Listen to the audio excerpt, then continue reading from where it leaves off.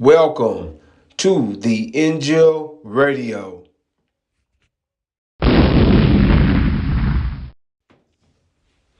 Welcome to the Injil Radio.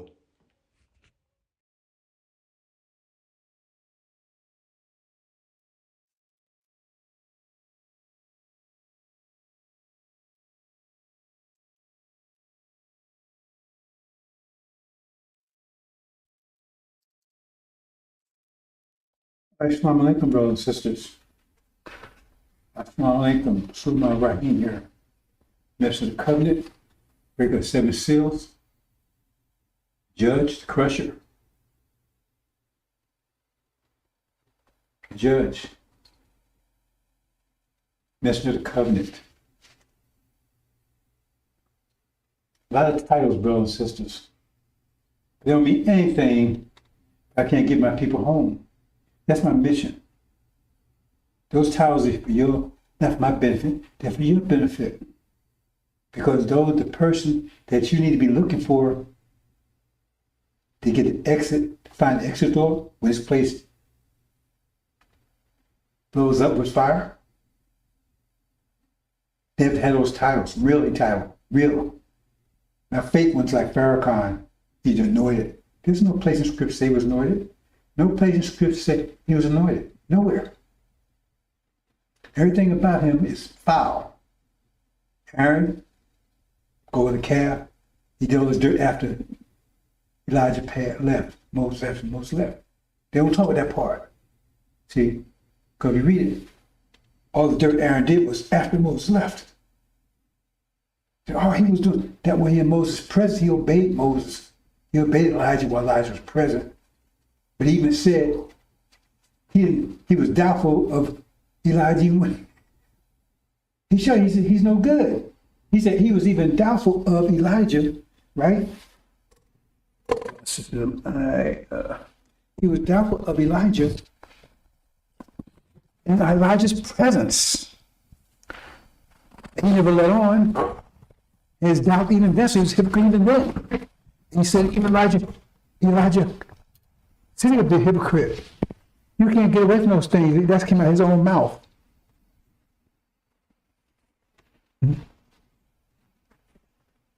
Peter, filling the church up with demons. You know, bring devil. I mean, if that's not his interpretation, then why does he want to bring devils in Ohio then? That's exactly what it says. He don't fill the church up with demons and devils. That's exactly what he's done. Forget about the demon part. He doesn't fill up with devils. He says so. He wants to bring devils in Ohio. That's what Scripture says. It says, on this rock I build my church. That's problematic right there, because you build something on a rock, it has no roots, right? It says the gates of hell will not prevail. The gates are there to keep people in hell.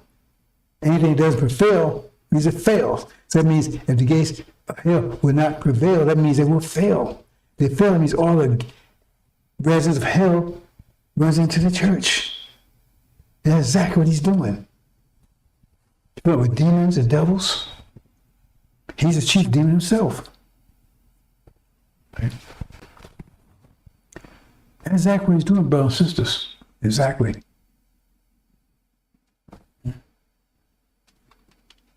Peter, Aaron, son of addition.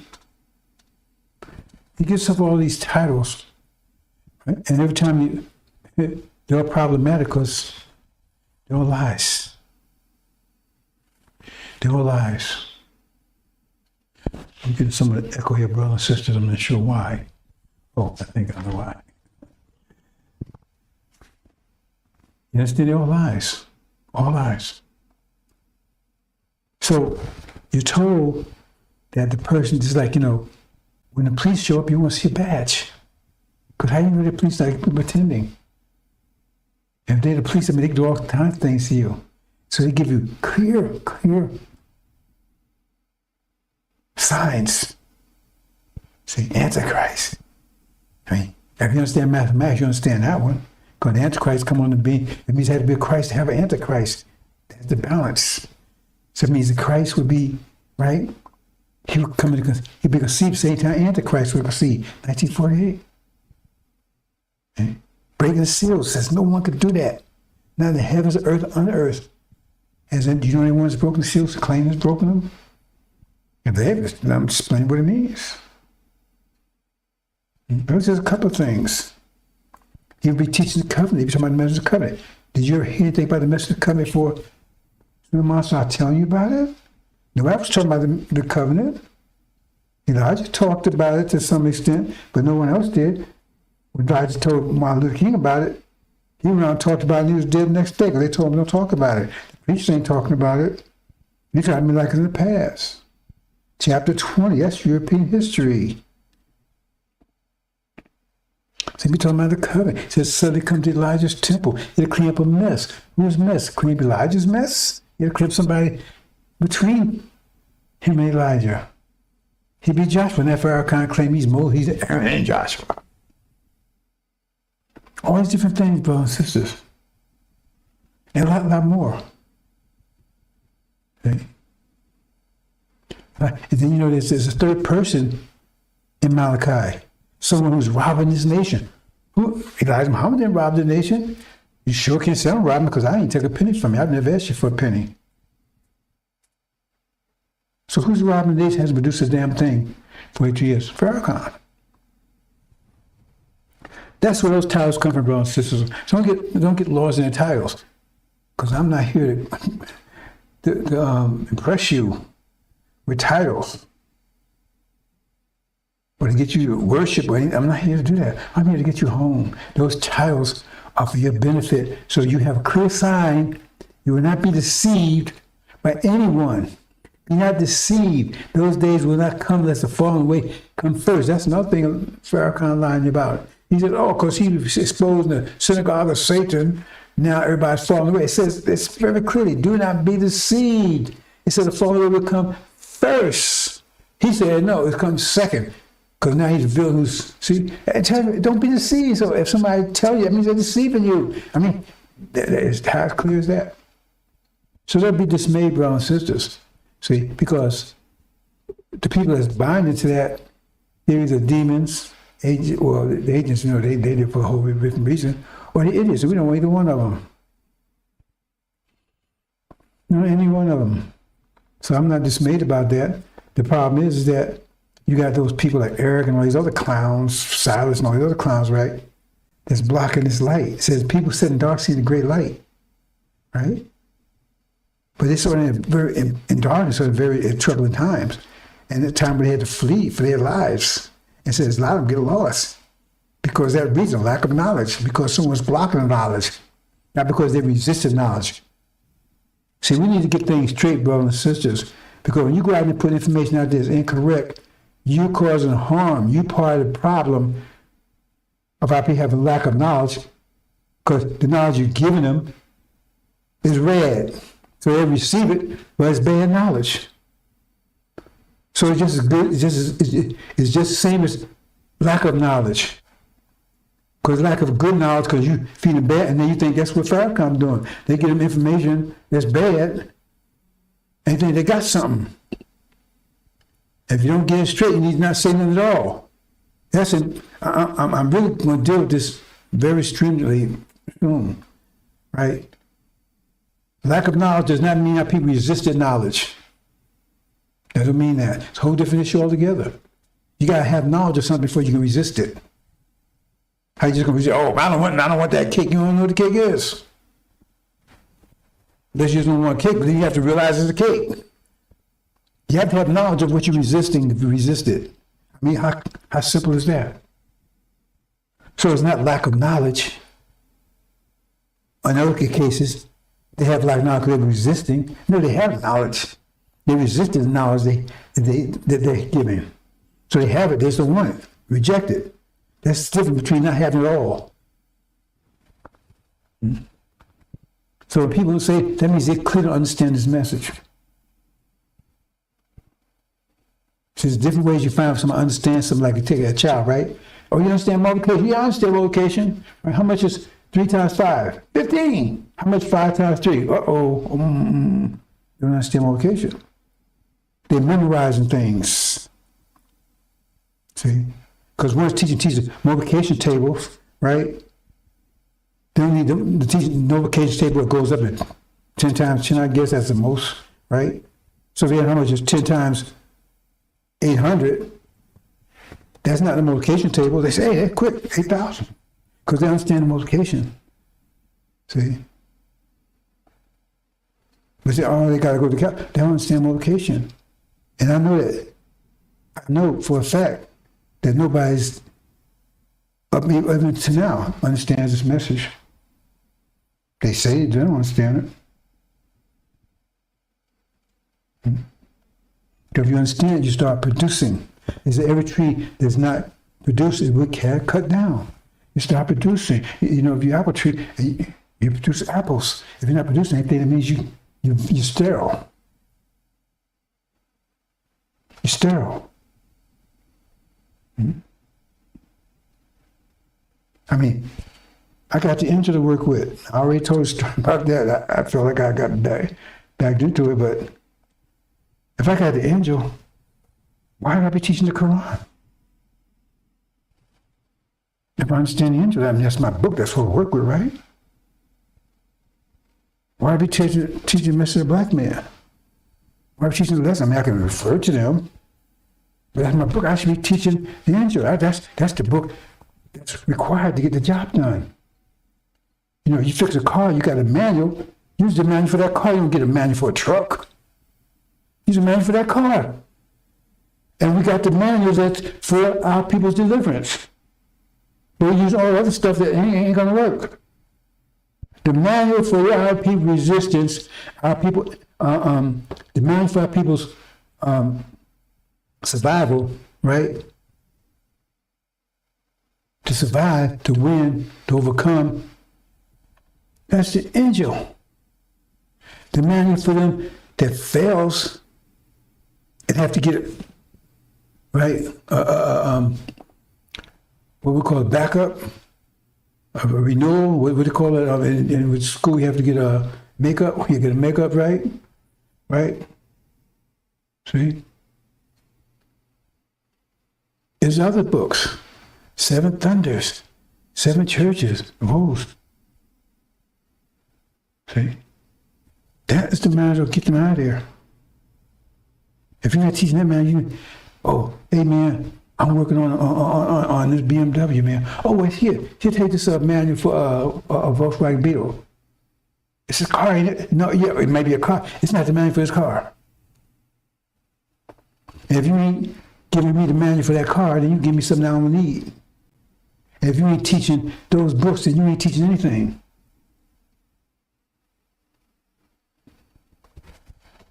I have to be very firm on this. Because ultimately it's my responsibility. I can't say, oh, this person, that person, I can't do that. It's my responsibility. I shouldn't accept it. I didn't accept it because I was looking for the rewards. Like I said, I was just curious about solving the puzzle. That's where I saw it. I had no idea what I was getting myself into. But once I realized, I said, okay, well, I'm going to do it, so I ain't going to do it. If I do it, I ain't going to do it half-assed. I don't do anything half-assed. Right? So I went for it. And I've had a lot of people come, some people agents. Well, I've had agents come in, and some fire cons people come in, pretending they was with this. I even had a couple of silent people. Some of them I see coming a mile away. Eventually they expose themselves. Some of them sit around doing nothing and they think, you know, well, that's on them.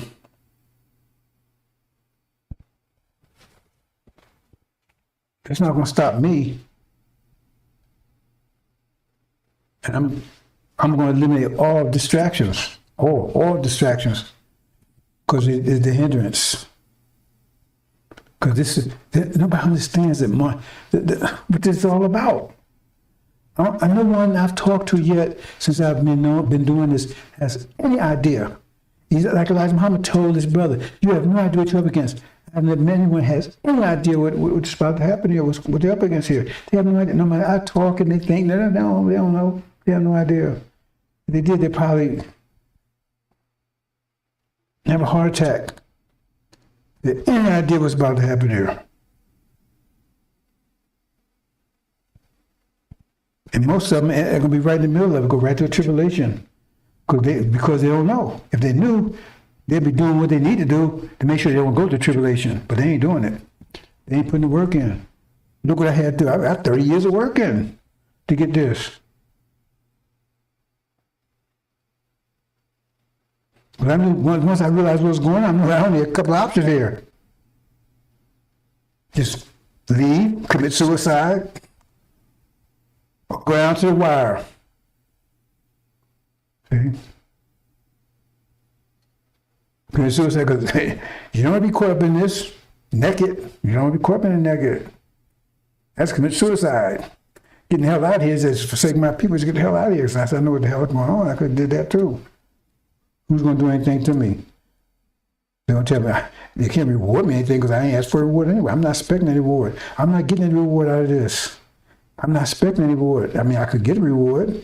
It tells you right there, ancient days, he didn't want a reward.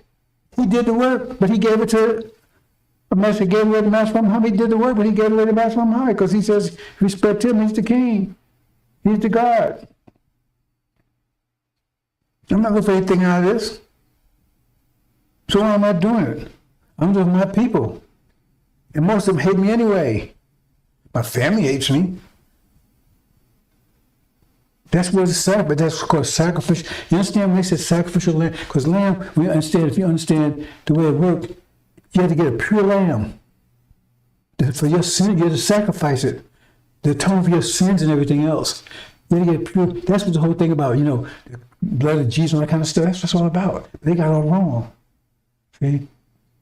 The lamb, that's what I call him a lamb. He had to be sacrificed, a pure lamb. There'd be somebody pure, right? See? Unblemished. Otherwise, it wasn't worth it. Because, in other words, if you're going to sacrifice something, you got to sacrifice something meaningful, right? You want to really sacrifice a total. You got to sacrifice your best, your very best to show to God that you're sorry, whatever the case may be, right? That's why you got to get the best, the lamb. That's why his father had to give his son. That's why Suleiman, David's cast as the father, matched from Muhammad, and Suleiman's cast as his son. He said he gave up his son. Because Master Muhammad could have took me out here anytime he wanted to. He knows who I am. He could have took me out here a long time ago. To sacrifice his son, right? To save his people.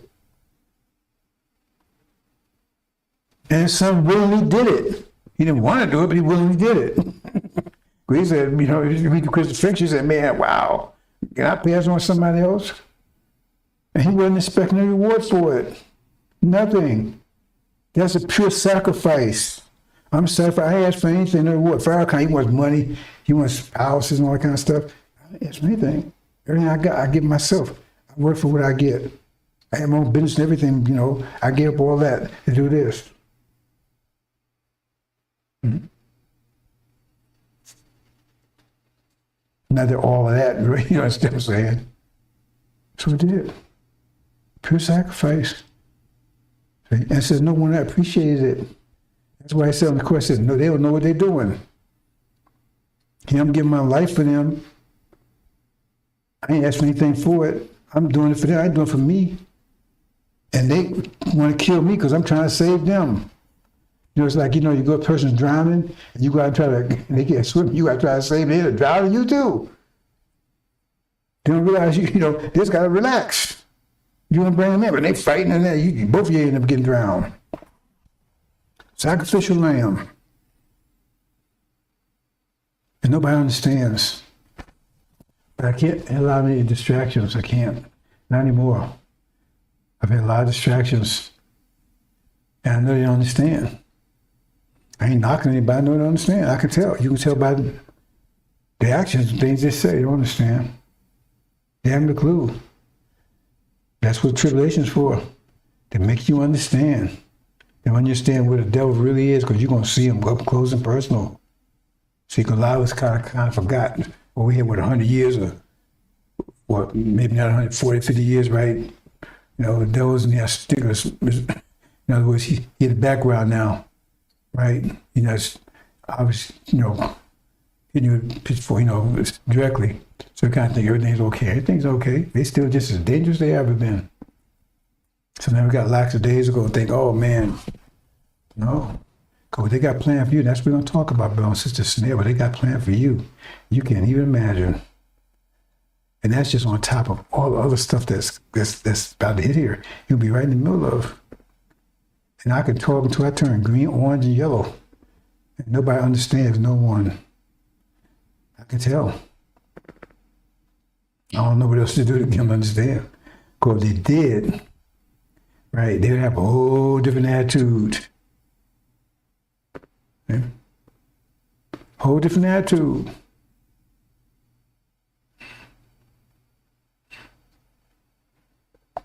Mm-hmm. A lot closer to my attitude because they don't, no one really understands what I've been going through because I don't go out and talk about it. I ain't got time to talk about it. All the crap that I've been through in the last 30 years because this message that I didn't have to go through to get this mess out to you because I got enough to get the hell out of here. I don't need to be here. I'm telling you to get the hell out. Telling you, get the hell out. That's a mercy. See, that's a mercy. I'm telling you, get the hell out of here. But you ain't listening. It says time unprecedented trouble. I don't think people understand what that means, unprecedented. Unprecedented relative to what? Oh, my brothers and sisters, I got a little issue here. Unprecedented relative to what?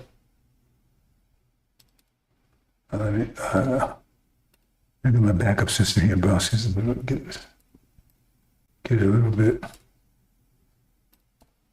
You have a backup system here, brothers and sisters, and I'll make sure it's backing up correctly. There you go, that's a little better. All right? For a backup system, it doesn't back up, right?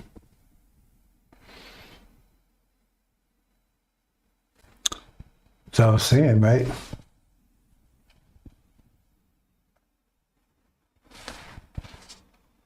Have wrong idea about everything. The Quran talks about you think you are not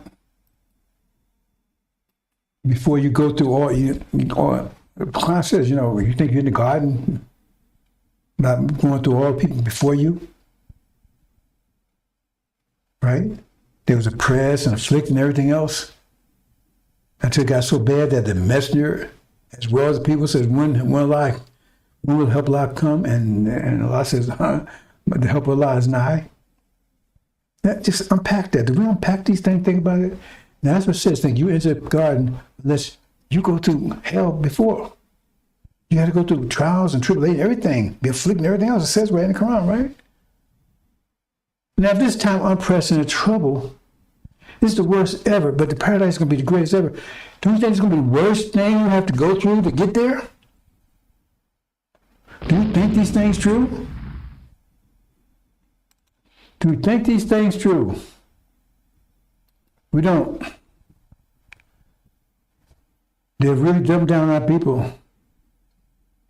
And a lot of them think, some people, they actually think that they are dumb. So they're even trying to, like I said, you know, you're taking, some people would rather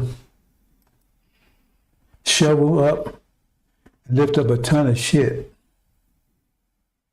rather than lift up a 1 pound book and read it. I don't want to read no books. Yeah. Even if they are, you know, all these distractions. Oh, it's so good to us now. You know what a snare is? You have to put bait. It's like a mouse try to put bait. Something that the mouse like. And when he goes for it, boom, got him. So you know what they got you, sports and that kind of stuff. And you're going for it. Because you ain't paying attention to what's around you. And you're walking right into a snare. It says it will come to you as a snare. I'm telling you all about it. You got foul. No, man, don't listen to that, man. Don't listen to him. He's foul. He's foul. He's vile. Look at his language. You know, see? They like him because, well, I don't know why they say that to my, because That's when you saw Farrakhan. I see how good he looks, how nice he looks. And I said, what attracted me because my person ain't attracted me my personality. I don't have a personality. You know, I tell people if you knew me up close and personal, you wouldn't like me. I'm not a likable person. I don't try to be. I'm just me, right? And I don't like to be bothered.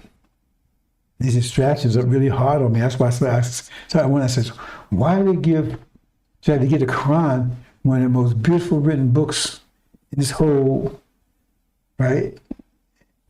It's beautiful. The Quran, everything is beautiful. I know a little about enough for average to know that. It's not like the Injil's complex, puzzle. Not the Quran. Yet a person that they give it to is person illiterate. Can't read, all right. So it sounds like you find a person that's totally opposite of what you're trying to do. The job you got to do, and that's the one you give it to. Same thing Elijah. Elijah could barely talk.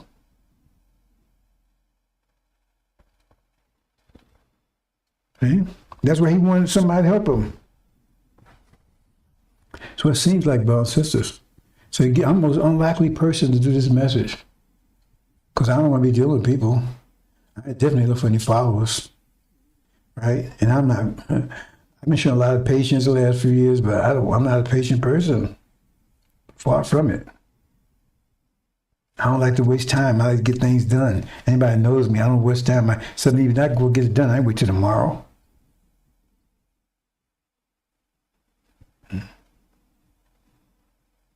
I don't do anything half-ass. That's how I do it. I go do it. I keep my word no matter what. And I don't put on any pretense. Since I'm perfect and all that kind of stuff. If I make a mistake, I made it. It's on me. I ain't blaming anybody for it. If I do have to make amends, because that wasn't my intention, but I can't get by the way I say, well, I'm sorry. I don't never use that word anyway. Right? That's a sorry word. Right? But once I realize it, hey, I can't apologize. That's word. That's devils. See, they got words. They do something. Man, I'm sorry. Hey, they put you in a wheelchair here, and the rest of your life. I'm sorry. That solves that problem. That's where their cheap way of getting away from stuff. That's another one of their tricks. Right? Oh, I'm sorry. I said I was sorry. So what? That get me out of this wheelchair? Right? That give me my leg back? You keep your sorry. I said I was sorry. That's like mislead, right? Take from you and give you nothing back. So give your word. And that's supposed to, they could have $1 million worth of damage, right? But they give your word back. Oh, I'm sorry. I stole $1 million from you. And that's supposed to absolve them. That's that bullshit. Okay, brothers and sisters, that's the part series I just did. So I just went over that, right? I'm going to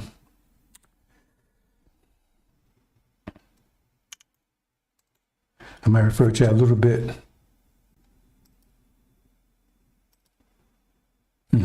Oops.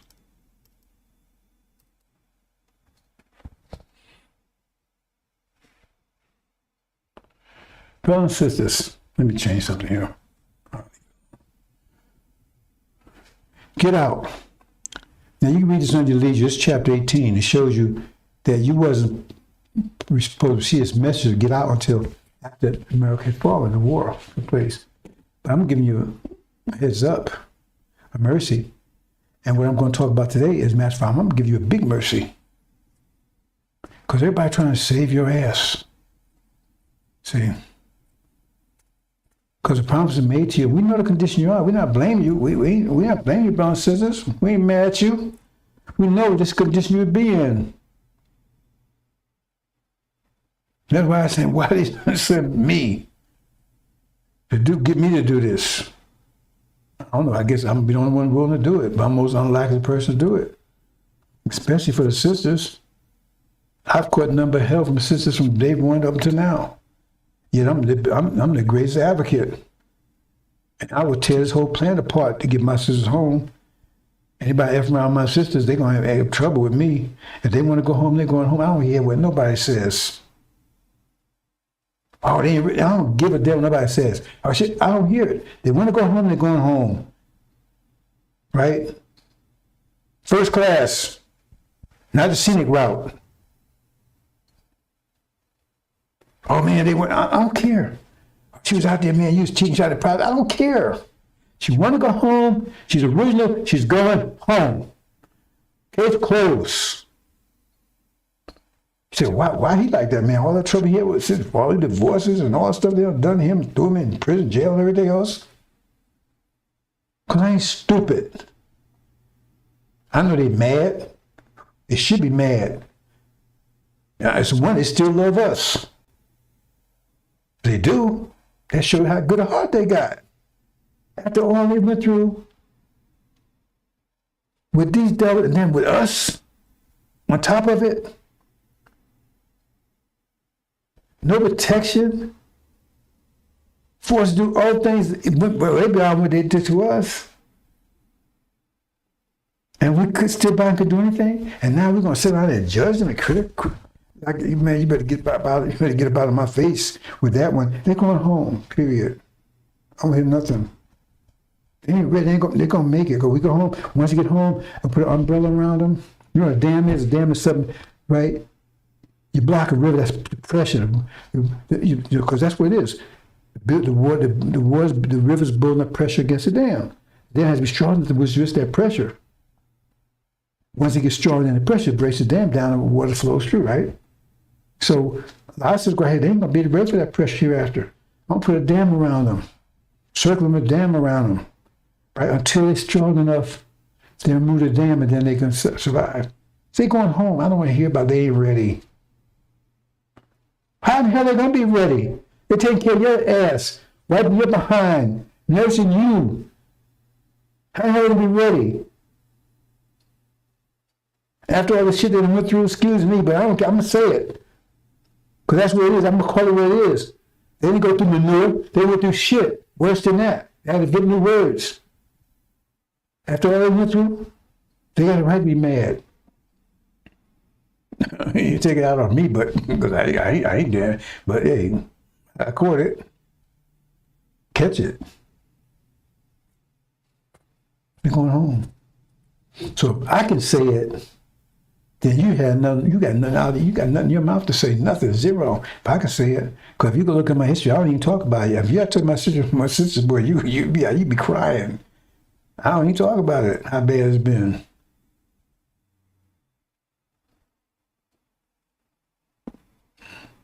And part of it, me too, because right, I'm not one of the fluffy brothers, right? Trying to get in touch with my female with the instinct, whatever you call it. I ain't one of them, so that doesn't help either. Because they want that, and I ain't about that, right? And I ain't trying to make no man out of them either. No. So I'm the most unlikely person. So I can stand for these sisters like that, right? Hey, total, unconditional. Only way it's two things. Well, the only way they can show up is show up with a devil in arm. Then I ain't gonna be able to save from that one, right? Because you don't have to do that now. If you're doing that, then you pull that to yourself. I'm not gonna stand for that one. See, there's not the same thing as you out there prostituting and prostituting, because if you got to take care of children, I don't want to hear it. I don't want to hear nothing you got to say. You trying to take care of the kids, right? You ain't doing anything. You didn't take care of them. You didn't help them. You gave them to her, then you took off. Ain't the same thing as marrying one, loving them, and all that kind of. That's a whole different issue altogether. They come like that. And then another thing too, they disobedient to their parents. That's a hard call there. That's one thing. I just have a big problem with that one. I mean, you can disagree with your parents, and you don't have to necessarily obey them, but be disrespectful to them. With that one, brothers and sisters, we'll see about that one. But in other cases, hey, it's unconditional. So I'm always say that. So,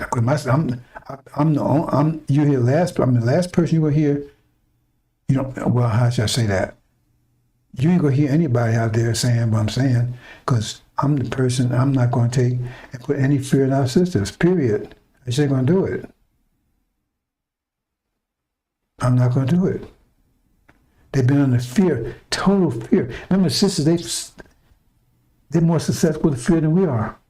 So we was fearful of the devil for 500 years, so much fearful that they would butt breaks and everything else. How much do you think these sisters was under? How much fear did they was under? Total terror. We was terrorized, and they more susceptible to terror than we are. More susceptible to fear than we are. And now we're going to sit and knock them and beat them. I don't beat on women. I've been accused of it. I don't do it because they ain't got liars out there.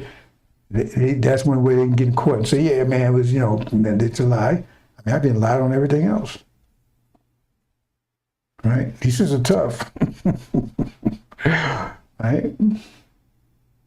But some of this was demons. So I ain't putting on all the sisters. See? Some of them, I didn't realize they were demons until I knew something was wrong. So some was demons. The worst ever came from the demons. So it ain't on the sisters. See? But I've been had a couple of demons. Right?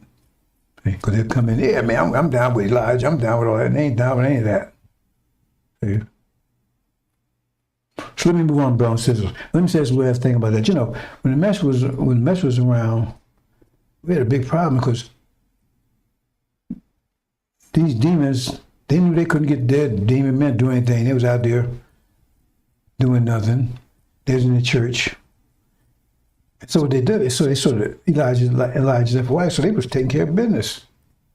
I know because I was there. I was there between 7 and 75, so I'm not mad. I was in Chicago. I know what I'm talking about. So they come in here pretending they MGT. Just get the brother out, because they figure, hey, I get one of them, man. He's going to take care of business. He's going to take care of me and all that kind of stuff. They wanted him. They didn't want what he was. They didn't want Elijah Muhammad. They didn't want none of that. They wanted him. So they figured, get him out. And if he didn't go along with the program, see, because it's happened to me too. They get pregnant. Purposely, that big time to get pregnant. And then use the child. And we had a problem with it. Elijah Muhammad had to speak on it. Because what happened is that they would say, okay, if you don't, listen to me, I'm going to take the child. You don't do what I say to do. And they want to pull him out into the church. You better get out of that stuff, come over here. See, they didn't realize Islam is straight, that the vibrations and the frequency that would go to the brother up, they want to take him down to the lower frequency, but expect him to do the same thing. See, doing the lower frequency, but expect him to do the same thing.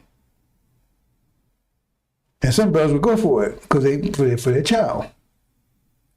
I went through a lot of hoops because of my children, but I wasn't going like that far. Nothing was going to take me away from Elijah Muhammad. Nothing, zero. I was homeless and everything else. I still stuck with it. Yes, I was homeless for 6 months while Elijah Muhammad was president. And nobody gave me a damn thing that I knew I go and ask anybody for anything. I worked my way out and got back in. I was a first class FOI manager at Mom Street newspaper on the third shift. I was a third shift foreman. And I was in my 20s. 1970, I was 21 years old. And that's this part, I was 26. Just turned 26. Young man. That's what they would do. And so the brother, well, now his child, gonna pull his child into the church, and man, that in those days, man, you said, wow, that was, and that's stuff they was doing. They didn't want to, they didn't want to be MGT. They didn't want to come and pull the brothers out. That's what it was doing. See, and so consequently, then they had a big divorce thing. So some brothers said, what they're doing, I'm not sure how all this connects up, work out. I'm just telling you what happened, right? I'm not going through all the math and the science of it, but a lot of them was running down to Mexico because they get, I think, one overnight divorce. And the minister found out about it. I said, no, brother, you can't do that. I wouldn't, I didn't disagree with the minister on that one because I sympathize with those brothers. They want to, the minister said, no, you can't do that. Right? because I think he was looking out for sister. What? I'm not sure exactly why he said that. So he started going and getting divorced like that, because back then they had no fault. They didn't have no fault divorce. You couldn't easily get a divorce. Anyway, brothers, let's move on. Remember, it's chapter 18 here. Read at your leisure. We'll talk about this snare, brothers and sisters. Now, I've been talking about a lot of things over 30 years, especially the last couple of years. And I'm trying to bring everything into respect of home. See? Now, it said Suleiman, he revealed things. I talked about this yesterday. He said he revealed things hidden from the foundation of the world. And I get back to this again. Because the knowledge of pressure, in the way I'm talking about it, the quality of it because, we're separated. Even the separation process, how the woman came into existence, that was hidden from the female too. Even up until Elijah's time, because he says, well, there was the God, then he looked inside and pulled the female out of it. It didn't work like that. The Quran says from one being we all came, but if you ask yourself, if there's one being, how that being reproduce itself? As soon as he being created, he right away brought the female out. So that's how. Then he wasn't. In other words, just that one being, and then he pulled the female out, and then it started reproducing. I mean, that was hidden. All these things was hidden from the female, because when you had the male and female mind, it was like one mind. It just right. But what we call the male mind right now, right, that dominated. It was the dominant perspective of the mind. Mind had total perspective, but it was dominant. And so when we decided to split in two parts, right, it was the dominant side that made that decision and then put a lot of burden on the female side. That's another story, but I'm not going into that. But a lot of things was hidden because we wanted to maintain dominance. And they thought if they just let the female full knowledge, and she wouldn't know. Plus, she outnumbered the males. That's another story altogether. I talk about the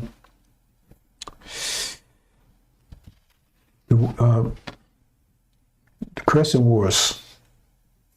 They still dominate. They still outnumber us today. And so they said, well, they kept women. That's what you see in Sunnism. They keep women even over there, right? In fact, I'm not sure about it right now, but in the past, right, they would forbid even read the Quran. They didn't want her reading it because they were fearful of the woman.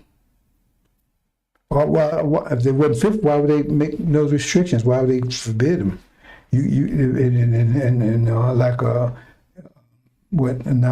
Afghanistan, right? They didn't have any education, anything. They didn't read it right. Fearful. And this was hidden all the way. And now I'm revealing it. And I'm showing the females, right, to understand the pressure so they can take control and not be under domination anymore. Because we don't want them there. I explained, I'm not going into detail about this, right?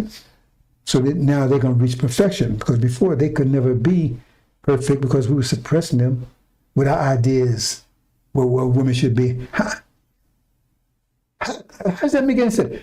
Our idea of what women should be. How do we get an idea how women should be? How do we even have an idea how women should be? You see that? They went on for 72 trillion years. Our idea, think about that. Just think about it. Our idea of what a woman should be. And so we put that on for them. And then we get mad because we ain't getting what we think we should be getting from a woman, but you already suppress her ability to do it. And so that comes to screeching halt. That's one of the things. There's other things too. That's what I was talking about. And it says he spoke more in parables. He was really revealing parables, because if he kept speaking in parables, the stuff would still be hidden, wouldn't it? Proclaiming things that was hidden. So if he's still speaking parables, it still remain hidden, wouldn't they? So you can't read it that way. It seems that way, but it can't, because he's still spoken parables. I mean, it's still hidden. But it says he proclaiming things, that means he explaining things was hidden. So how can you do that in the parables? Let's move on, Bill says this.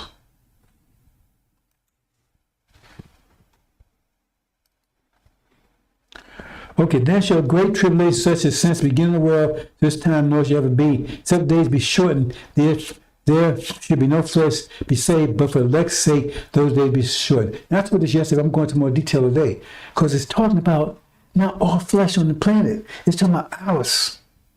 Our flesh. Because it's referred directly to the elect. So why just because the elect? Because it's our flesh. None of us would be, and we'll see in the next screen here. I'm talking about. Because you're reading all wrong. You think, oh, they're going to wipe out the whole planet? It's like right now, right? You say, okay, the Europeans, that's what, this thing between, see, now it's coming out open, so I can talk about them open. Because before, like our spiritual theory, but now China is accusing America of developing DNA weapons to destroy their citizens. We ain't destroying Caucasians. Why are they going, Caucasians not going to build a weapon that's going to destroy Caucasians? That don't make any sense. So they're building it and still other than Caucasians. That's us. But they don't want to say it that way because they don't want the public to know. Because that's what China told them. So yeah, because that's what it meant. You want to keep building blacks, and then they turn back and say, "Well, you build one to get those people what they call I can't think of the Muslims over there, the Chinese Muslims."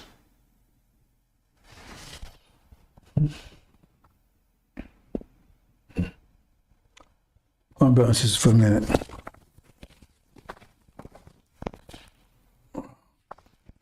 A little distracted. I'll be back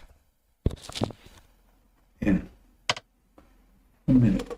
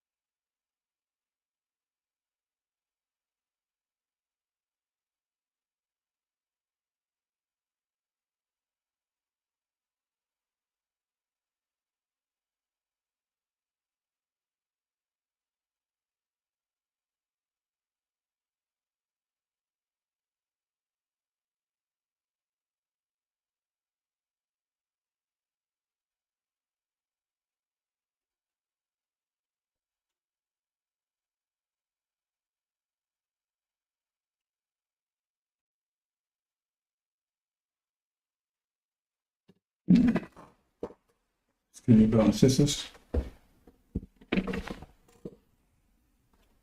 So,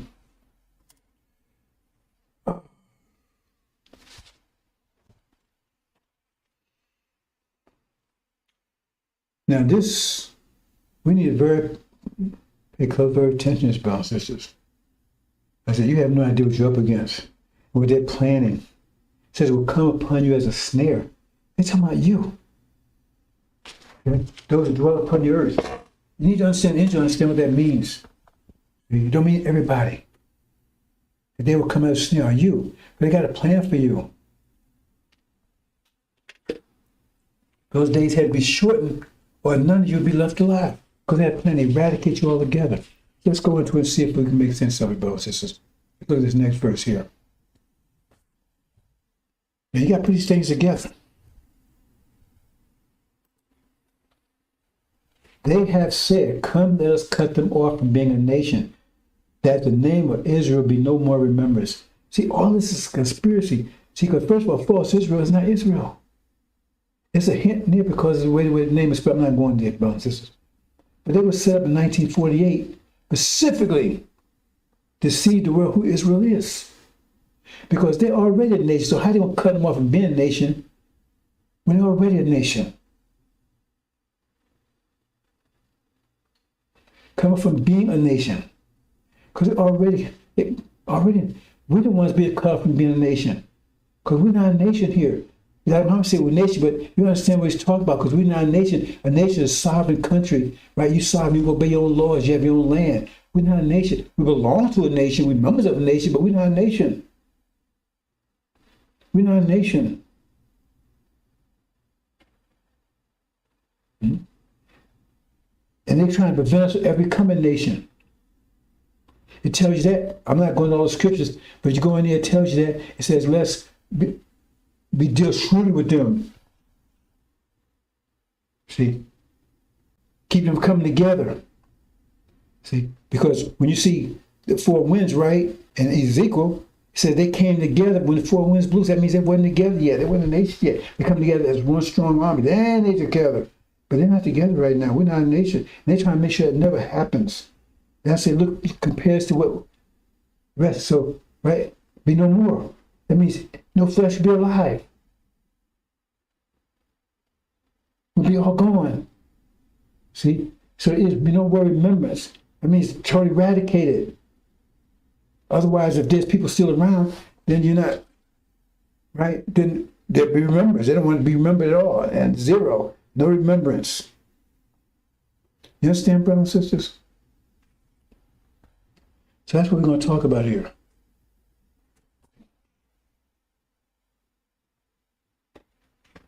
So now I put this together, brothers and sisters. This is the angel key. Right? Now I didn't go and put all the correct symbol, that kind of stuff, right? I put just general, right? But to make the point I'm trying to make here.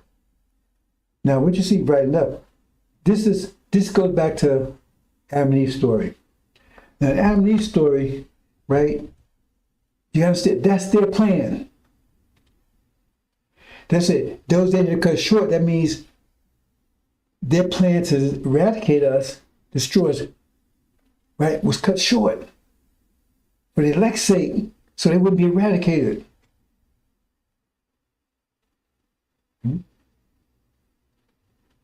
That's what it's talking about, right? So somebody had to cut that short. Cut those days short. Stop that plan from taking effect. Because the plan was to eradicate us. All flesh.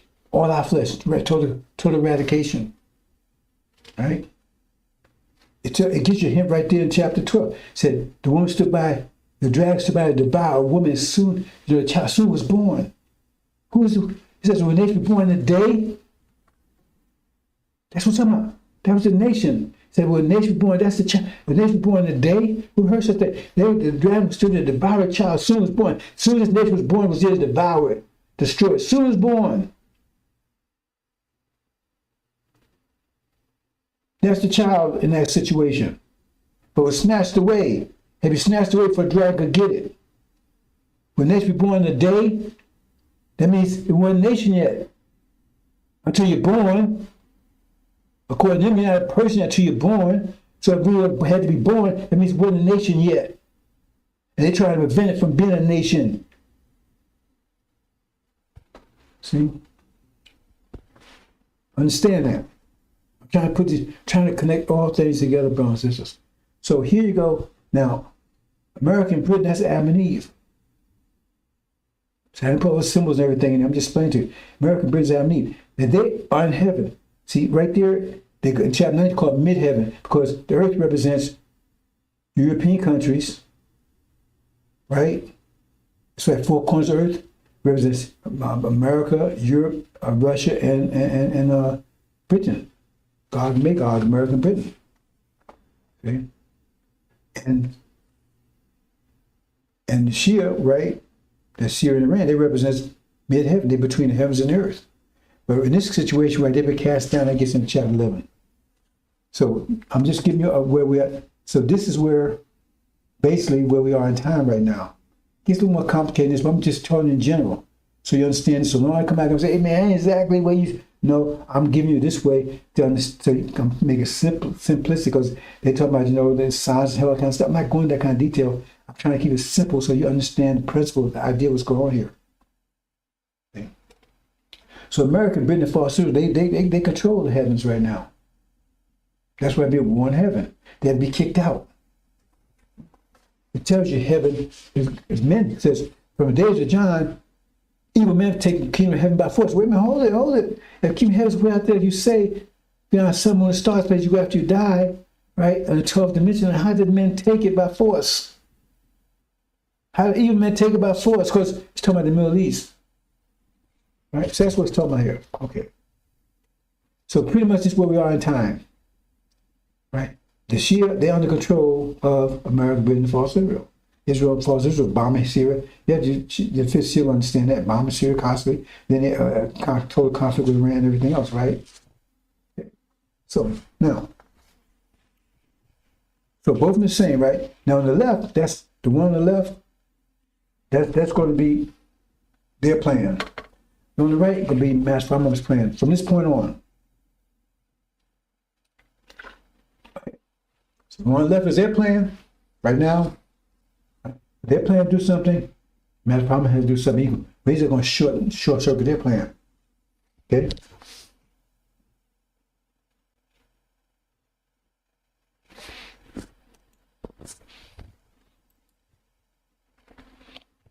Now see, their plan was, I said demon saint, that's the tree of knowledge, good and evil. See, I'm gonna do another one when I actually put all the details. See, I push this together very quickly, get all the actual symbols and everything. But I don't want to waste, I want to get this to you quickly, brothers and sisters. Because I don't think putting that in there is going to change the effectiveness of my communication. So I'm just telling you. So knowledge of good, knowledge of evil. Knowledge of good is what Elijah Muhammad taught. Knowledge of evil is these preachers teaching. With their fake Jesus, masquerading as angel of God, angel of good, angel of light.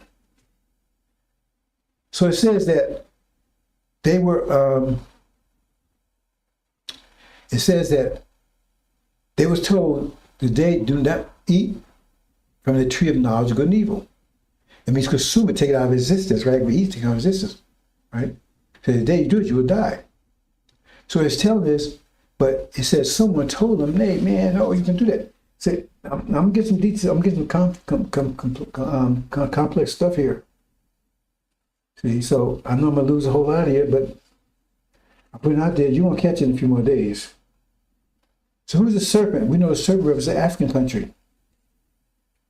See? And that'd be Africans riding that white horse. You don't see him now because he's down, right? See? I'm not sure all the details now because actually he would be up there at this point. But I don't know, not at this point. He used to be president of the United States. He's a god because America is God. You have to read chapter 20 for that. I'll say, here I go again. I don't want to go too much detail. The problem is, when you understand the nature of God, God is also a country, is also a person like a president when rule the country. So that would make Obama a god, but he's also African. And what European country is ever run by African? Only America. That's what I said. I talked about this 20 years ago, 30 years ago.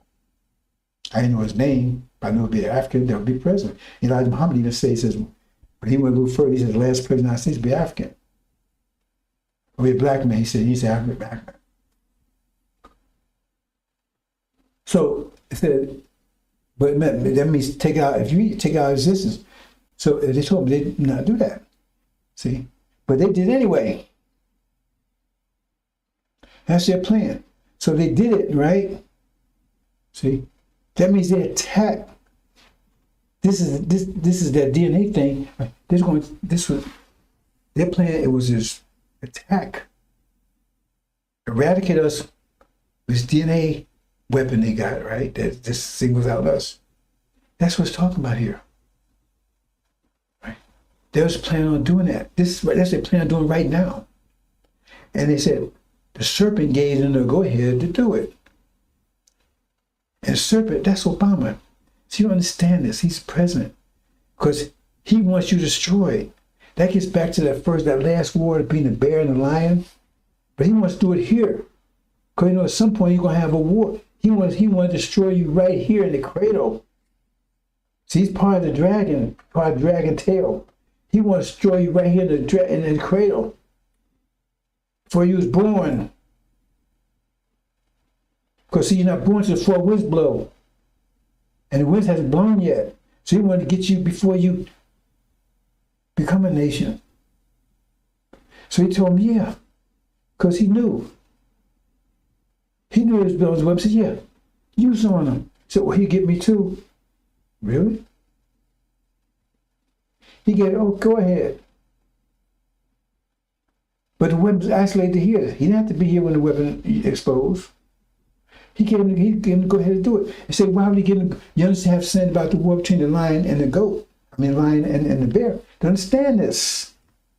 So some things I can't talk to you about because I've been telling them, and some things that's too advanced you wouldn't understand anyway. But those that's been paying attention to Injil all, they might understand this. Understand why that would, because I told them, I talked about this a while back about having this story. But I never told them why that devil, right? Why the serpent would give an okay to do it. I never told him that. Why would he give an okay to do it? Because the serpent said, he told me, yeah, you go ahead, y'all go ahead and do it. But now you know why, if you understand. Now I can tell you, because now they're talking about high levels, but also I can tell you now, because I already explained you the story about the bear and the lion. Because that's his objective. And so here, he's, right, because that's the same Jay. He says, well, get him out, get him before they even be born. Otherwise, I got to fight him after they are born. That's what's saying right here. And so they go and do it. That's what they plan to do it. And he's on board with that plan. Because he encouraged them to do it. Remember, he was present, and they was designing this according to the angel here, right? That they was designing this while he was in the presidency. And one ironic things about it is that when he became president, these people got paranoid and said, hey man, they're going to take over the country, right? So they started designing that weapon because of that. Take him out too. And it amazed me. He found out about it and said, yeah, go for it. I said, well, why would he go for it, right? Because that whole idea was, but they said when he came president, they said, man, he's going to take over the country. That's the irony of it. Because they would think they were developing this weapon, Pentagon's weapon to give it all y'all, him too. He found out about it, said, no, go for it. So why don't we go for it? Because he wants you going too. He wants you going too. I talk about that in the dragon, in the locust war, in demon war. They think they come to save them. You know, don't come to save them. You come to save the Levites that was fighting. He comes. No, you want to get rid of you too. You understand, brothers and sisters? That's that's going on there. That was their plan. See, they do that, right? To eradicate their DNA weapon. See. So what actually happens though? Let's go to the next one. What actually happens? Remember, they had to be shortened to prevent them from doing it. So it happened on the right? Because see, they was going to take, look on them, they would do it, and then they was going to take out, use false Israel, take out Iran and Syria, right? Once they got rid of us, that was, right? And this is a war that was planned to take out us. There's also going to be a war with Europe and China. All this was planned. See, because that's why they say, why do people want war? Why all of a sudden they want war? They say they really want a war. They do. They don't want a nuclear war. They want a conventional war. That gets Biden and said, throw them into the river. That's another story together. Because there's so much I can tell you that to support what I'm saying here. I don't want to go down those rabbit holes because we get so deep you can't get back. See, this is a war. I told you there was a plan of war. And one of the first casualties would be us. Because you know if they did that, they was going to have trouble with the rest of the world anyway. The rest of the world didn't care about us either way, but they was going to use that. Say, see how y'all,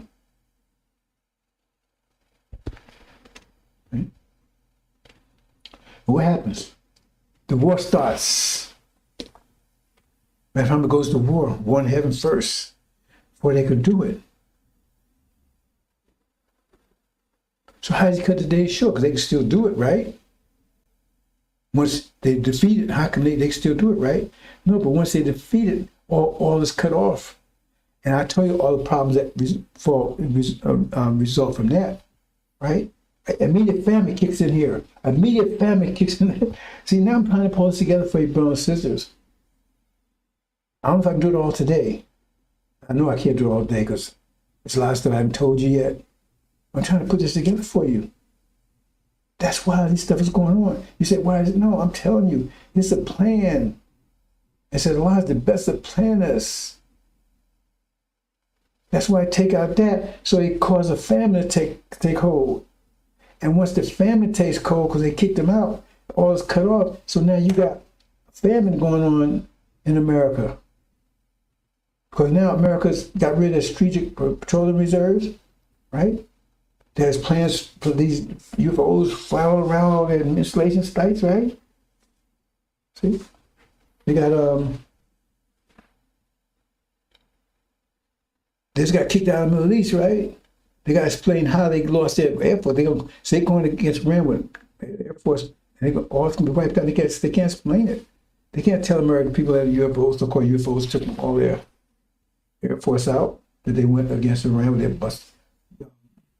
bunker busts and all that kind of stuff. They can't tell them that. Say, blame on Russia.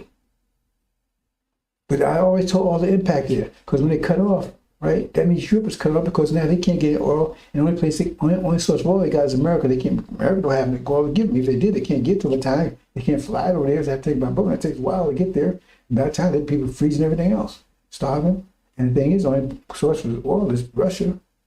So now they got to turn against America. That's the city going to turn against America to get the oil from Russia. So now America is in a battle with Europe and Russia. All the installations are been overrun by the European countries, and now they got to go protect them. So now they definitely can't use oil for anything else but the military. That means you have a total famine here in America, total famine. Total famine. So what happens in the famine? What happens to their plan to eradicate us when the famine comes in? Just the opposite. Because we the food, they can't get rid of us now. We don't have food that's available. We 3/5 human. There's no food. You better read Injil again. You better study it. Right? It says it in the scripture. Right? Eating us. So their plan backfired now. They can't get rid of us. Eradicate us. Because now we the only food to have. Only food. See what's happening, brothers? So the days were cut short. See? For elect's sake. They can't get elect, but you understand what I'm saying here? That's what's going on, brothers and sisters.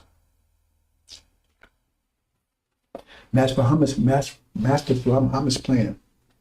So the family kicks in, now they can't use that weapon on you because it'd be crazy because now they get rid of their food supply. You don't only the food they got. So now, right, they can't use the weapon on you. Right? So they're going to try to capture each as many as they can without being caught eating themselves, because now you got a demon war. See? Because now you got a war between devils and demons, where devils and demons are just black-faced devils. And they're hungry too. I said, brothers and sisters, that's Master Muhammad's plan. See? On the left was their plan. That's what it's all about, brothers and sisters.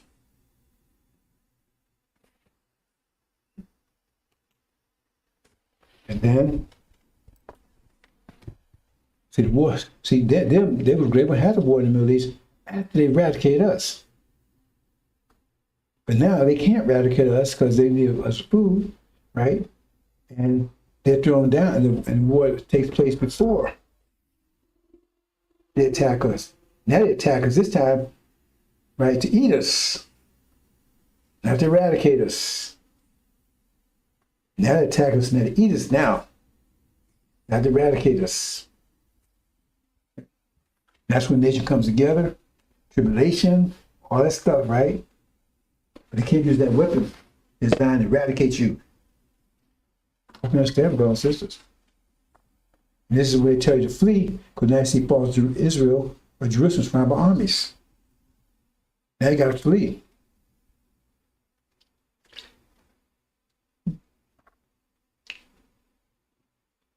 That's going on, brothers and sisters.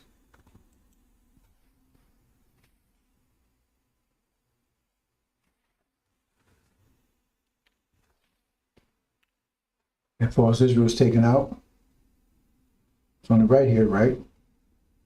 Says now you got all political turmoil going on in America. You got religious turmoil because now we identify true saved man because false Israel taking that can't happen. Plus they were supposed to go back to Great Arabia between the Euphrates and the Nile River. That Arabia never got there. And once they planted, it would not be uprooted again, but they got destroyed. So now they can't hide the fact that we're true saved him at that point. Talking about the right over here. Right? Syria reigned in total control of the Middle East. American British cast down.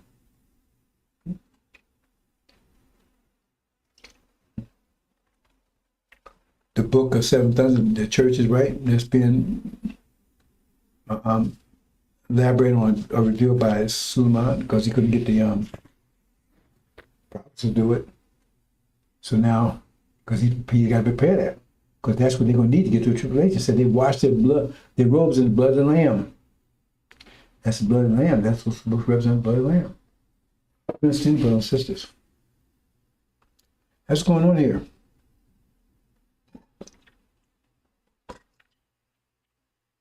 That's their plan right now. Any day, that's their plan to wipe you out. And I ain't talking about openly. Just don't mention that it's you, the target. Because if Europeans go, why would Europeans develop a DNA weapon that's going to kill Europeans? It's going to kill them too, would it? How does that work? No. Target for you. You understand, brothers and sisters? I think. Let me see if I got anything else here.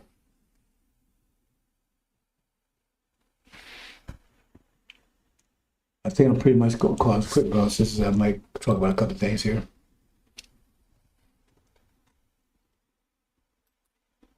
See, they stripped us naked. We've been on the cross for 500 years, nearly 500 years. They took everything from us. And now they plan on eradicate us altogether. They hated you from the beginning to the end. They hate you all the way now. They hate you at the beginning. They constantly hate you forever. Oh, man. No, he's kissing on him and loving him. Because you're one of them. He's one of them. His father's the devil. Took everything from his bones. I've talked about that quite a bit. And the battle for Zion. This is all about, brothers and sisters. Cut him off from being a nation. Name of Israel be remembered no more. Zion.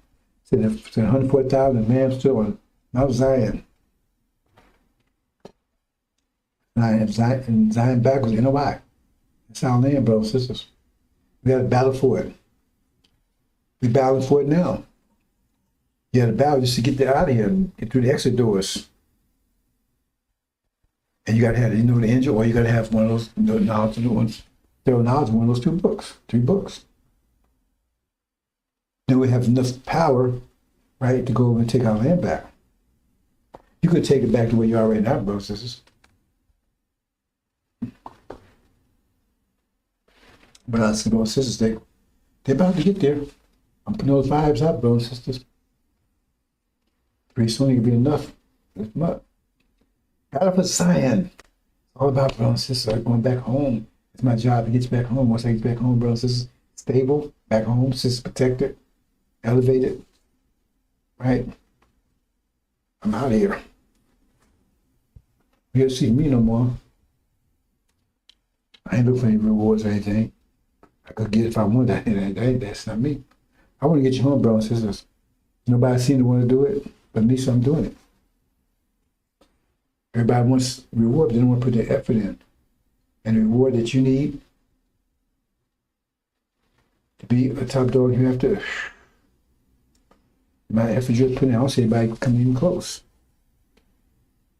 I don't know if anybody would willing to go to 30 years of what I went through. Because they were like, oh man, I ain't got no followers or nothing. See, that would bother them, don't bother me. I guess that's why he picked somebody as a hermit. Because they knew they'd be a hermit, they'd be alone for about 30 years, and most people can't take that. Don't bother me. I prefer it that way. Alpha's iron, brothers and sisters. We're going home. Let's walk this quickly, brothers and sisters. Like I said, it starts off with the eagle, the hawk, and the eagle. Hawk represents ship, eagle, right? And, right? That starts off it. That's what the angel says. They don't have got the sequence. First of all, nobody's telling about these wars. According to Farrakhan, Armageddon. Armageddon's already started. You got that wrong. It's Armageddon. H-A-R-Mageddon. Already started. Well, it is. How come bombs and this be troop movements, right? Not just some old regional war in Ukraine. So if it's already going, I mean, we should expect a nuclear bomb. Ain't they now, right? Because he'll know what they're talking about. So that's the first battle. That's opening shot. That starts off the apocalypse. Matter from the starts of the war heavens. Begins it. And then once the hawk defeats the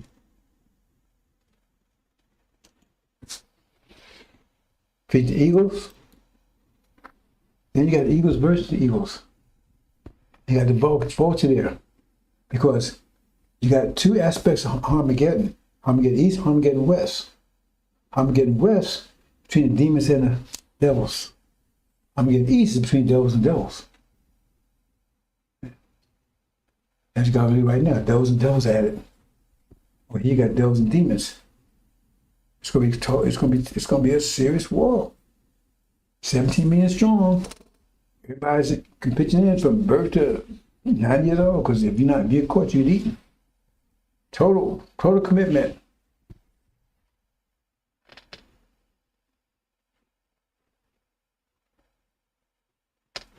So, dragon, let's back to Samson. Okay, that's the vulture. The demons. So it's pretty, still Europeans, right? Europeans fighting Europeans over here, Europeans fighting Europeans over here. So the war. On that level. And this weakens all of them. They stumble from being a world power. That's the dragon has 7 heads and 10 horns, and the crowns on his heads. Then it was a beast has 7 heads and 10 horns, and the crowns on his horns. That's what happens. They tear each other apart. And so now China and India emerge as the next world powers.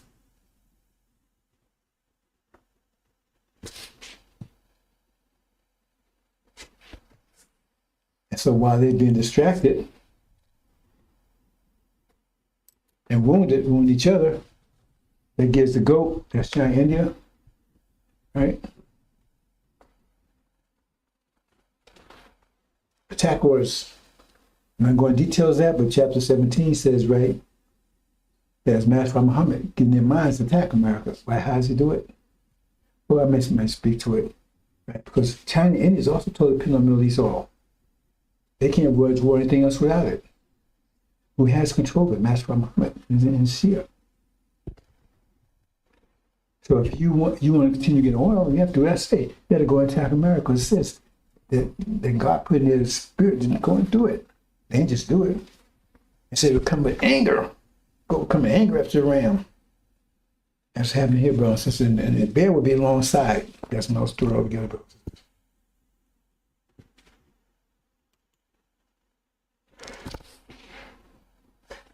Excuse me. He's just mass, brothers and sisters, because you see India and China can come to America with their feet not touching land. Or Pacific Ocean, come over core Earth, Pacific Ocean. Right? They come without feet touching land. And it said the ram will come from, the goat will come from the west, the ram will come from the east. 2 world powers, Britain and America. Everybody can stand against them. And they would meet somewhere in the middle of America. America's in between Europe and Asia.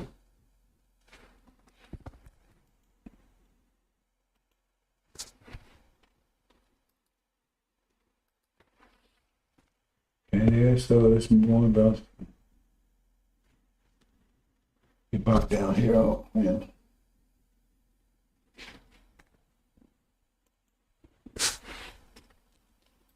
And there's a goat about to attack the ram. right? The bear supporting him. There it goes. He attacks Abraham. Says very angry at him. America at the point is under siege. When they come, they're not gonna come attack direct. They're gonna come in on shore, West Coast. They're gonna take a little while. America on siege, nothing goes in and out. And then they bring it down. But during the siege time, the family's gonna be apocalyptic in America. By the time they arrive, all the demons are eating up. They're still hungry. Farrakhan and all them, they've been eaten by then. They're going to attack them, take them out. Set them on fire.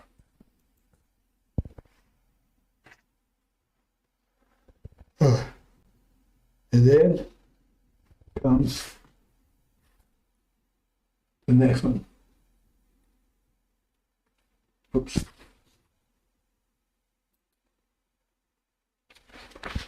And then it says Lucifer was jealous. He wanted to be like the Most High. He wanted everything. So now he's worked. He put 3 up by the roots, right? That means the goat and the ram. The ram got 2 horns. Goat's got 1. He got rid of both of them, right? And so here he is. They were united, but now he goes against the goat because he don't want to share power with anybody. He goes against the goat. That's the bear and goat war.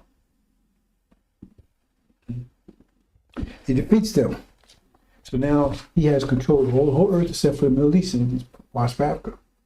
He has control of the whole earth. Right? He wants it all. We have peace. In Zion, Arabia, we have peace. No gates around. I said, return, no gates, we have peace. And he says, no gates around. So then he says, okay, if I take them, I got the whole thing. I be the God. That's what he does. He attacks and he defeats the bear. The bear defeats the goat, but doesn't destroy him. Because he has that be a man, you guys said, huge army.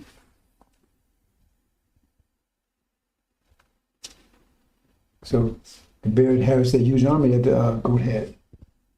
He destroyed their authority, but he has a control army. Okay? So they go at it, and the bear wins.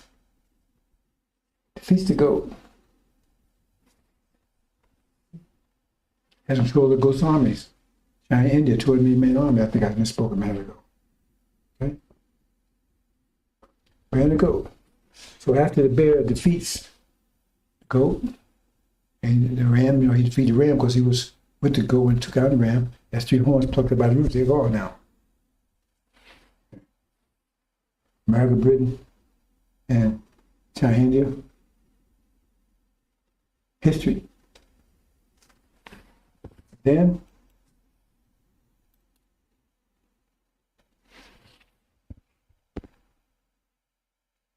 okay, I'm not going to talk about his bells. Wait. Why is it showing like that?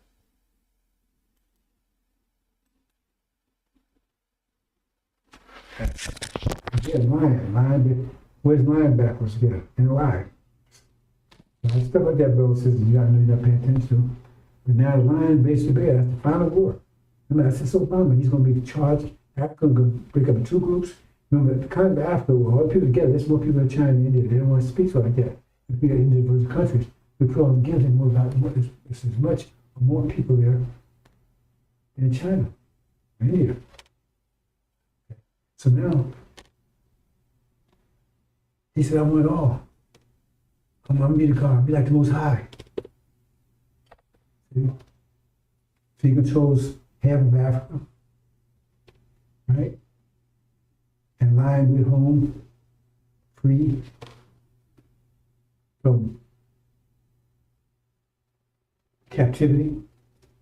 No gates around us. Mom looks, hey, man, let me take them. I got the whole thing. I take them out. Got 200 million man army plus the Africans. And that's the lion. Lion run from the Middle East. Take the Middle East. They go at it. Final war. Final war. War last day between God and Israel. And then Russia, no. I don't know, brothers and sisters. I think we're going to leave it here. I'm trying to get you to understand all this comports from what we said at the beginning. Why did the serpent tell Eve to go ahead and do it? Go ahead and nip it in the bud. So he didn't. Now he's got this war, which he might lose. All these pieces together, brothers and sisters. All these pieces together.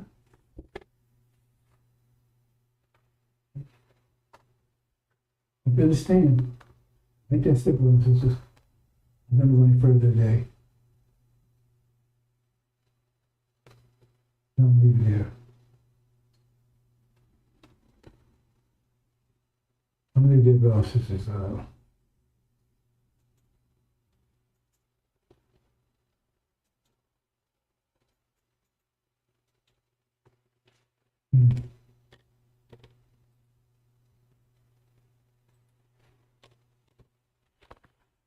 And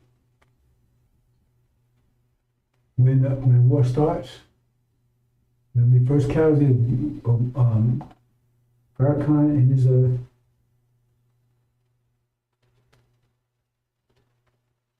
Levite Ishmael, betrayer, and did that, it apes from Latin America. Remember, they're demons now, most of the demons.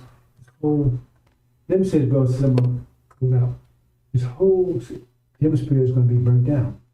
Now, I talk about this, I'm going to say it, mention on it. The war happened 66 trillion years ago that brought the moon to existence. That was a gender war. Because they brought in gender, that's why the women, because women's nature for reproduction cycle is tied to the moon. So that's when we separated the male from the female with gender. But most people didn't want it. Yeah, a lot of people didn't want it. They didn't want to do that. A lot of reasons.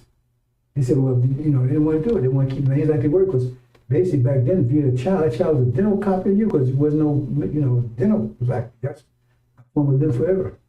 Once they happened, that would not happen anymore. That's a long story. But they didn't want that. They resisted. That was the agenda of the time. And so they tried to blow up. They moved themselves to one part of the planet. They try to blow up this part of the planet to get rid of it. Everybody don't keep things the same. And what happened is that they miscalculated whatever. They blew a large part of the planet away and killed. And on one side they was on was kill them, destroy them, and that was the end of the moon war. And remember, this war will be great now because it's unprecedented trouble. So no time has ever been like this about to happen. But you got the same thing happening in reverse, brothers and sisters. Same thing in reverse. I'm trying to pull this stuff together for you. Same happening in reverse. Because the gender war, now we got a gender war going right now. They fight about gender, and they're trying to cover a new gender. See, before it was genderless. And that's why they changed the language. Arabic is very sensitive to gender. Almost everything in it, male or female. But you didn't have it before. You had the separation, so you had to have a radical change in the language. But here, we gotta do, brothers and sisters.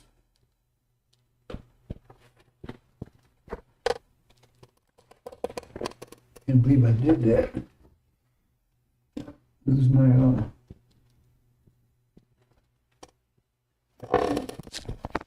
well, maybe a little smooth microphone, brothers and sisters. Hope not. Got a little quiet. Hope not. Didn't realize I'd done that. So do I have to do this again? Anyway, that's what it's about. It's about language, right? And gender. It's trying to come a new gender. We can't with gender. Next time we come a new gender. Right? It's about language. It's focused here in this hemisphere. This hemisphere is loaded with demons and devils. All South America's mostly demons. When Spanish came in, they come with their women. They didn't come with their women. So those people was darker than me when they came here. And happy here. You go look at the princess of Hawaii before they took it over. She was dark skinned, hair, happy just like hair, nappy hair. So those people, even so-called Native Americans. So they brought me, that's their seed. So when you see in South America, mostly, I'm not, you got some dark people out here too, right? Like Brazil and all kind of stuff, right? But that's what happened. So there's mostly demons down there and devils here in Canada. Mostly devils. But south of the border is mostly demons. That's the chief demon right there, a little ape. But Farrakhan loaded the temple up with them. So we call it Mas. Right? So now they're trying to do it, and they're going to try to destroy everybody to go against it. Now they're getting violent. They want to destroy anybody that goes against this new Sodom and Gomorrah concept. They would say be like Sodom and Gomorrah. When you understand Sodom and Gomorrah, Sodom and Gomorrah is about lack of discipline. When people have a lack of discipline, there's perversion. Because they can't control themselves, because they can't control their sexuality, right? The emotionalism, the sensibilities. Can't control it. That's what happens. Anything goes. I just got to keep satisfying them any way I can. That's what aversion is, because they're under so much pressure that they can't discipline themselves anymore. They're trying to hold up this building, this false reality they have, trying to hold it up. They can't hold it up, and they use all energy for that. So they have no energy left for discipline. That Sodom and Gomorrah was a sign of that. So it's a flip of the coin. It's just two sides of the same coin. Same thing happened back there, like in the beginning of creation, the same to end. The beginning of expansion, and the beginning of the contraction. It's just flip on the coin. So it's just opposite. So same thing again. It's about war. I mean, it's about gender. It's about language. But the opposite happens, because in that place, the one that wanted to bring gender into existence, separate the male and the female, right? They were victorious. It was the other one that resisted, tried to stop it. But in this case, the ones trying to stop it is the ones, right? The original people and everything else, right? They're trying to stop it. See? And these people trying to destroy it, they'll just try to destroy it. They end up being the one that wanted the gender, they end up being the losers. They get destroyed. But this whole side of the planet get burned up too. So, so we lost the whole side of the planet, just like we lost a large side of the planet Moon. So we're going to lose a large side of the planet, not forever, right? But for tens of thousands of years, it's going to be radiated, because it's going to radiate this whole side of the planet. It's going to be hit nuclear. Hope you understand, brothers and sisters. And one last thing here. But remember, that saying, is that coincidence? That's what it is. But gender again, because it's on opposite sides, two sides of the same coin. It's just from the contraction point of view or the expansion point of view. The other thing is that this reality. Now, if you have a lifestyle where you kind of keep borrowing money, that's a fake lifestyle. Because you can't keep borrowing money to keep it going. You don't have the ability. If you had to borrow money to keep going, that means the people that are borrowing, they're the ones, they control your lifestyle. It's a fake lifestyle. You understand? It's a fake lifestyle. Same thing in America. Americans into deep debt. They still borrow money. The closer they go, talking about the debt ceiling and everything else, they raise debt ceiling. That means raise more money they can borrow. Because they don't have, right? So we can't default because they don't have enough money to maintain reality. That means a fake reality.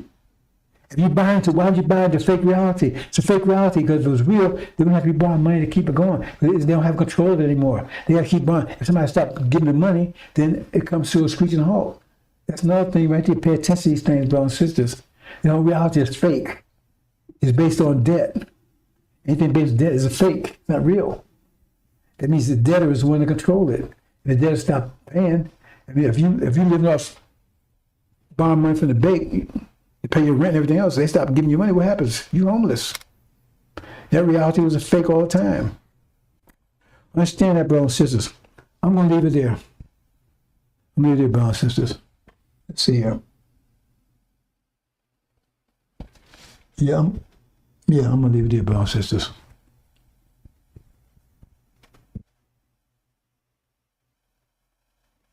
I'm going to leave it there. Okay, brothers and sisters, hope you understand.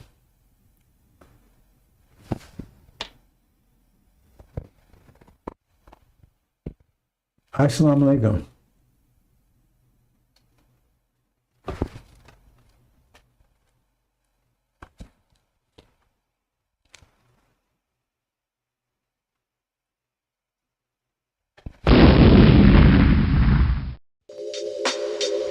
Welcome to the Injil Radio.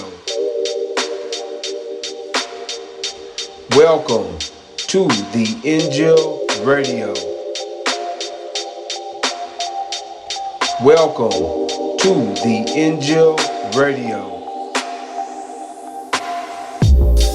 Welcome to the Injil Radio.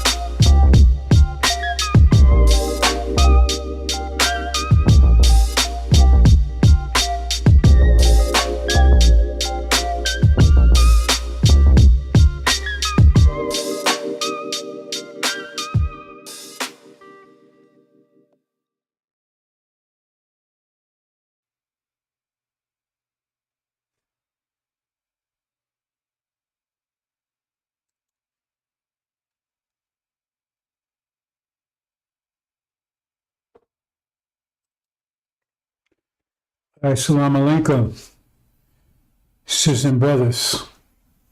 Imam Rahim here, Master of the Covenant, breaking 7 seals, Crusher, the judge. The judge.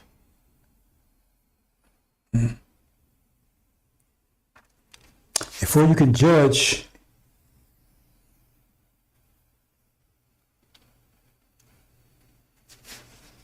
you have to be correct in your mind, correct in your heart.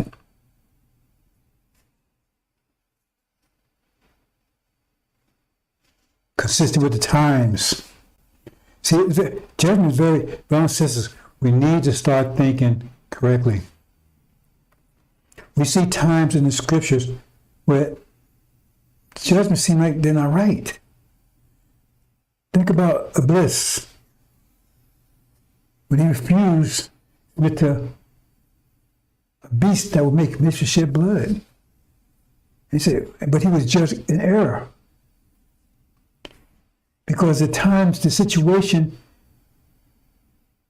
is important.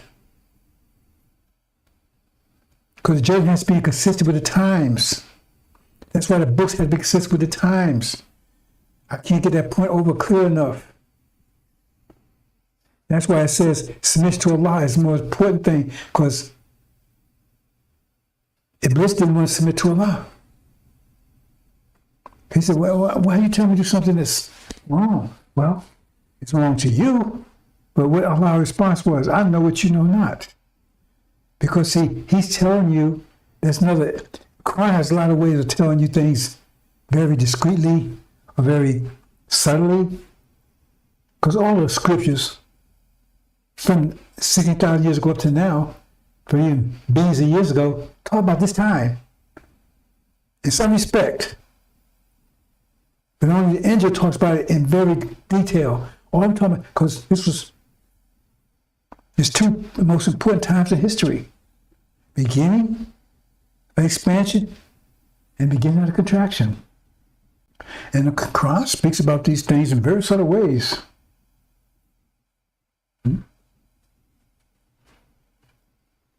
So, you see, judgments like the Quran. See, the Quran is out of phase, out of time. It was the truth for its time, not truth for right now. Because out of phase, out of time. We talk about vibrations and frequencies, right? Okay, but our frequency was out of phase with time. That's energy deprivation. We had the most powerful frequency, but it was out of phase with time. It was out of phase in time. See? But theirs was in phase with the time. They had the power. That's another thing I've been talking about, things being in phase, in sync. There's so much, brothers and sisters. I can't, it's so much, and so many me, brothers and sisters. So I try to focus on things that's most important. See? And I've been saying it, I haven't used that word, I don't think, right? About what is truth about the scriptures. They had to be in sync, had to be in phase, had been, right, in phase with the reality of the times. And we weren't in phase. For 6,000 years, we got more and more out of phase. A couple hundred years ago, we was totally out of phase. So our frequency, no matter, we might have had the ability to have greater frequency, greater, right, vibrations, but it was out of phase with time. It's like a beautiful daffodil, right? It's beautiful in spring. In wintertime, it's just dried up and wrinkled, This is out of phase, not in this time. It has to be in this time. Nothing like truth when its time comes. As the prophet Jesus says, it's many things I can tell you, but you can't bear to hear them now. But now we're coming into phase with the times. So you have to be careful about your judgments. And the person that's judging, they have to be, because the judgment was meaningless 100 years ago, but it says when the judge would appear after 400 years. That means he'd be in, that's the time of judgment. Because he's the personification of their consequence, but he has to be in phase. The time of judgment. I'm going to leave that there, brothers. That's something I'm going to talk about more in detail another time. But I finished my series, and I'm going to do, like I said, I will do like a recap of it. Explain a few things. But when you judge, you have to be correct, brothers and sisters. Me most of all. Me most of all. See, the devil's judgment, you say, oh, they was unjust. No, they weren't unjust. When in the court with them, it wasn't unjust for them to treat us unjustly. It wasn't unjust during that time. It wasn't unjust. See, I had a lot of secrets I could tell you, but I let them off the hook. I'm not going to let them off the hook.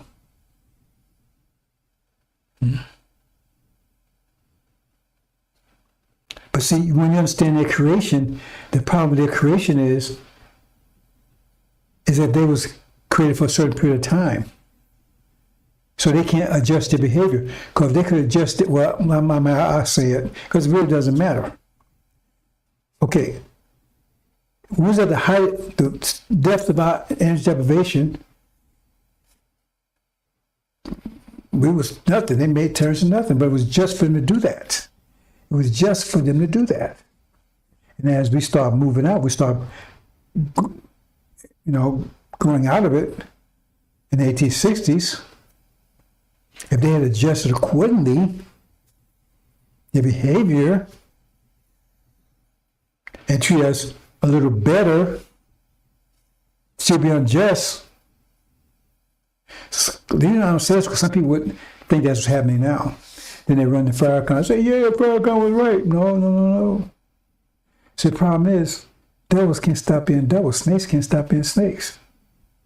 So they're still doing what they was doing all the time. It's just they undercover, because now we're more powerful in a way. They had to be more secretive. right? More covert about what they're doing. That's what it says in Scripture. It says, deal shrewdly with them, because they're just as evil to us as they were was back in the fields. It's just that it's hard for them to do it openly, because they could adjust it really in their behavior. As we got better, they treated more justly. As we got better, they treated more justly. Then they would not have been considered unjust. All been forgiven and would live happily forever after. But they can't do that because they limit to the ability to adjust. Their frequency is limited. Ours is unlimited. We can change our frequency from one end of the scale to the other.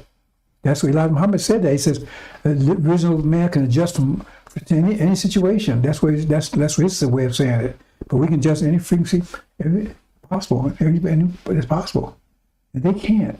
They're locked to a certain frequency. Understand? So we're going to talk about, let me move on, brothers and sisters, because we're going to get back to that point in a minute. But this is, like I said, I'm doing like a recap, because this is paradise. See, paradise, the apocalypse is the story of paradise. The apocalypse, right? The Holocaust, right, was the door into the furnace that led into paradise. Holocaust was the furnace, actually, right? Our brain over here is the door into the Holocaust. Holocaust is the door to hereafter, paradise. Because you got gold, you want to make it perfect, you got to put it in the furnace. And what comes out is pure. What stays in is of no value. And that's what we have right now. Because some people are going to stay in. Right? Because they can't make it in paradise. And most of you understand what paradise is. Paradise is not someplace, oh, when you're going to go and you're going to lay back and watch videos. It's not paradise. It's like it's kind of an irony type of thing, right? Because the pressure is going to increase. I mean, the pressure is going to be so intense that eventually no one's going to be able to stand up but one person. So he said, well, it's crushing everybody. Yeah, it will crush you if you can't keep up with it. And that's kind of somewhat a paradox of the hereafter. Because the pressure comes, but you have the ability to convert that pressure into something that you, into improving your paradise, into things you like. You can convert it. You see? But when you have the ability to convert it more, then it just crushes you.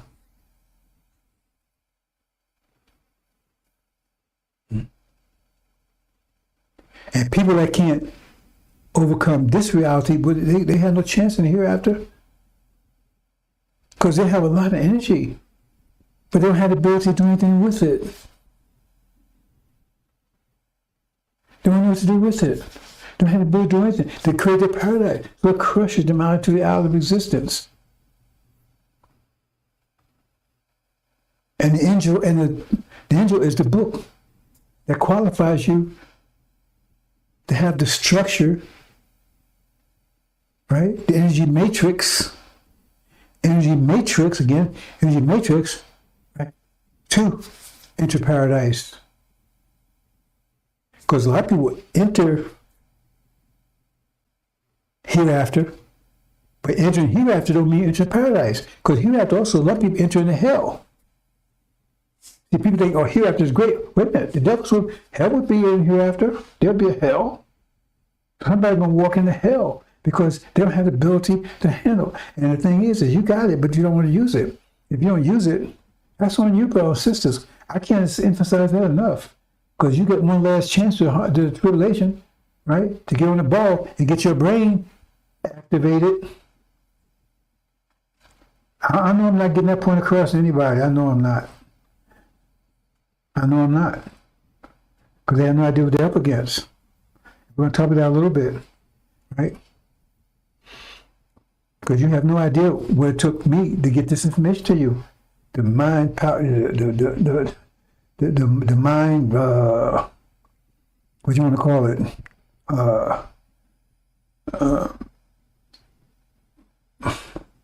I can't think of a word for it, right?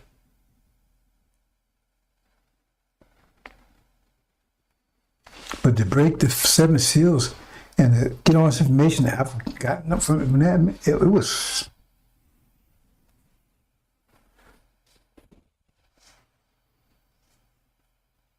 It says no one in heaven's earth could do it.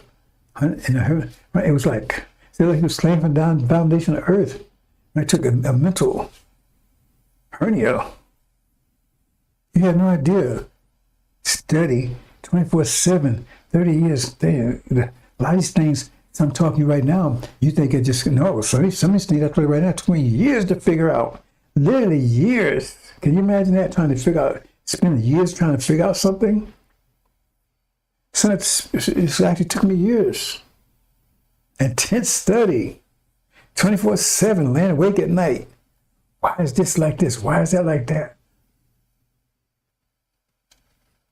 And then just to find out once you figure it out, it doesn't help you figure anything else out. Well, in a way it does, because sometimes other things depend on that knowledge, but, right? I mean, it's not like, once you figure the code, right, then everything is, once you get the key, all the doors open. No, it don't work like that, because every door has a key. The key to Injil just get you to the bed where safe deposit boxes are. Now you got to open each one of those safe deposit boxes. Just get you in there. Nobody was ever getting there before now. You go to the bank, you got all safety boxes, but you have to have a key to get into the vault where the safety boxes are. And then the key just gets you to the vault. Then you got to open all these safety deposit boxes, man. And each was a struggle. And so each one of them not a key, but some kind of formula, some kind of mathematical thing you got to figure out.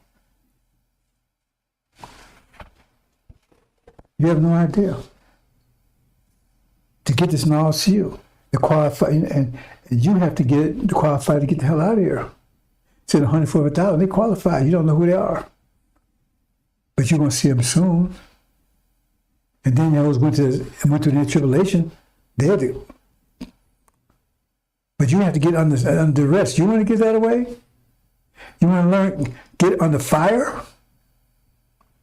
Because that's what happens, because they didn't want to get it. They was laid back, relax everything now. Instead of get 100% to get it, so now they got to get under fire. Because this didn't come easy, brothers and sisters. I wouldn't want to go through that process again. So many things, like I said, literally, gave me a brain hernia, I guess you could say it. Years, and I said, oh man, I figured out, I was like, can you believe that? That's that, man?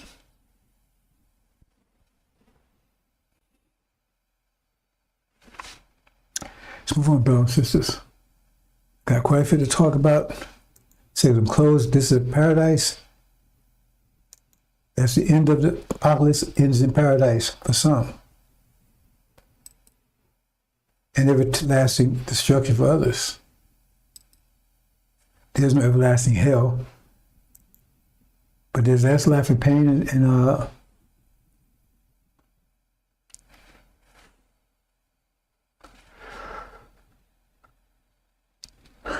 there was an everlasting life, some everlasting shame and appallment.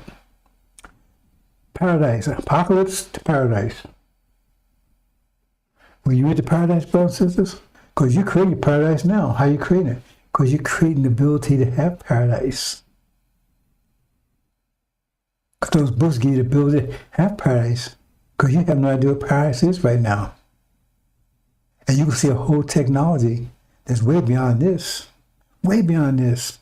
Light years behind this. Beyond this. This is nothing. From AI and all that kind of stuff, they have nothing compared to what we have. Nothing. You'll be able to navigate the universe. Do things you can't even imagine. Scripture say your heart and mind cannot imagine what's about you would get if you get into paradise. You also can't imagine the depths, right, of the tribulation, a time with unprecedented trouble. You can't imagine that either. You can't imagine any of these things about to happen, brothers. I'm trying to upgrade you, update you,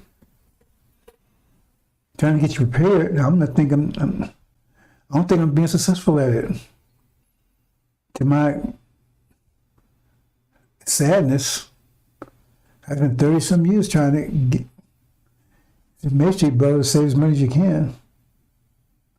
Got people blocking it. Oh, those people's blocking it. If they knew like I knew, they'd figure a way to get back to those women, unbirth themselves. Unbirth themselves. Because Suleiman and the God is not, they come with mercy for the elect. Man from Muhammad, he's coming with mercy for the NOI. Other than that, there's no mercy. Paradise.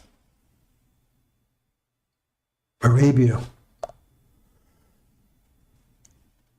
All they build over there, Ishmael building over there, that's ours.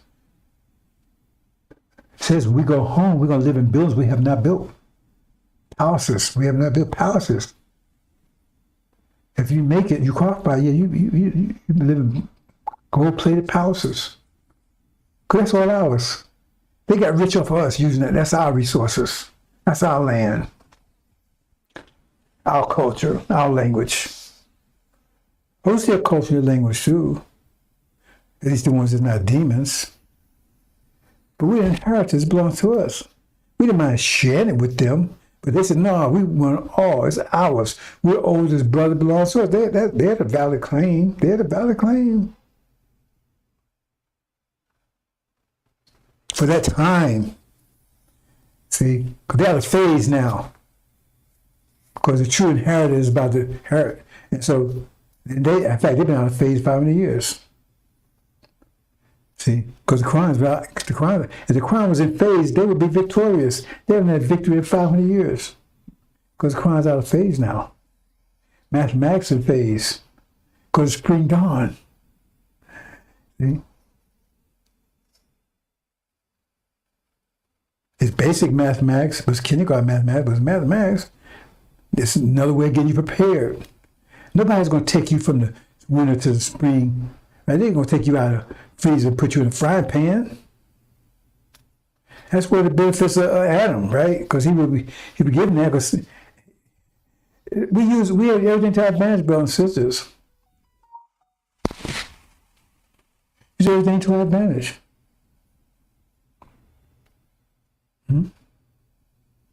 So we right here, with all the technology, all the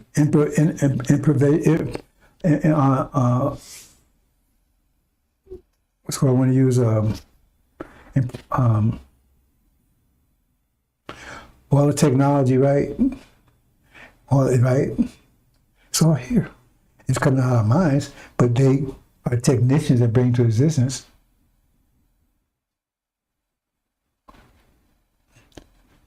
So it's starting to get our minds to think mathematically. Those of us that pay attention. I'm not going too deep in that, bro and sister. Because we have control of everything. It says Allah has control of everything. We never lost control. Right? Because it happened like we planned it to happen. We didn't have to create devils. A lot of things we could have did, but this is the best outcome. Because we wanted to convert. It says, let us make man our likeness and our image. What does that tell you? It means because our people on the level of gods and angels. Then we raise our people up to the level of gods. Okay? The elect, they'll be gods. Master Muhammad is the God. This period. That's a whole different issue altogether. But the Shia, they're the angels. They'll never be gods. Levites, they won't be gods either. Angels. Elect will be angels. Elect will be gods. Let's make man our likeness, our image. Convert to diamonds.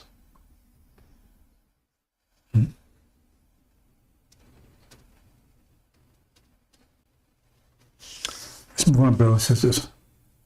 I want to talk about a few things here. I don't want to forget anything. But brothers and sisters, get out. America is a target. America is a target of the apocalypse because they created Gog and Magog was worse. They're going to proceed to back up most of the consequence.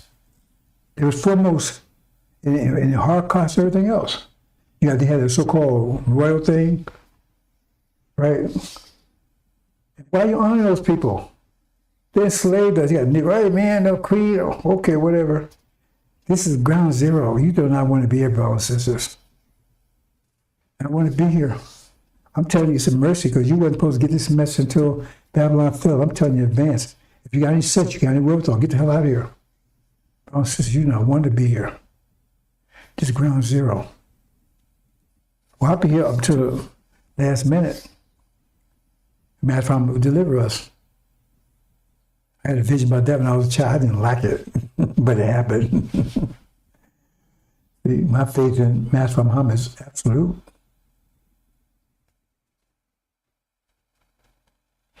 There's no doubt. I never met the man. I never talked to him. My faith in him is absolute. Right? What do they call him in chapter 19? Faithful and true.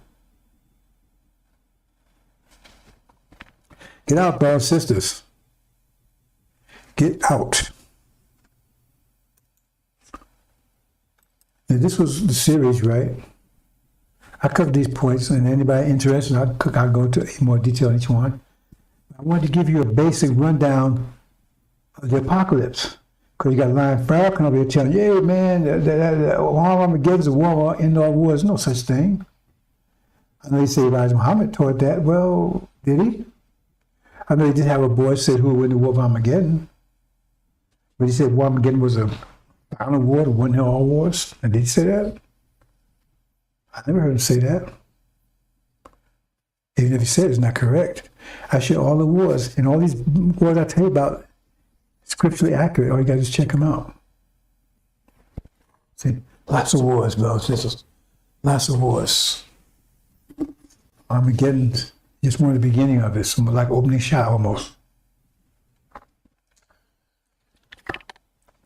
Master Muhammad is a master of it. Master of the day of acquittal. This day of acquittal. Acquittal is consequence. Master Muhammad is a master of the day of acquittal. Master of consequences, God is age. That means he fires it off. He said, okay, it's time. But you know, you go to race, fire that gun, that's him. Once he fires that, so it races off. And running. Off and running, brothers and sisters. So we're going to talk about this because the whole apocalypse starts with war in heaven, ends with a war in heaven. Starts with war in heaven, ends with a war in heaven. Isn't that interesting?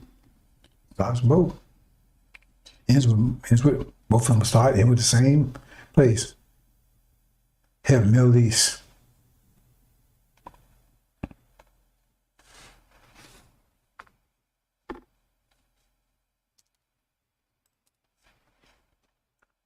So you can read this, brother and sister. I'm not going to read it. This chapter 18. You can see in that you wasn't warned to get the hell out of here until after Babylon fell, America fell. It's a mercy I stand to you, brothers and sisters. Hell out of here. Even if you can't survive into the paradise, we don't want you to go through what you have going through here. I try to explain in coloring. I try to explain all kinds of ways, brothers and sisters. It's mathematics. Mathematics is cold, period. And just going to the hereafter, you have to, the pressure increase. Your mind has to be greater. Remember, plus this pressure. Your pressure has to be greater than the pressure at the time, the phase you're in. Otherwise, you'll be crushed by it. And I told you that the angel is a gym, mental gym. So you start. Get your mind strong enough, and you keep getting scriptures. For the next 73 years, get scriptures. They get your mind stronger and stronger and stronger. They keep up with the pressure, increasing pressure. And you have to do that, because when you can't do it anymore, then you crush out of existence. Quran tells you that. Bible tells you that too. Says this place will become too straight for us. They won't die in agony. They won't die in agony or die in pain. right? So they would die in peace and bliss, but they will die. Because with energy, we get more and more. We have so much energy, brothers and sisters. At some point in time, we'd be bigger than whales. Tireless. Sleep was something even children won't even do. You have so much energy. Energy, you need to use your energy to control things around you. If you can't, the energy crushes you because you gotta have energy. You gotta do something with it. You gotta give form, or it gives you form. How does energy give you form? It takes you out of existence, crush you, and giving you form. You can't withstand it. You got to give it form, and you have to have mind strong to give it form. Like I said, in the angel, when we get to paradise, like I said, we have a form of money, but not anything like this. Everybody will get the same amount of money. Everybody. I don't care where you are on the scale. Because we have one body anyway. If you're a toy, I sell whatever. The difference is what you do with it. If you can't do anything with it, because the price will increase and increase, and the price will so, well, nobody can withstand it. Only one person can withstand it.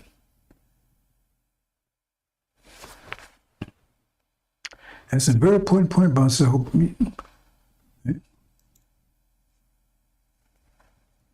So it brings us this, right? It says, this was so that what was spoken through the prophet would be fulfilled.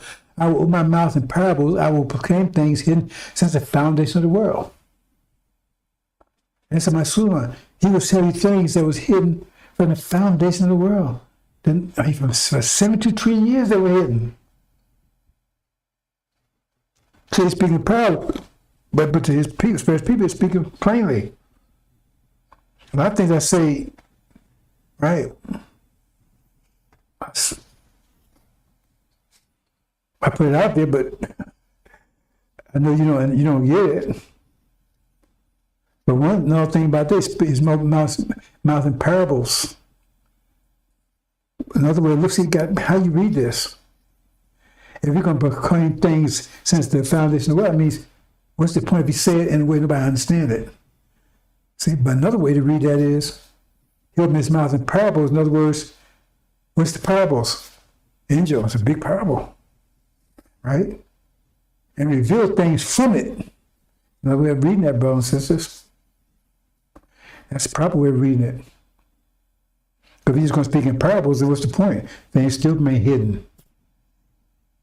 Because if he's speaking parables, that means you're still hiding it, ain't you? Aren't you?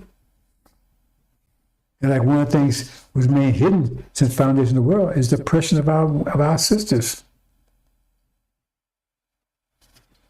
Because they didn't understand, right? Because that was one thing only the scientists knew. In 25th science, those things that even scientists don't know. Some things he won't tell you, because he told you wouldn't be able to handle it. There's something only 25th scientist knows. He don't even really build himself a scientist. Only he knows it. And he don't tell anybody. So he's a hermit, stays by himself. Some things he don't tell you, only he knows himself. And understand what pressure, how pressure works. Right now, our scientists knew how pressure works. They were to navigate the universe. You have to understand how pressure works to make stars and galaxies and all that kind of stuff true. But they understand how pressure works as far as our condition, right? Our nature. Because once you, and that, I mean, let me put it back up. They knew. The angels didn't know.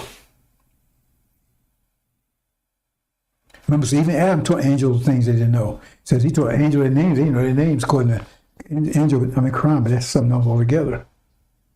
So scientists knew, and certain people knew, and they didn't know, but they kept it. And the scientists were on board with keeping women in subjection. They were on board with that. They never revealed to women that they, right, about they was equal to men. because they wanted to keep them under control. I mean, that was their thought process. It was hidden from the females. And so men was able to dominate them with strength when if the females knew how pressure works, they could have prevented that. But the scientists thought that was the best way to go, and that's where he went. It wasn't meant to destroy women. Because I understand the way the thinking was, because you got to understand. When the male and the female were one being, the male mind and the female mind was one mind, but the male mind dominated. It was the male mind that decided, let's split into two. And how we know that?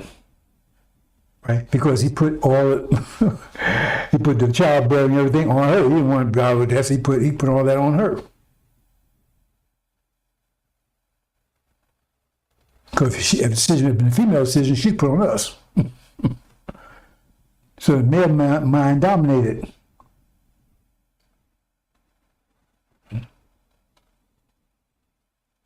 Okay? And so naturally, right, he wanted to maintain a domination. And that went for 72 trillion years. 72 trillion years maintain a domination. It wasn't against women. It wasn't abusing women, that kind of stuff. No, we never did that. That's the devil's doing. We just never maintained them as our equal. And we didn't tell them the truth about pressure. That degree, how it works like that, to keep them in subjection. And we thought it's the best way to go. See, because our son, they was afraid of female mind. Same way they was afraid of Dr. Yakub. Because female mind, they didn't understand it. They didn't want to be dominated by it. A lot of them say it's irrational. But the female mind has to have a degree of irrationality. That's part of the beauty. That's part of what makes a female a female. See, they understand that. But see, the point is, how can they understand they're not female themselves? You see the problem? That's why Susan had to come and straighten all that out. How could the male understand how they're female themselves? So they look at the female from the male perspective. And that's wrong. How can you look at the female from the male perspective when they have a view? And that was the problem. And they had the strength, so that dominated. If anybody objected, they could use their strength to suppress it. And the women didn't know they had a way to defend themselves. They didn't know what it was because that knowledge was kept from them. They could have stopped it. They could have put a screeching halt. They didn't know because they had knowledge. And soon not given knowledge to do it. Now what they do is afterwards, that's up to them. But how could they know? See, the males, because a female, if the female has to have a degree in that rationality, that's what makes them beautiful. That's what makes them female. You think make one that's female? I mean, they don't necessarily do that. There's devils do that, right? They need to do it. They're ugly as hell, right? They're trying to look like the original woman. But the way she make us beautiful, that's so unfeeling. I said, man, why you going through all that? You jump in the morning, man, you throw your pants on, right? That woman, she taking half an hour, because she's more concerned about her appearance and everything. Because if you're beautiful, you'd be concerned about your appearance, wouldn't you? More than the male would. You're more worried about his strength. I can get it. I'm ready to go, man. I'm just scared. Just do out, right? Because she's going to look at him in a different perspective. And then the male, he wants that. He don't want to come out looking like raggedy and bummy. But then he don't appreciate the fact that it took a while to look at raggedy and bummy. You understand? He want it, but he don't want it. He want to come out look beautiful, but he don't appreciate how long it takes her to do what she needs to do, the dress and all that stuff to bring the beauty out. So the male's perspective dominated for 72 trillion years. And this woman had to kind of break that. And get a woman the power. See? Empower them to put things in balance. Because you want them to be beautiful. Look, let's take, for instance, what male would go through childbirth twice? You couldn't find many of them that will go through it once. I don't know, after going through, when you think, hey, wouldn't do it. Man, you crazy? I'm going to go through that again? Wouldn't do it. I mean, we have zero population. Female do it over and over again. Say, man, how would she go through and keep doing that? But she keep doing it. That's irrational. Yeah, it's built in. That's part of her beauty. You call it irrational. It's not irrational, it's mathematical, but see, it's irrational to you because it doesn't make sense. So anything that don't make sense to you is irrational. That's what you call irrational, because it doesn't make sense to you, because it doesn't make sense to your perspective, because you're male, so you can't see 100%. When you was one being, you saw it all. But now you only see half of it. But you think that half is the only side there is. That's the ignorance of your strength. And that's what makes strength strength. So women don't appreciate it either. That's what makes the man strong. Because you don't focus on the little details, that stuff, right? You know, I mean, you don't focus on the, you go right for the juggler. So you see it on both sides. So she'll understand us, we'll understand them. So we should be trying to understand each other, we try to incorporate each other and try to incorporate, understand our ideas and perspectives, understand, so we can be effective, and so we can be as strong as we can be, and they can be as beautiful as they can be. Because first of all, the women has never seen us as strong as we should be, and we have never seen as beautiful as they can be.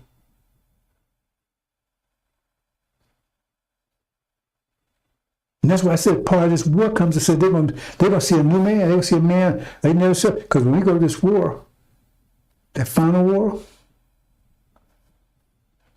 and the original man come back into itself, you're going to see a God that you've never seen God like as powerful as that before. And you see a goddess as beautiful as you've never seen before. You're going to see it's going to be beautiful on both sides. You're going to awesome strength and awesome beauty.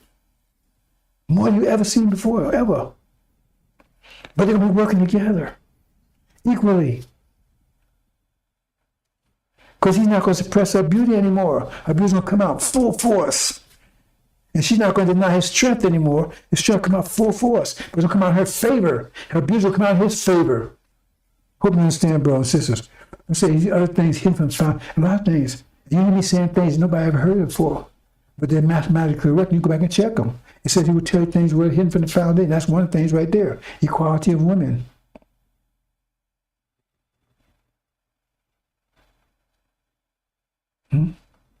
That's part of our paradise. Because women be so more than you could ever imagine. We never seen a woman in the last 63 years have full power. But you're going to see it, and it's going to be mind-numbing. Some of you will never come in the house no more. Let's move on, brothers and sisters. I'll leave it like that,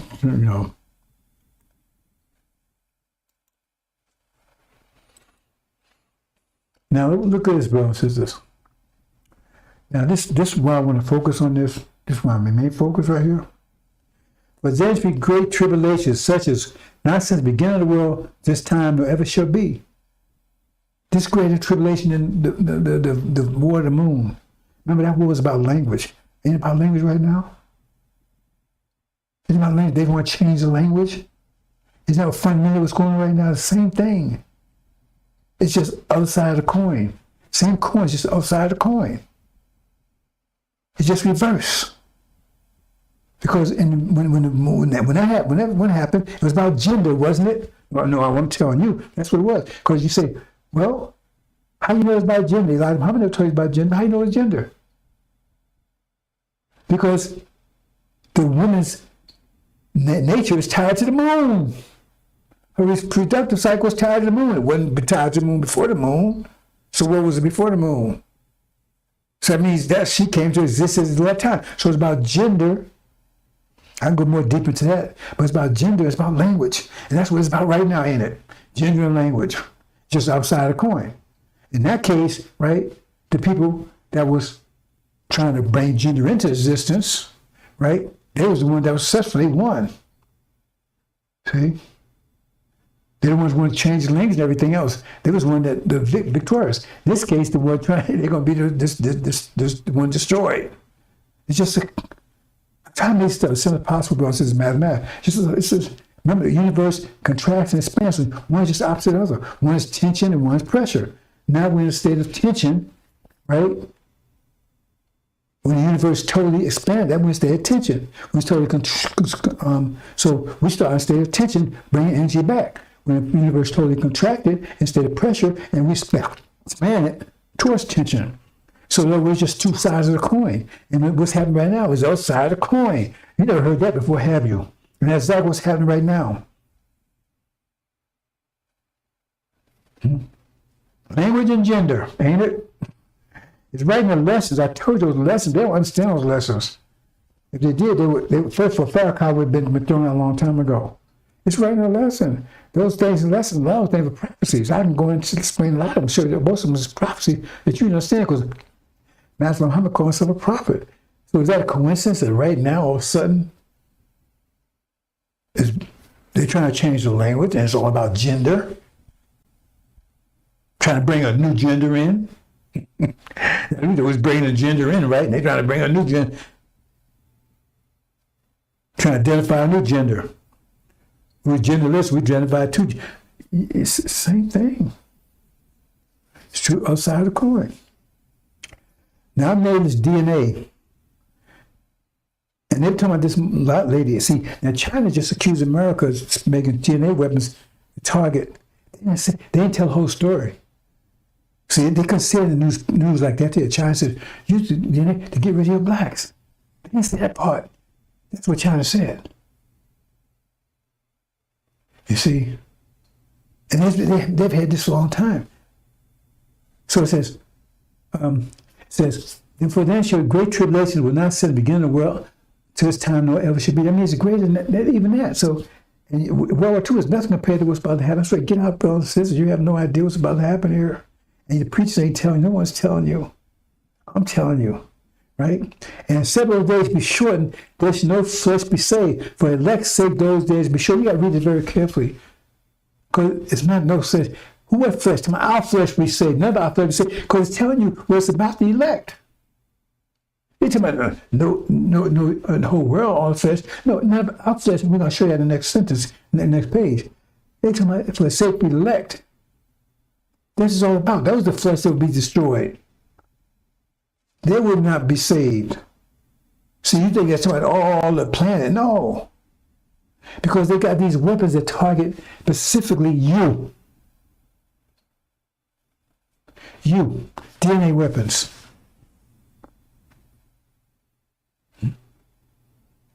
And the jab, I'm about to be just deplatformed now. That was a precursor. That had...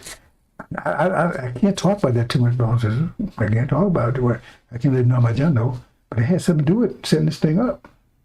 Because they knew when 2020 came in, they knew what that's about. Especially false Israel, they knew exactly what that meant. They didn't know that. They didn't know that scripture was talk about them. They told Jesus that. They said, we've never been in bondage. They told Jesus that scripture didn't apply to them. They know it applies to you.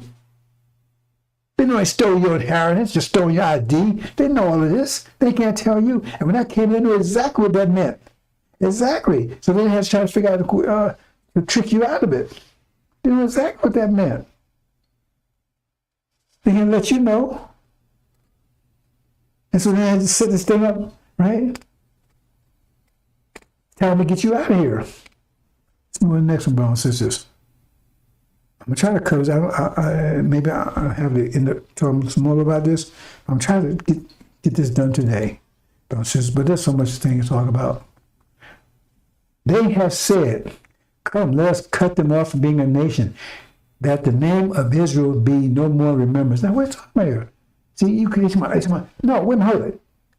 Come off from being a nation. Those people, well, there's already a nation over there. They cut some days off from becoming a nation. We're saying like that, becoming a nation. God, I'm going to proclaim being a nation. They stopped us from being a nation. It says right in Exodus that we might lead a country. We'll brace out, right? I ain't put all that in there. We'll brace out that we're side with the enemy and we'll fight against and lead a country and become an independent nation. They talking about us. Let's cut them off from being a nation. That means the whole world doesn't want us to become a nation anymore. Because we're not a nation here. You're a nation, you mean you're sovereign. We're not. Your nation is broken, so we're not. So, well, I don't want to get you confused, brothers and sisters. We belong to a nation, put it that way. But we're not a nation. How can we consider ourselves a nation? We're serving somebody else. We're in somebody else's control. We're not a nation. See? You understand what I'm saying, brothers and sisters? See? We belong to a nation. We're not a nation.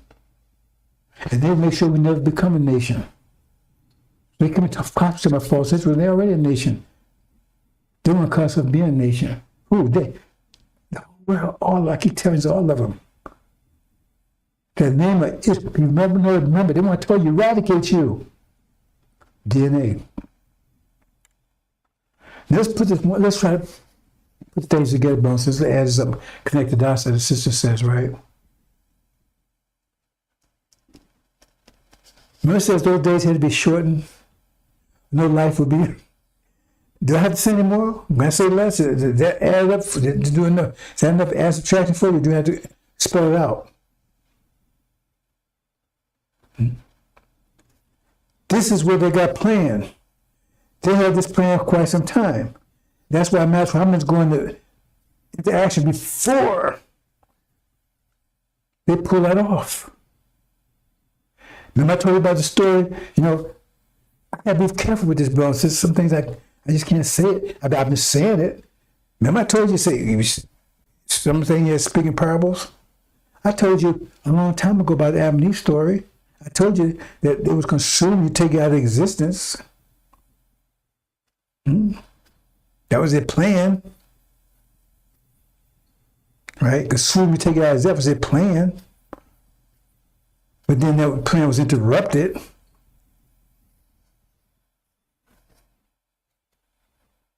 Okay. So now, instead of, they won't do the DNA. Why? They had to keep adding up for your bone system. They had to put some multiplication and division and some vectors in there. Because they got a famine, so they can't get rid of you like that. They got to eat you. They can't get rid of this way. They got to eat you now. Because they ain't got no other food.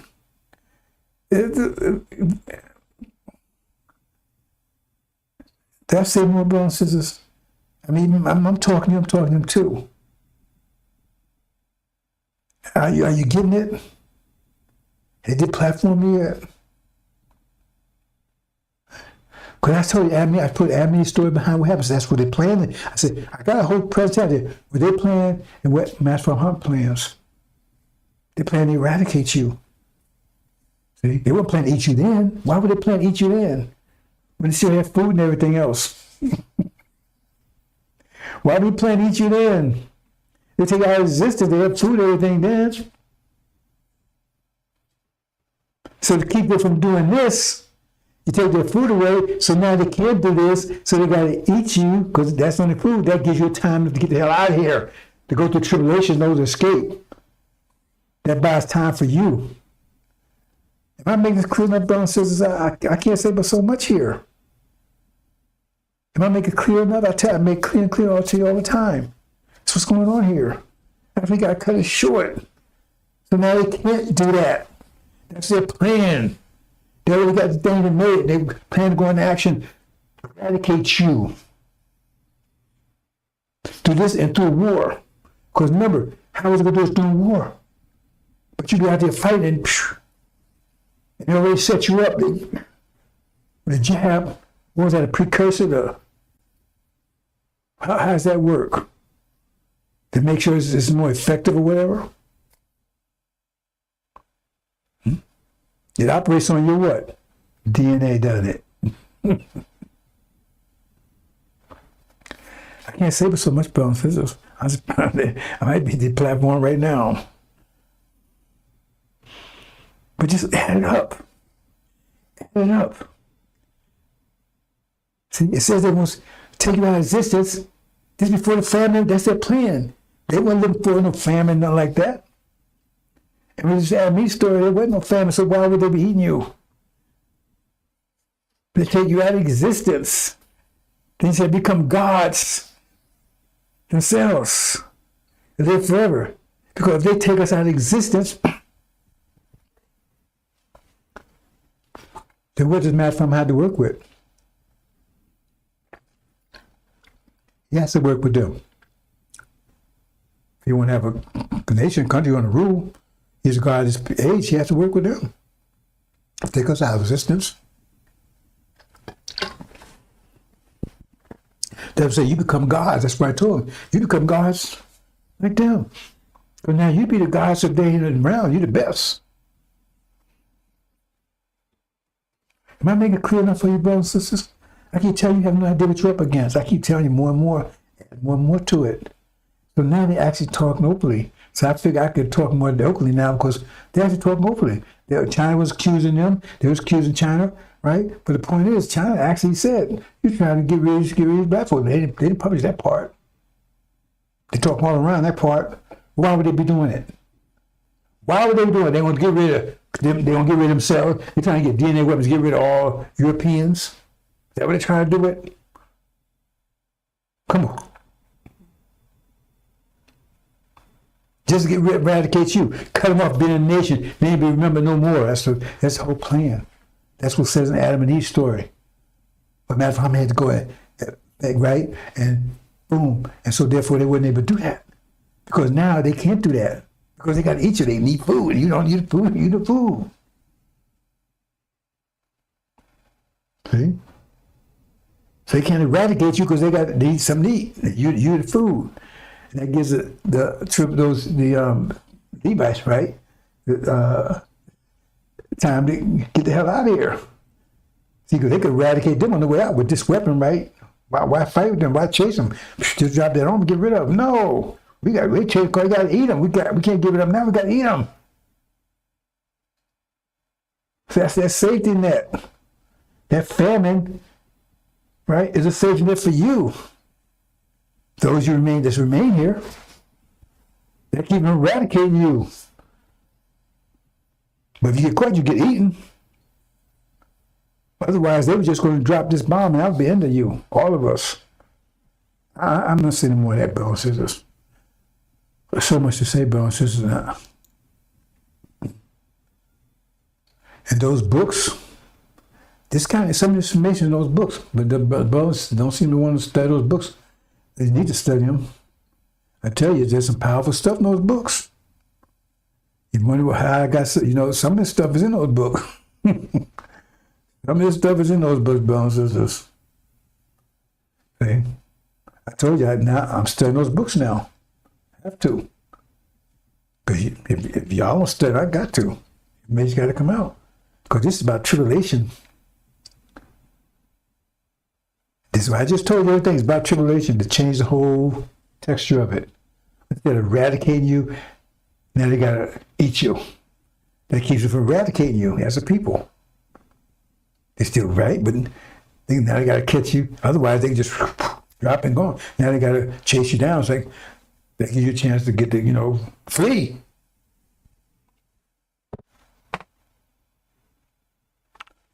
I don't know if that makes any sense to you, brothers and sisters. Anyway, see here? You've been on the cross. They took everything. I talked about that, brothers and sisters. Took everything away from us. They left us nothing. You took our nature from us, and those are demons. They look like us and everything else. They don't have our nature. They took everything. So let me move on, brothers and sisters. Oops, I have there. What's this?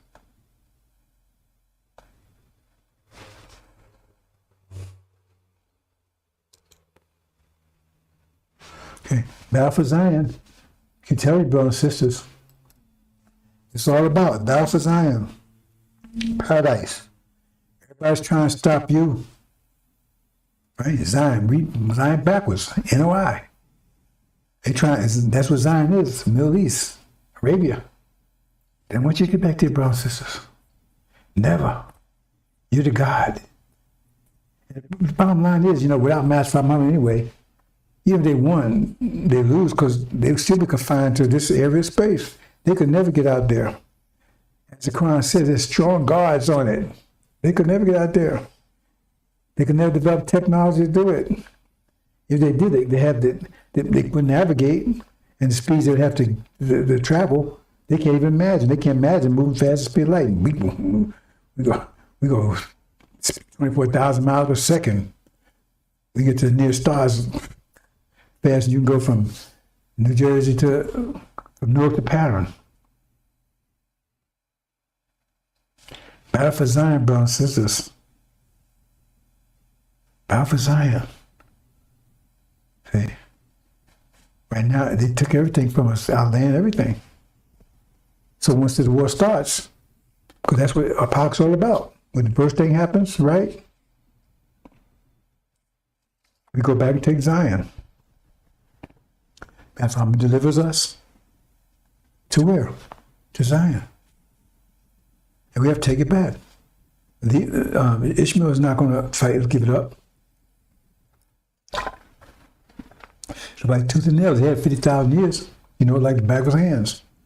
We put the sand here, but he's going to fight tooth and nail. But we're going to defeat him and put him in submission. And we're going to get rid of all the demons over there, because there's a house full of demons over there. And get rid of the house of Sod, which are not even Arabs to begin with. They're not relative to us. Well, in a way they are, right? Because Ishmael's mother was a Indian. See? Because when they put Isaac's mother, right? The one that was blessed, his mother was Sarah, original, Shabazz. But Ishmael was a servant. His mother was Indian, so he's half Indian. See? He's original. Oh, I talked too long about sisters. So much to say, bro. Sisters, it's hard. So much to say. I started talking about sisters, and I have to always limit myself. We're gonna walk through this rapidly. The hawk looks equal. That's right. Remember, the Shia, they're European, but they're original on the paternal side. Try Shabazz on the paternal side, right? But on the maternal side, they're European, right? And then they're European, so they're like the hawk. And Europeans, right? Specifically America, Britain, and false Israel, they're the eagles. And they go to war first. That's the war that breaks out in heaven. How did war break out in heaven? That means if heaven's beyond sun, moon, star, how we know the hawk broke out there, first of all? And it says evil men, evil men take the kingdom of heaven by force. So if heaven is way beyond the 10th dimension, how can evil men take it? It says it. Evil men take heaven by force. So that means heaven has to be here on this planet as the Middle East, period. How can men take it? Evil men take it by force. Since days of John, evil men are taking kingdom of heaven by force. That means it's here, the Middle East. And they rose up and took the Middle East in 1990s. Same time the seals were broken. They entered heaven, took over it. They control heaven now, Middle East. America, Britain, and false Israel. And so Master Muhammad, he's going to go to war. It says the war in heaven, and they kicked them out. They're kicked out. That's the first war. Hawk against the Eagles. And nothing doing NBA and NFL balances. Then, once that happens, Hawk is in tribe, and Hawk is in control, victorious. Master Muhammad is the defender, the general. So now the Eagles go to fight with each other. I explain all that in detail, but I'm just not going to do it here. America goes to war with Russia and Europe. Europe betrays America. And the Eagles are fighting each other. And they fight each other, destroying each other. They weaken each other. And when they start doing that, that empowers the next level. See? Eagle is also the ram. 2 wings, 2 horns. So then we get the goat. The goat is that it says the beast had 10 horns and 7 heads, and its crowns upon its heads. That's European countries. But then there's a shift, a power shift. You got 10 horns and 7 heads, but the corners move upon its horns. That's China, India. 10 horns, right? See? And so now they're superpowers because Europeans have weakened themselves. They bloodied. See, the Hawk blooded them. Hawk blooded them. See? And then they crippled each other, fighting each other. So Hawk blooded them, right?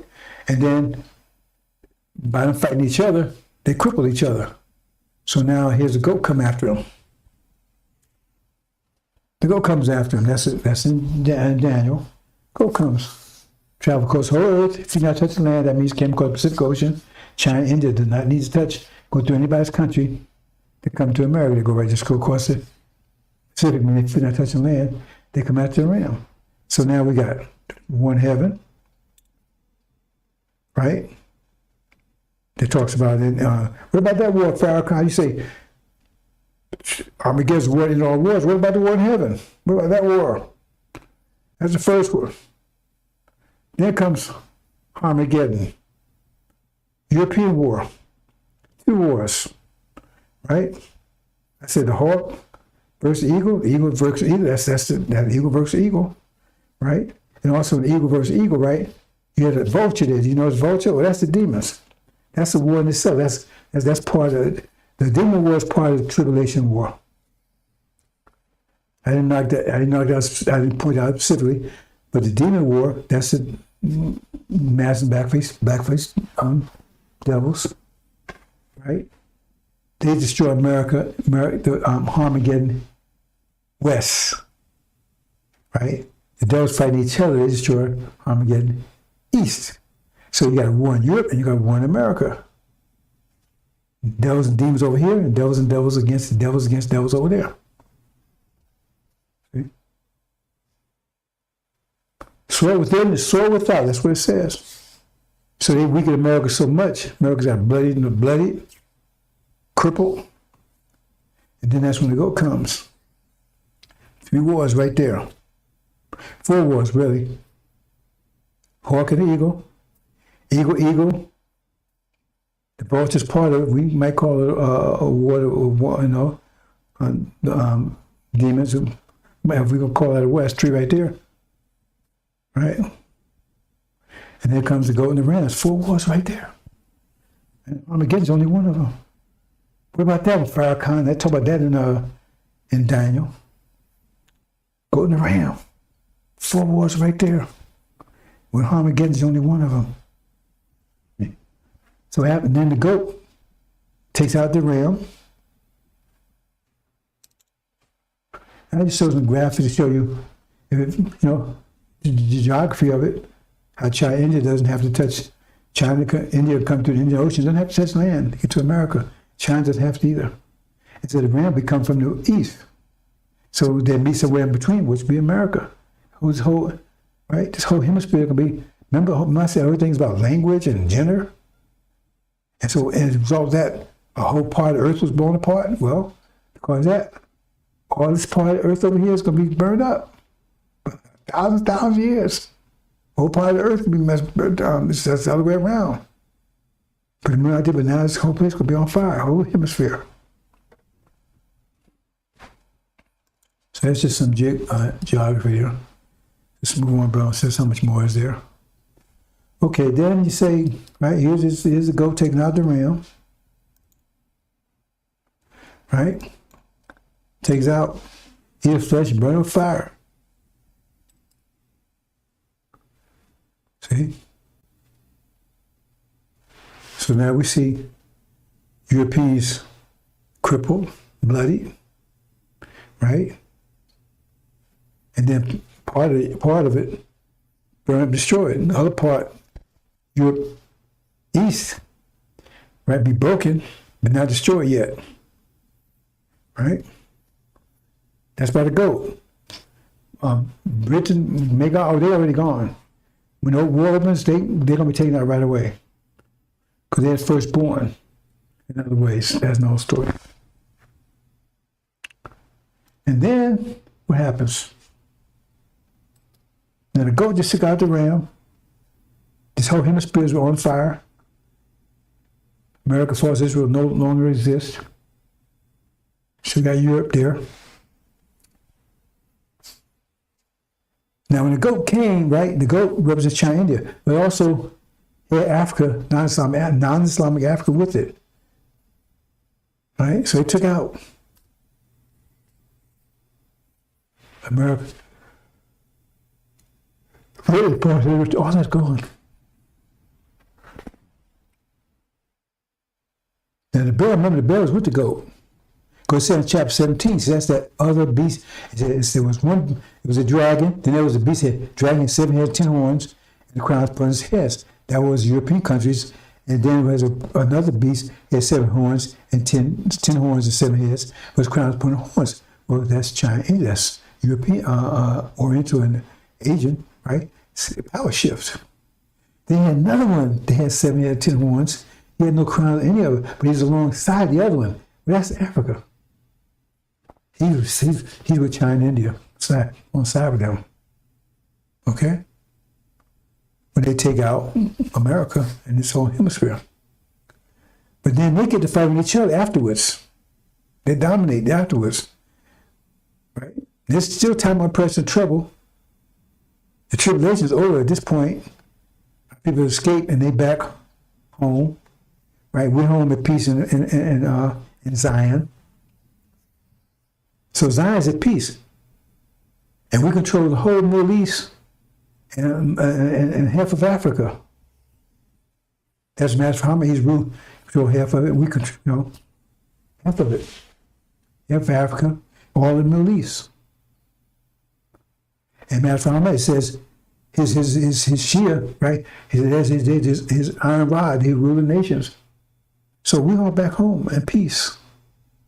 And the world is being rocked with war, global war. And we're home in peace.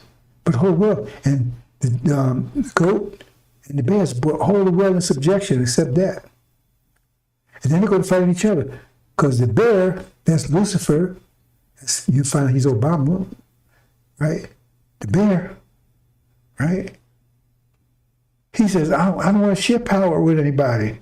Because remember, he's the one he wants to be like the Most High. So he goes over the goat and takes the goat out. He has authority, but he gets control of the goat's army, or the million-man army. He gets rid of that authority. Okay? So that's the war between the bear and the goat. Okay? In other words, that's 6 wars altogether now. And then he says what? Remember, he's in control of the whole world except for the Middle East and half of Africa. You know, he wants to be like the Most High. He wants to be the one. It's Lucifer. He said he was perfect in all his ways until iniquity was found into him. And that means it's jealousy. And that's when it says he's the Gog. Because it says God, America is Gog, and Magog is the mother of Gog, the Britain. But when you study Gog, the person that ruling Gog is also called a Gog. That's where you get, and we're the true Israel, so we're at peace. Because that faithful over there, when they returned, they were supposed to return to Arabia, Great Arabia. And that was a small place called Palestine, and they were supposed to be at peace. They would never have peace if they didn't been over there. And they can't be destroyed once they put it back. And they at this point in time, they are destroyed. So we had no doubt that we're the true Abraham. Okay. So we're home at peace. Right? We're on the throne, Master Muhammad, right? He's ruling. So I'm the high priest. Now Lucifer, he got control of everything. Obviously, other than us. Other than our land. He says, okay, I want it all. I'm the God. He says he's all right. He's supposed to inherit. He's supposed to inherit anyway. He's the oldest son. Same argument Ishmael made. Valid argument, but out of phase. So that's when he attacks us. We're lying. They attack us. It's a final war. Who will inherit paradise? Who will inherit Zion?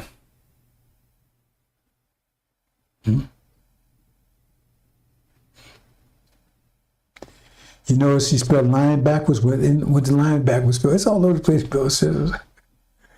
What does lion spell backwards? N or I.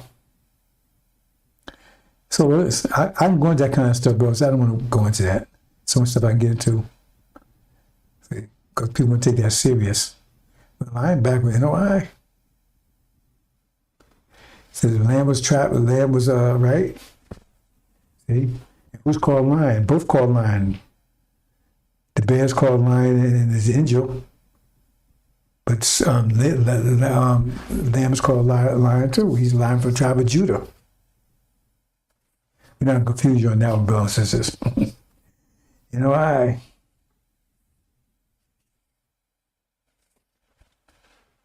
okay, brothers and sisters, I think we're going to leave it there.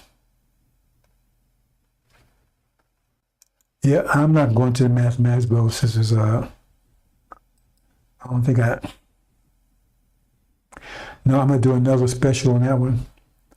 I just wanted to get you, talk some things to you about what's about to happen, brothers and sisters, and to help you get prepared for it. About these wars. I'm going to tell you, hey, we at Armageddon, what the hell? We should tell what to do, because Armageddon about nuclear bombs and stuff, right? He said, just believe in him. Oh, okay, well, you go have at it. No, I'm sure all the wars, bro, said there will not be a nuclear war. America will be nuked, but there will not be a nuclear war. And that's why Mom will never let that happen.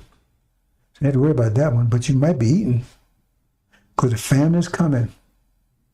When he breaks that power over there, he breaks it in every respect. Religious power, because that means ritual saved him. That means that was a lie. Right? Economic power, because he's going to destroy the oil and deprive them of oil that this whole reality runs off of. Economic, social, political, every respect. He destroys right at the root. Hope you understand, brothers and sisters. Famine's coming. It's coming fast and furious. 100%. You're going to ride past, you can be riding anything, tell you the truth. You're walking past McDonald's, right? Wishing that you could eat it, because there won't be no food in there. And you might be on the food, you might be on the menu. Some of you will be. Hope you understand, brothers. I'm going to leave it there. I'm going to leave it there, brothers and sisters.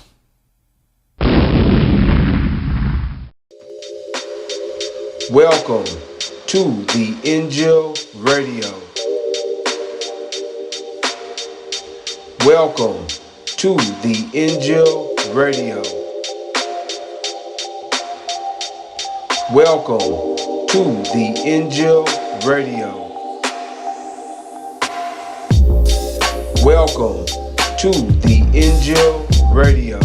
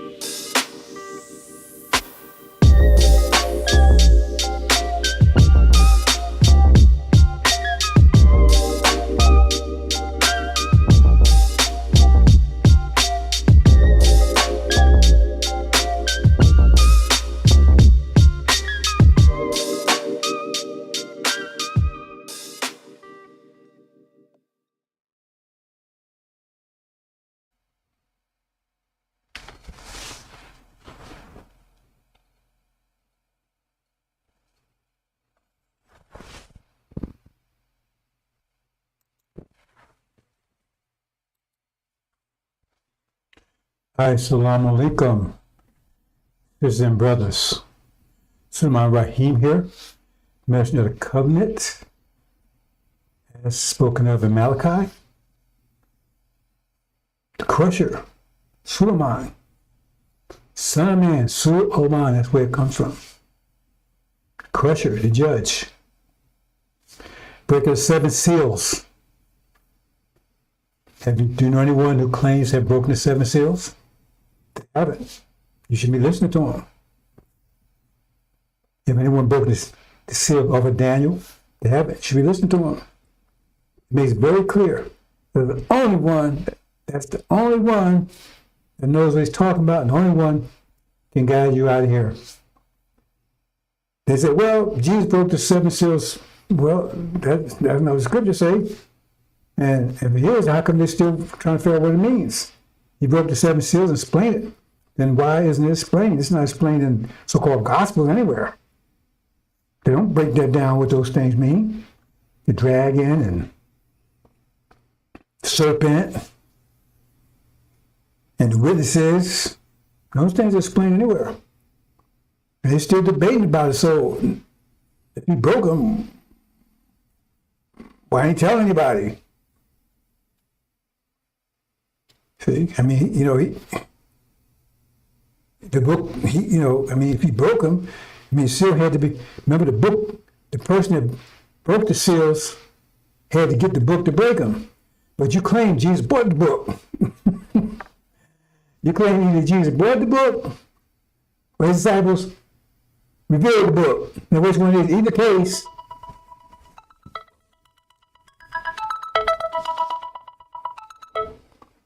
In either case, he doesn't qualify. Because according to the scriptures, he took the book out of the hand of this one sitting on the throne, which you claim is God. That's not what the angel says. One sitting on the throne didn't understand either. So it couldn't have been God, because if God wrote the book, how come he can understand the book he wrote? Because it says no one in heavens or earth or underneath the earth. So God's in one of those places, right? He's in one of them. No one's in heavens. He's in the heavens or the earth. He's got in one of those places or underneath the earth. So if you're not in any of those places, he got to be one of them. So it said no one in any of those places could do it. So the one sitting on the throne couldn't have been God if he's the author of the book, because he couldn't do it either. So the one sitting on the throne is actually Satan, because they had the book. See, Europeans had the book. So-called Christians had the book. They didn't know it either. And so the man had to take the book from them, a book that they had, not that he bought, but that they had. He had taken from them and then break the seals because they couldn't do it themselves. That's where it goes. So you can't claim that Jesus 2,000 years ago broke the seals. Or who did he take the book from? Because you claim he bought the book, or you claim that the book's written after him. So I mean, none of it adds up. I mean, 2 plus 3, no matter how you add up, ain't gonna come to 23. 2 plus 3 is not gonna come to 23. No matter how you add, subtract, or divide. See? So it'd be someone that will come, and Daniel tell you directly, that book will not be unbroken sealed until the latter days. So that wasn't 2,000 years ago. It said the end. That's when it broke at the end. So you know anybody's broken it? Nobody explained it? They got their conjecture. For kind of, well, I think it's this, I think it's that. You don't know what it means. So unless you know someone that defends that broken seals, you shouldn't be paying attention to them, because they don't know damn thing. But if you want to pay attention, fine. Because those, I'll get sidetracked here, brothers and sisters. But America is a magnet. It's drawing all the devils and demons and the malcontents and the weak-minded. It's drawing them all here. And the wicked, the weak. That's where the wicked come from. They're drawing them all here. They're drawn to America. Oh man, let's go. We can do everything we want to do now. See? That's problematic within itself. Because everybody do what they want to, you got chaos. See, civilization means, right, restraint, discipline. That means you do everything you want to do. You make respect for others. You don't do anything that's going to infect others. But their democracy, called democracy, do whatever you want to do. So in other words, hell damn what everybody else want. You know, like you go to the gym, you know, I'm allergic to perfume. They come here. So I got to quit with that because they want to wear it. They don't care about if anybody's allergic to it. They want to get dogs. People, you know, children are dying because they're allergic to dogs, but they don't tell you that. Because it almost happened to me. I know, I'm telling you from a fact, it almost happened to me. I died almost 3 times from dogs, and I didn't realize it until I was 50 years old. And the doctor just recognized the last time I was in the hospital, I was so sick, I had to literally crawl to get in my car. I was wasted. And doctor went and did a lot of tests and everything, then he did some analysis, he finally figured out, you know, that I was allergic to animals. And I've been allergic to all my life. I almost died 3 times. And they had no idea what it was. How many children has died because they're crazy parents in love with dogs. You see anybody in love with dogs in Africa? You see any African movie with dogs in it? I've never seen one. That's a European thing. That's Crown Terrace, European thing. They love with dogs. I mean, it goes to the maximum. So don't sleep with them. Where do you think syphilis and gonorrhea and that stuff come from? Dogs and lamb, the sheep.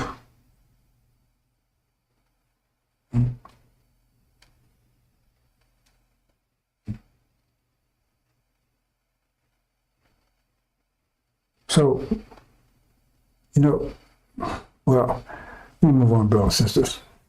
I don't want to, you know, I want to get sidetracked. I want to mention a couple of things. I got a couple of notes I want to say before I forget about them. You know, those clowns on last Sunday, today is the 11th, right? May. So last Sunday, tomorrow.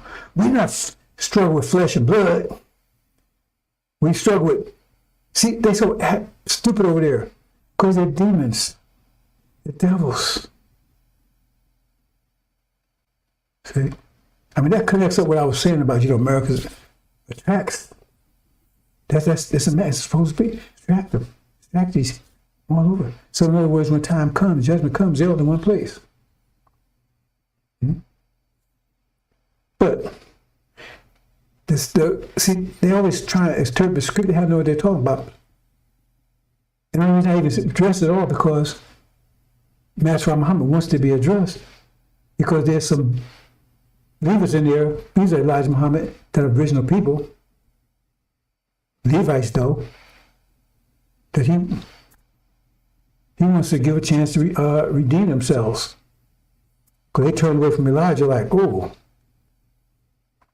But Master Muhammad's had a special place in his heart for him. I don't. I was there, I know they did. But they were saying, we don't struggle with flesh and blood, like the thing about Peter, right? And I explained that, they jumped to something else, right? We don't struggle with flesh and blood, we struggle with evil men in high places. That ain't what Farrakhan is saying. Because their interpretation is that we ain't struggling with no demons in us. That's what Farrakhan, we got demons in us. We got to defeat Satan in us. But they just said, then they just, see, they don't know how they're talking about it because they're even stupid. And like I said, I would stay out the way and just let, you know, like I said, if you see your enemy, you know, digging a hole for itself, right? You step out, you get out of the way, let them keep on digging it. But you got some Elijah Muhammad followers there, some Levites, they're not demons, and Master Muhammad wants to give them a second chance. So that's when you got to speak to it. Because for I'm saying, I'll just leave it alone. See? So, but he's telling them, hey man, y'all so evil. Y'all so wicked. But they said, you're not struggling with flesh and blood. It means you're not struggling with your nature. That's not what you're struggling with. You're an evil man in high places. Like Farrakhan, for instance, he's an evil man in high place. That's what you're struggling with. But he would tell the time, no, you're wicked. You're evil. That's what Peter would do. It says, Peter claimed it was Peter. What Peter, he cut ears off as soon as every time Jesus opened the ears up, he would cut them off. Tell that part about Peter. Because I had no faith. When he was walking away, he drowned because he had no faith. Plus, he filled the church up with demons. I always explain all that, demons and devils. And on top of that, right, because they changed that too. See, because they don't know what saying is here. Right? I need to, well, I'm not going to speak to that, and I'm going to move on, bro, just because I'm, right? But, you know, they had to change that. Because they keep changing it, because they're liars over there. I explained, they're saying, oh, man.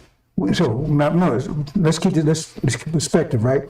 We're not struggling with flesh and blood, so you know how that means that you ain't struggling with you ain't got no demons in you. That's not been struggling with, but that's what Farrakhan telling you struggling with. And been telling you for years. You're evil. You got the evil spirit. You need Scientology. You need Dianetics. You know all this stuff to clean your, because that's what your problem is, Satan within you.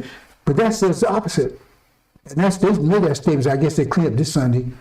We're not struggling with flesh and blood. That's not the struggle. He's telling Farrakhan, I've been telling you for years, that's your struggle. What's in you? I tell you, that's not the struggle within you. And Muhammad also said we're righteous people. The struggle with the devils and the demons. He didn't speak demons, but I'm telling you. And then they went and said, well, about Peter. Oh, I'm on this rock I build my church. Well, you know, you build a church on a rock, right? That means it's not stable. You build something, you have to have roots. It has to have roots to dig down. You know, when a rock is blows, when the wind comes, it blows away. Anyway, we're going past that one. But it says the subject is the church, hell, and the gate in between. Now, the gate of hell is designed to keep people in, not keep people out, keep people in.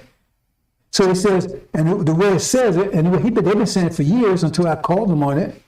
It says, on this rock I build my church. And any of you that heard the same way I'm going to tell you right now. You know you heard this way. But they came some esoteric way, right? Because they had to get around after I called them on it.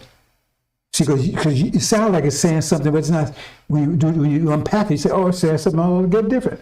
Because it says, the gates of hell would not prevail against it, against the church, right? So your idea is that, hey, nobody's going to get out of hell into the church. That's not what it's saying. Because if the gates of hell don't prevail, anything that does prevail means it failed. So if the gates of hell fail, that means the people who keep in, get out. And where they get out? Into the church. So he filled the church with demons and devils. That's exactly what he did. Because he tells you, he want to bring devils to the NOI. I mean, he's telling you that.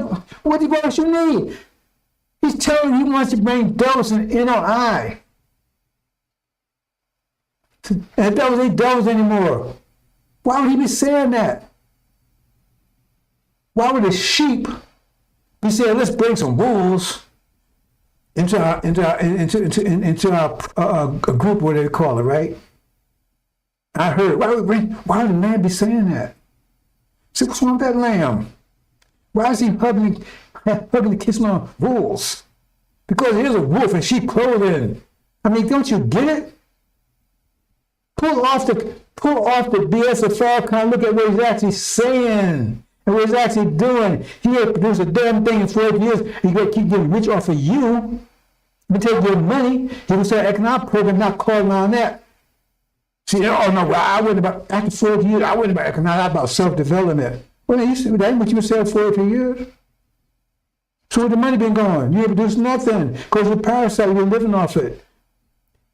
And see, I'm getting to another step. I don't want to go to all the other brothers. But you know, the thing is you got Ishmael, when he talk all that crap about his father, he hated his father. Why does he hate his father? They all hated Elijah Muhammad. And they was angry with him. They were fit to be tied when he departed because he didn't leave them anything. He left all the money in the name of NOI. He wasn't whipping off the NOI. He left everything in the name of NOI. And they got mad about that. And they silenced Farrakhan up real fast. Him going along with here standing. They went to court and said that don't belong to them because there ain't nobody defending the Nation of Islam that belong to us, that we work for. Farrakhan was the only one that could defend it because he didn't defend anything. He went along with Wall Street because he thought he was going to get a piece of the pie. And then when they got hands on all that money, liquidated everything, took that money and got it out of town. Where are his family? You don't know where they are. Nobody's seen him since then. Only one you see is Wallace. He stuck around to put the final snails in Elijah's coffin. He got rid of the Nation of Islam, called the Belalian. He actually stuck around for that. And the rest of them all gone. Even Ishmael and them, they was out of the country. They was down in Mexico. What was doing down there? Was he down there? Make salats, prayers, doing Ramadan, fasting. Was he doing that? No. He was getting high with that clown, the guy they call Abdul, that Mexican demon. That's what he was doing. Getting high. He had his follower. Well, they took all they get and took off and left town like everybody, all the rest of them. They all out of the country, or incognito. And Ishmael, he heard him too. And then Farrakhan gave him opportunity to come back and get what he thought belongs to him. To rip you off. He don't care about you. He gives them a lie every day. Anybody that pays any attention to what Elijah Muhammad taught, just pay any attention, that really pay attention, know that Ishmael is not teaching anything Elijah Muhammad taught, not even close. It's total opposite. Y'all hated him. Y'all thought he was a flim-flam man, that he should have left everything to them. And what did they produce for you? For bullshit for 42 years. What did they produce for you? Nothing. You have nothing. And I was there. So I'm not talking secondhand. Because when I was there from 775 with the messenger, I was a foreman at Muhammad Street newspaper. At 3 shifts, I had the third shift. I lived in Muhammad's in the Nation of Islam complex, a beautiful, nice apartment. It was very affordable. I had a brand new car I financed out of the Nation of Islam Bank.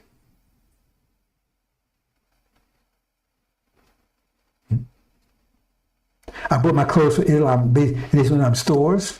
I bought my food from your supermarket, Nation of Islam supermarket. Not some members book, like they were saying, oh, this guy, this stuff, and then they had to pull that back, because, oh no, this is members of Nation of Islam. But when that don't belong to Nation of Islam, then do it. See, they try to say, well, make sure I got all these things. No, then they had the back, I hit them on that one, they had the back, oh no, well, these are files in Farrakhan, they got, well, it's theirs, they ain't yours. This is stuff Elijah Muhammad had, and that wasn't his private, that was Nation of Islam stuff. He had private businesses. I worked at, he had a private business called Shabazz Restaurant. I worked in it. That was his own private business.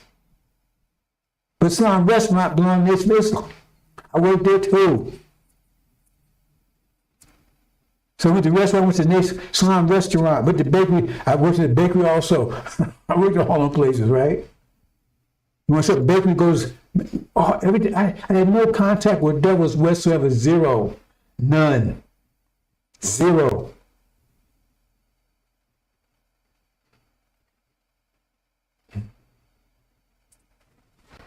Let's move on, brothers and sisters. But this is the last part, brothers and sisters. I'm going to try to, I'm not going to try to do anything. I do it. What's needs to be done, I do it. I got a lot of extra stuff on my plate. Right now, brothers and sisters, I'm not making no excuses, right? But I got to clean up a few things because I've got a lot of distractions. And I can't blame my mistakes on distractions, because if I allow distractions, then I can't blame distractions for being distractions, can I? So a guy, he married a crazy, well, I don't want to say it this way because they just think I'm trying to put down females, right? He married a demon female, right? And she caused all kinds of hell. Well, he can't get mad. He can't blame her. He married her. He's staying with her. It's his fault. If he's something wrong, he should get the hell away from her. So same thing. If I got distractions and I allow those distractions, I can't blame distractions. I allow them. Because I've already said it. That's one of the reasons I don't want anyone, I never want anybody to work with me, brothers and sisters, because distractions is not helpful. Because I got to take time to always deal with those things. And then so I make errors, and I can't blame the errors I make because I'm distracted dealing with them. So only way I can do it, I come down to the bottom line, I have to just get rid of distractions. I did it over a 30-year period where I never had, never anything like this. I can't afford distraction because this mess has to be perfect and pure. We're building a nation that's perfect. It's going to last forever. I can't do that with distractions. Always have to keep on straightening things out and calling this, calling that, all kind of stuff. Can't do that. I'm only one person. I don't have a staff here. And so I can't say, oh man, I made a mistake here. I wasn't concentrating because I had to deal with distractions. Well, no, I need to get rid of distractions. I can't blame them.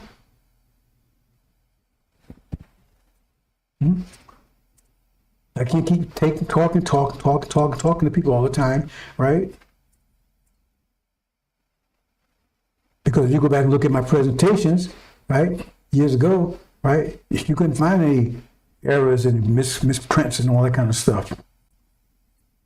I don't like it because it reflects on me. And I might as well be like Ishmael and them.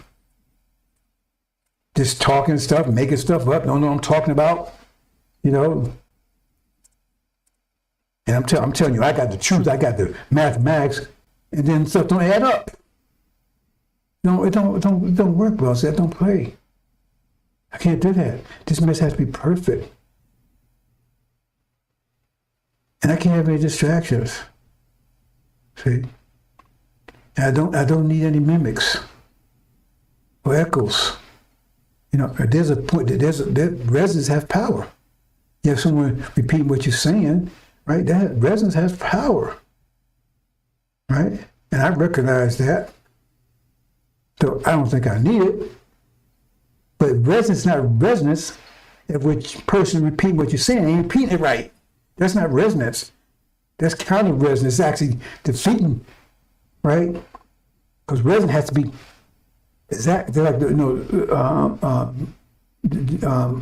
Jericho, they repeat the same thing exactly for 7 days. It has to be exact. If you're going to repeat, it has to be exact. But you can't repeat and got all kinds of distraction, misstatements, and all that kind of stuff, right? Can't do that. So in other words, there's no resonance, and you corrupting the message. Because people look at that and say, "Hey, man, wait, hold it." See, because a lot of people look at Farrakhan based on what stupid Ishmael's saying, even though Farrakhan said much better. But anybody got intelligent look at Ishmael and say, "Man, that's what Farrakhan's talking about." So I'm saying, I can't have that. Somebody say, "Hey, man, that's what Suleiman's talking about. That's what he's saying." I mean, it don't matter. And it's, you know, can't have that. Can't have it. It's got to come to a screeching halt. See, because they say building the kingdom's gonna last forever. If you love something, if you love, like a child, you're gonna make sure the child's clean. You're gonna make sure everything is right on. You're gonna give her a diaper that's all messed up, raggedy and stuff. You're gonna make sure to give it the best because you care about it, because you show how much you care about it, but how well you take care of it. So if you don't if your mess all error prone and all that kind of stuff, I mean, you really don't care about it that much, because you would make sure that's all right, and that's flex on me because that applies to me too.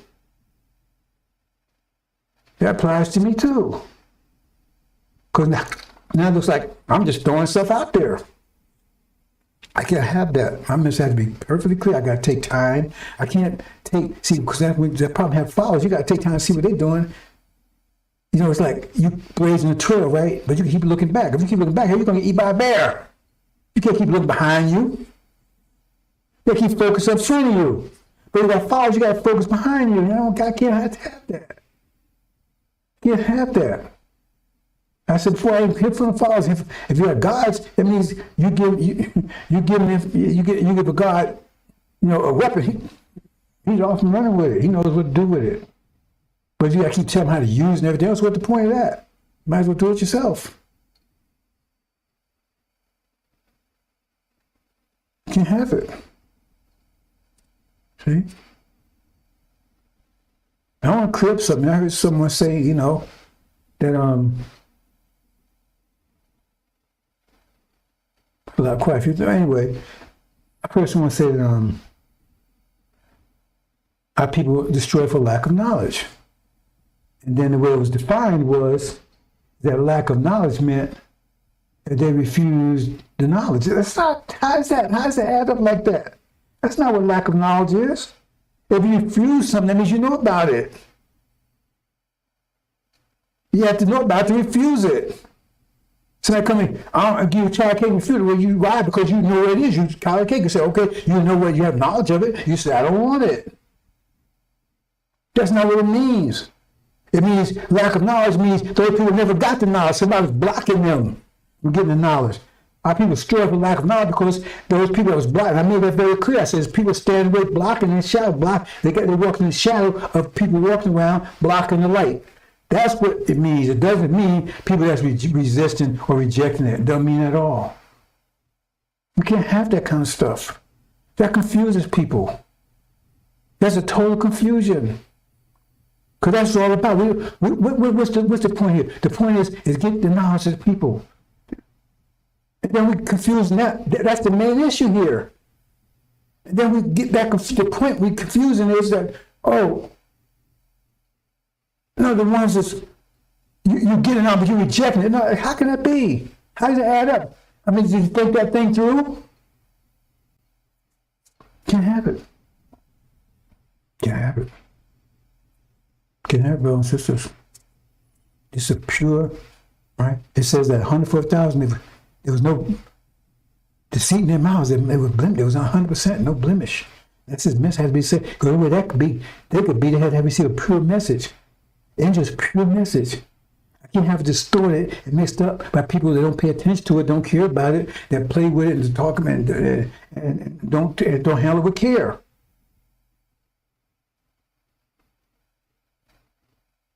And I'm just one person. I don't have a staff. I have a production staff. I got so many things to do. Now I can't. I got to focus on what I'm doing 100%. I can't spend time doing what everybody else is doing. Can't do it. Can't do it. See, I can't blame anybody but myself. I allow it to happen. If I don't say anything, then don't pay attention to it, then it's still my fault. Because now, man, oh, you would. Look what they say all that kind of stuff, man. You didn't check it out. You understand consequence?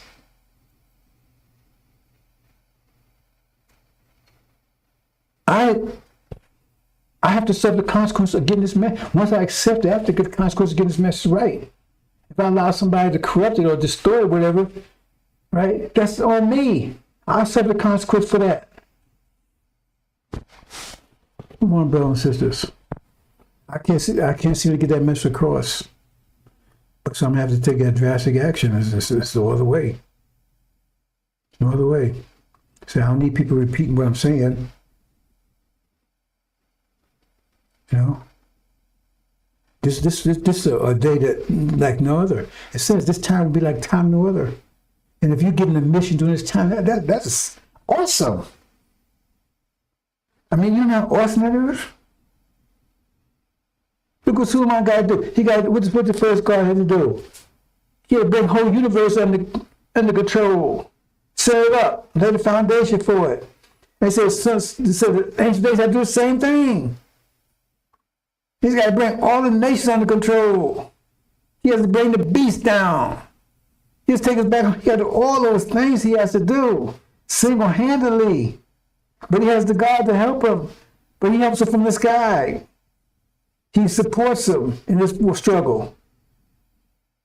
Read about Joshua. Joshua was actually on the ground doing it. The God was up there supporting him. He's the one who had to lay the foundation for the kingdom because he laid it out and then gave it to Master Prophet Muhammad. It says right there, Ancient of Days. That's my responsibility. I had no idea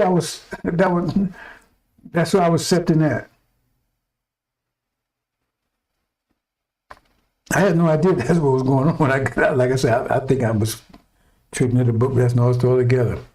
Let me move on. I'm going to say one more thing, bro. Since I shouldn't even talk about this. I mentioned something the other day, yesterday, somebody got me back on it, said, are you saying that Master Prophet Muhammad is your father? I never said like that. See, because I said that, right, did Master Prophet have any children when he was here? Did he? And my father, he was born during the time Master Prophet was here. And there's a lot of mystery about my father. I'm going to speak a little bit. You know, I don't know my father's parents. I don't know nothing about my father's side of the family. All I know is some strange story he told me about when he was 10 years old, he ran away from home. He was saying in Louisiana, he said, when his friend got hung or something, he ran. I was about 12 years old, he told me that story. And he said he ran away, and I'm saying, I didn't say it then, but I'm saying later, did you try to contact your family? Because when he passed away, And August 21st, 1970, I was actually 21. Watch those sevens there. August 21st, 3 times 7, 1970, 10 times 7, right? See? He passed away, right? I was 14 at the time, right? 2 times 7. He passed away. I got my ex exactly 7 years to the day, August 21st, 1970. 7 years today, 21st, August 21st, I was 21 years old. You like those sevens? And my ex was 21X. Can't make this up, brothers and sisters. And I can go further on with that. But anyway, born January 21st, 1949, 7 times 7, 3 times 7. So anyway, he told me, he said, he never met, talked to his family, no, his mother, father, nobody. When he passed, I'm saying, later, I said, how did it happen? How you run away at 10 years old and never look back and never see a family or even try to reach him or nothing? I've been trying to locate those people all my life. The only one I ever seen was one that said it was his brother when he passed away, right? And he showed up at the funeral. I don't know how that happened because my father never contacted him. How did he even know that my father had supposed to pass? Looked just like my father. And he came and he left and I never seen him again. I never seen none of my father, none on that file. My father said, I don't know any of those people. I just know my father. And it's weird about him because if you see his picture, he was a young man when he died. And he had a back operation. They say he survived it because I went to see him in the hospital. And then they say just overnight he just died. 40 years old. If you see the picture, a strong man. So how was that how to be? And all his life he had perfect teeth. He has baby teeth, perfect teeth. Like no decay thing. He told me, he says, well, he says, when I was a baby, when he was a child, he said he ate some lye or something. I said, he got and messed his teeth. I said, okay, that's a weird story, right? Because it seemed like we mess his tongue and everything else up. Basically just mess his teeth up. But even if so, some more teeth will grow. Well, teeth still decay. But his teeth never decayed anything. It was perfect. He had a perfect set of teeth.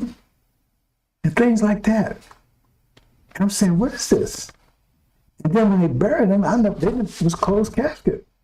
They didn't have a funeral or anything. She wasn't a member of any church. They just threw him in a box, closed box. We didn't see him. I never saw him. They threw him in the ground. That's how they did it. And I always felt like he wasn't dead. I always had felt he wasn't dead to begin with. I don't know. That's a strange, lot of mystery going on with that. And I don't know anything about my father, so I just know him. And why would somebody run away at 10 years old and never look back? Never try to reach their mother, father, anybody. No, so I wasn't saying that Master Muhammad was my grandfather. So don't get it twisted. I wasn't saying that. I shouldn't even mention it all, actually. Right? But it's a mystery. I don't know. I have no idea. I sure love to meet my father's side. Know those people something. If they exist, he changed his name. Who are they? Where are they? Nobody seemed to find them. No trace of them whatsoever. Like they never existed. It's weird. I'm not making stuff up here. It's strange. It's strange. But I wasn't saying that Master Muhammad was my grandfather. I wasn't saying that. I wasn't even insinuating that. All I know is my father was born during the time Master Muhammad was here. So I know. And I had no history of my father or just him. I don't know anything about his background, nothing. So my grandfather, grand picture, nothing. You had no pictures, nothing. I mean, 10 years old, you walk well, you hated your parents, but he didn't say, that wasn't the story he told me. He said it was some yahoos chasing him, he was scared, he ran. And was that a reason to never go back and see who your family is, your mother, father, nothing? It's weird. Anyway, so get something going here. Well, man, he said, man, if I'm his father, I ain't said no such thing. That's right. I shouldn't say when somebody came back at me. I said, no. I usually just shut him down, but I didn't shut this one. I made it clear because I shut him down, then the lie keeps going, and I don't want to start no myths going on here. See, maybe one day I'll find out. But that's a whole mystery. I'd sure like to know. Brothers and sisters. Okay, this is part 15, brothers and sisters. I had it wrong yesterday. It's going to be 14. I had just 4. Okay, so we're going to move on quickly into this, brothers and sisters. Because I'm now, in the sense of the last one, I'm going to step by step through this. I'm going to get a general step by step. Because this is the last war. This is the war they talk about, the war of the days when God attacks Israel. The real Israel, Israel's. There's false Israel. That's why real is spelled wrong. That's a hint, but anyway. And Gog is, and if you understand Gog and Magog means the mother of God. Magog is Britain and Gog is America. But also, who is the president of America is also called a God. You understand Scripture clear. So this person, God, would attack us. He would have been a president of America. He would have been African. He'd be an African person that was the president of America. He'd be the God that attacks Israel. And the angel, and Daniel called him the bear that clucks with 3 horns by the roots. So that's the topic here, brothers. But what I'm going to do here is I'm going to just cover the basic wars. Because I said Master Muhammad kicks off the apocalypse. See? The apocalypse is the entire war from start to finish. Armageddon is just one battle. It's a European war. But there's many wars. Armageddon ends all wars. No, it doesn't. It doesn't. Ain't coming close. There's a whole bunch of wars. Armageddon is just one of them. You better read the scripture all together again. It's only mentioned one time in the scripture, and it doesn't say anything about it's a war to end all wars. See, that's just stupidity. Anyway, so let's move on, brothers and sisters. So I'm going to start off here, but first, bro, says, get out. Get the hell out of here. Get the hell out of here, brothers and sisters. It's a mercy to you. Because famine's about to hit America. When that war breaks out in the Middle East, you better be already gone. Because if you still hear them close the doors, this will be worse than 911. In 911, they closed doors. You couldn't get out of here. Remember, they closed the airports and you couldn't get out of here. And as the Bible says, no one will escape. They will close it. And then all the foreigners and everything here, they're going to be on the menu. They're going to be the first to go. So if you found a foreigner, right, see, you be cut to pieces. It says that in the scripture. When Babylon goes down, any foreigners here, out of their own land, they be cut to pieces. First to go. Hmm? And then that's where the Levites come in, right? The African immigrants. They come in that part. See? Because they're not citizens of this country, but they live out there in the suburbs with Massa. See? But when they realize what's happening, they unite. That's another story, but just like, get out. If you don't like me, whatever, just get the hell out of here. I'm giving you a warning, bro, because when that war starts, and you listen to these people, it should start already. When that war starts in the Middle East, matter of fact, I haven't told you about no one. Well, the devil's telling you about it. Iran, all that stuff, right? They got all messed up. But at least he's talking about a war in the Middle East. I couldn't even talk about that because he don't know anything because he's a demon. Get out, brothers and sisters. Let's get out. Otherwise, you're going to be in big trouble. Because the only path out here, once that war starts, the Lamb's Book of Life. Otherwise, you're going to tribulation if you qualify to go to tribulation. You got to qualify to go to tribulation. And you got the angel qualifies you to escape altogether if you got that knowledge. If you got knowledge of the 3 books, 7 thunders, 7 churches, 7 the wolves, you have to have thorough knowledge of that, right? Just get to a tribulation. Otherwise, you stuck because you come out of there without that knowledge, you're going to be oppressed the rest of your life. Everlasting shame and appallment. That's the level. So those that don't want to study now, that put the effort in to study now, then you have to study under pressure. You have to study under the sword, under cannibalism, under famine. You had a chance to study here when you were safe, but you didn't want to do it. So now you're going to be forced to do it.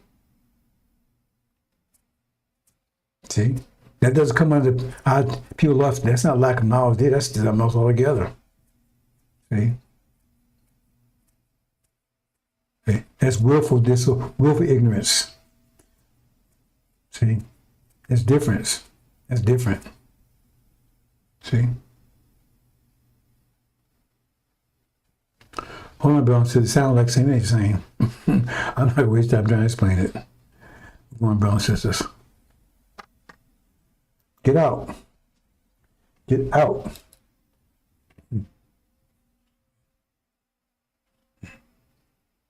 See? Well, maybe I should explain it. When I'm talking about willful ignorance, right, that means you heard it, you know, but you don't want to do anything about it. Willful. You want to stay ignorant to what you need to do because you don't want to do it. So it sounds like you don't want to know about it, but you know about it. You just don't want to do anything with it. So I just kind of clean these things out, bro, and said, you know about it, you just don't want to do nothing with it. That's what I'm talking about, willful ignorance. Because how can you didn't say reject something? You know, I reject. Well, you reject chocolate cake because you know it's chocolate cake. You have to know what it is before you reject it. How can you just reject something you don't even know what it is? You reject things that you know what it is, you just don't want it. It's different. It's different not knowing what it is. Because you have to know what it is before you can reject it. Now, people don't know what it is. That's the problem. They lack of knowledge. They don't know what it is. They don't know what's happening. They have no idea it's about to hit them. See, they're destroyed because they have no idea what's going on. Because there's people blocking them from getting it. Those people will be held to account. We're going to stay, brothers and sisters.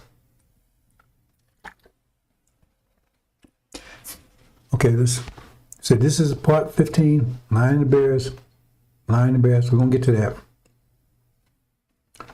And I'm not going to, this chapter 18, brothers and sisters, read at your, stay with the King James Version. Get translated if you can. But anyway, chapter 18, I'm not going to read it. We're going to move on, brothers and sisters. Telling you get out. And in chapter 18, you don't not totally get out until Babylon falls. So I'm giving you mercy, bro. So I'm telling you get out now. See? I'm not bound by the Injil. I'm telling you, it's a mercy to you. Because in here, if you read chapter 18, you wasn't getting that one until after Babylon fell. And then you got to flee under intense pressure. You got to flee under intense pressure. Then I would say flee. Don't go in your house. Don't get your baby or anything. Just run. Okay. Right now, you can flee right at your own pace. Get the hell out of here. That's a blessing and mercy. Otherwise, right, you're going to flee right under intense pressure. Yep. And but since I've talked about this, I'm hitting on this a little bit. That's what he did to us when we crucified the last 5 years. Took everything from us. Everything. Language, culture, spirit, knowledge, religion, everything. Our humanity took everything from it. Even the Constitution still say, 3/5 human took everything. The rest is nothing, absolutely nothing. Totally stripped everything.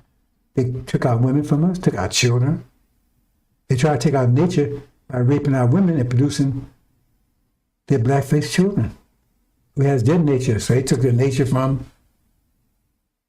our people.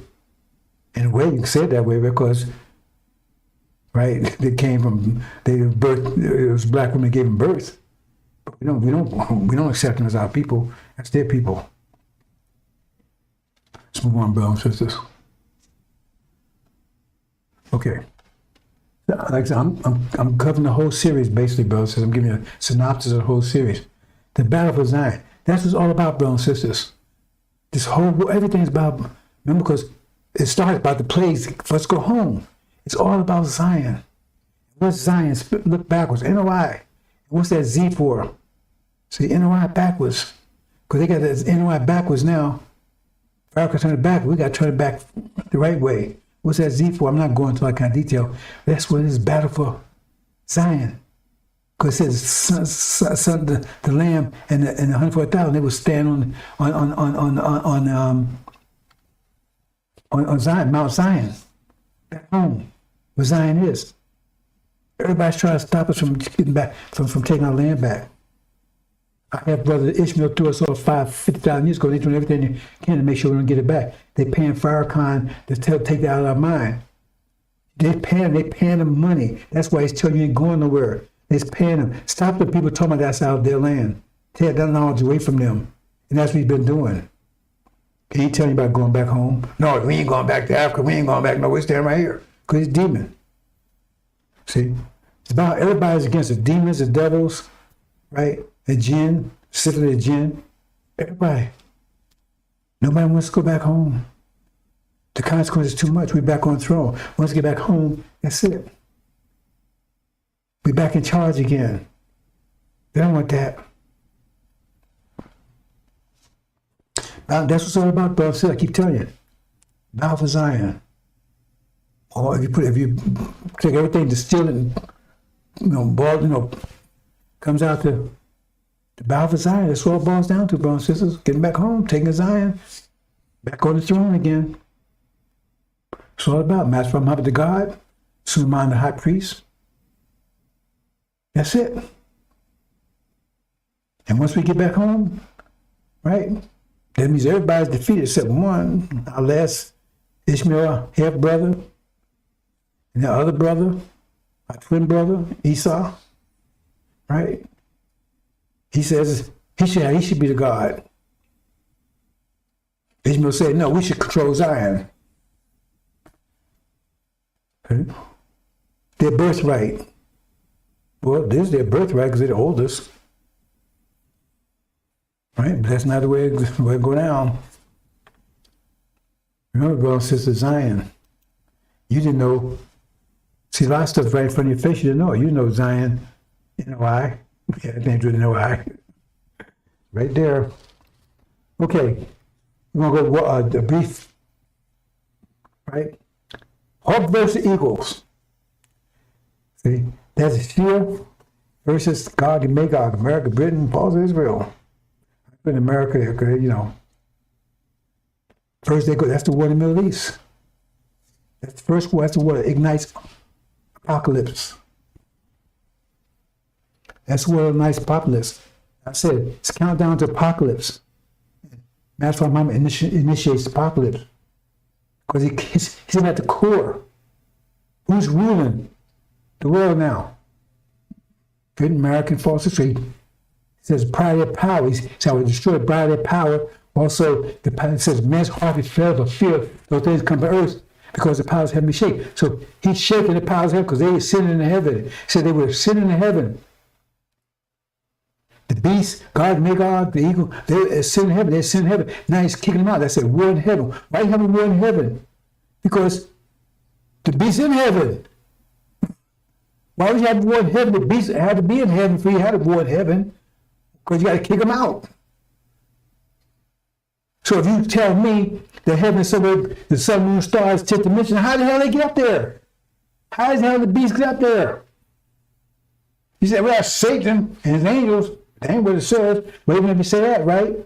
And that was Satan, and there was some sort of 10th dimension, and God is there. How is that a war? When God just snap his finger and never disappear.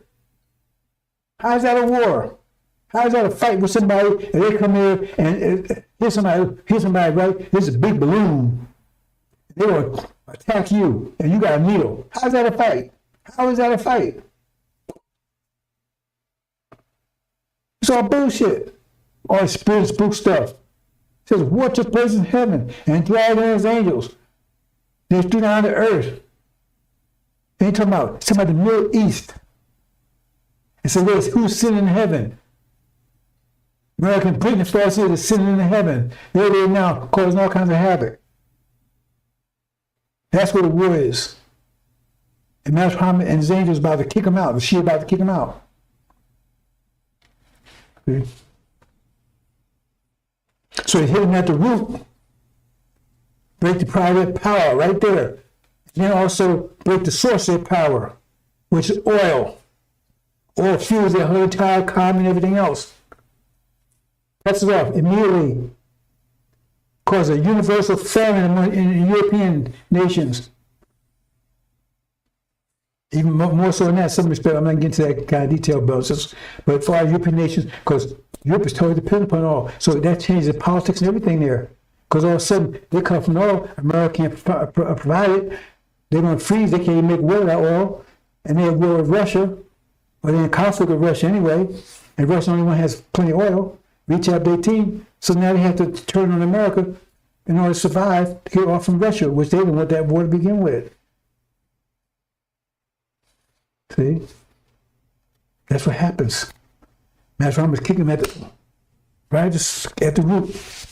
You know, Muhammad said he would cut him out at the root, attack him at the root.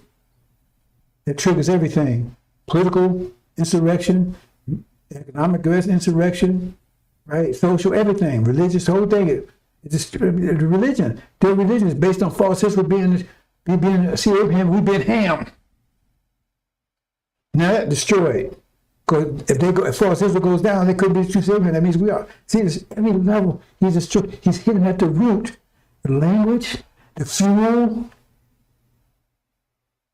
all of it. For the politics, right? Unity, because now Europe has to go against America, a division. Hit him at the root. Master Muhammad is not playing. He's going to hit him at the root. And that triggers apocalypse. That's it. Powers of heaven and shit. Because the whole foundation is destroyed. When Master Muhammad takes the word, he destroyed the whole foundation. Their unity. Europe now, the American, Europe is against America. They're working on the Russian side. Focus on their unity, their source of energy, their religion, economics, all of it. Come to screeching halt, which means famine, absolute famine in America. And you don't want to be here when it happens, because in the absolute famine, there's no food, and you 3/5 human. Who do you think will be the food, brothers and sisters? Let's move on. Then after that, the next battle. See, that's what I was talking about, the next battle right here, right? Eagles versus eagles. Okay. He said buzzers over there. That's the demons. See? Over here. I said you got Armageddon, this Armageddon here. Now this Armageddon. See, he initiated the apocalypse, right? But Armageddon is one of the first battles of the apocalypse. That's European war. Eagles versus eagles. And then you got the demons, right? Over here, that's Armageddon, right? Yeah, that's Armageddon. That's Armageddon West. And you got Armageddon East. Armageddon East is Europe. Armageddon West is America. European war. Okay, let's move on, brothers and sisters.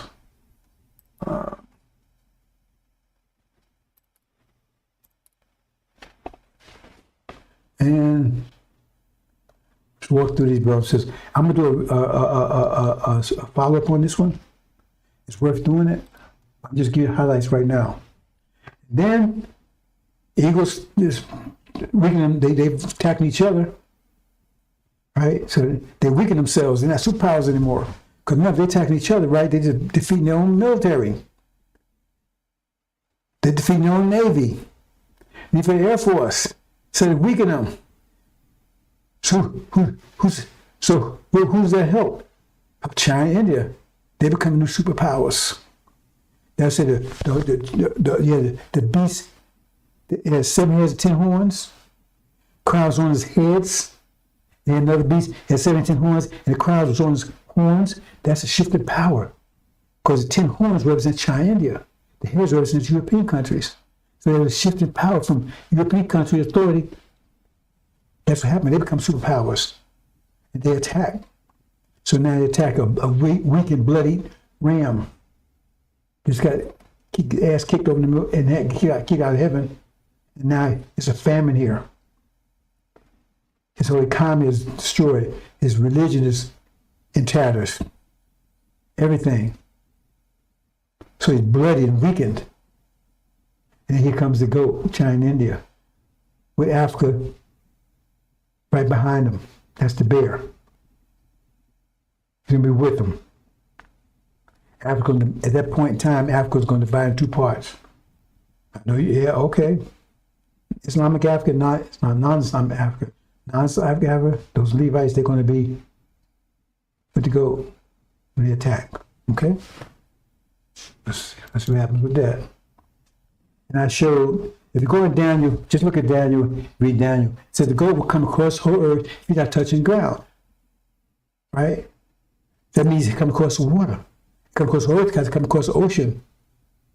And it comes from the west. But the ram came from the east, so that means they meet somewhere in between. That has to be America. Because Europeans came from Europe, and goats came from Asia, and China and India doesn't have to touch land because their coast, right?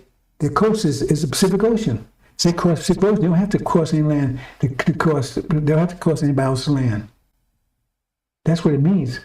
And they come together, right? They meet in America. That's what I said. The goat was full of wrath. See how wrathful China's getting every day? More wrathful, more contentious. So they meet and he takes the ram out.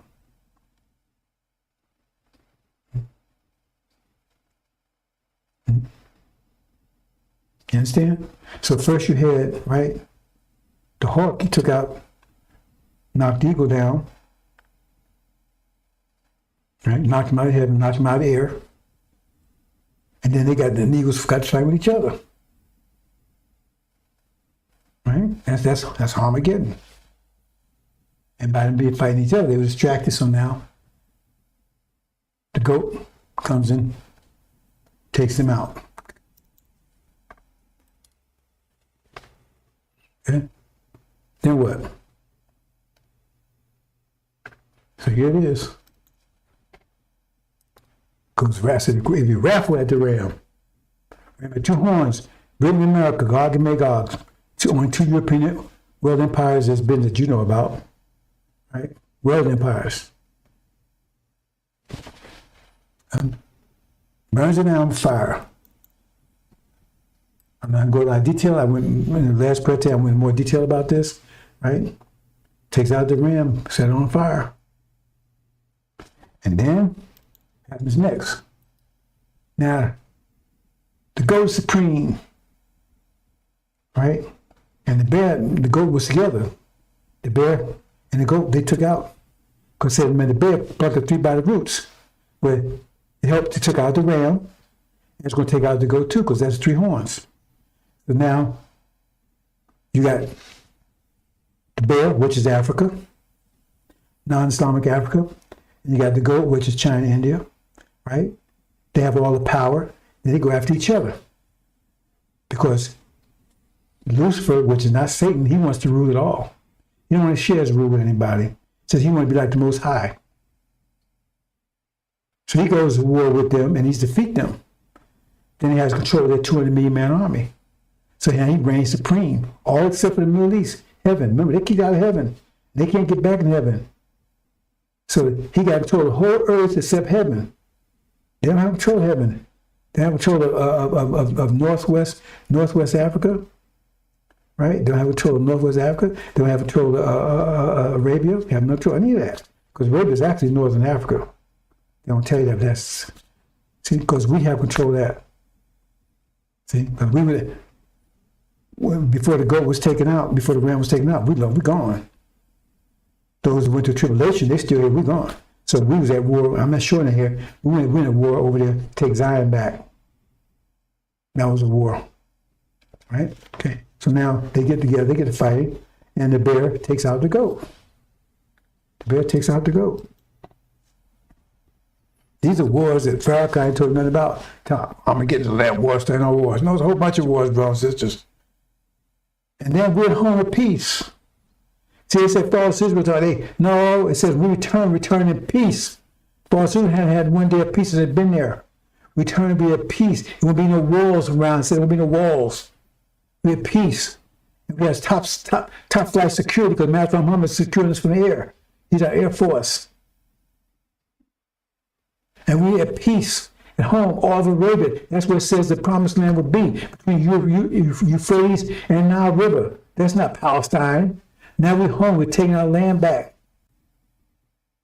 And we live in a house we have not built because all those beautiful houses, everything you have over there right now, that's going to be ours. They're building for us. They don't know it. So now, and then Gog, they claim is Russian, or Gog is that bear. That's Obama. You're going to find out after a while. Right? Who has control of everything, the whole earth except heaven. He's the Gog. You look over at Israel and say, I'm going to go take that. That's the bear with the lion. See, because lions, see, the lamb is also classified as a lion. The lion from the tribe of Judah. He's in charge now. He's roaring. He's king now. High priest. Master Muhammad is the God. Now people are roaring now. Battle cry. We establish the honor of our women. We claim their honor. Put them back on the throne. All the kings we worship and slick the dust off their feet. And our women earned all that. They deserve it for what they went through. So we have kings licking their feet. We don't want to put their tongues in their feet, but you understand what Scripture's trying to say there, what it's saying. They're going to worship our women, not touch them. I would be most desirable in the world, but nobody can touch them. They're our women. We're their men. And nobody's going to ever touch them again. And you're going to see a woman like you've never seen before. You're going to see a woman that you've never seen in the last 72 trillion years. Something you've never seen before. So I'm going to make the woman be the woman. She's going to let her come out 100%. Because our women have been suppressed for 72 trillion years, well, 66 trillion years since the separation came about. See, you're not trying to suppress them. But once they unbound, and their beauty is totally unlimited, you're going to see something. We got, oh, brothers. They said women's out heaven, then it's going to be like, at the end of the world.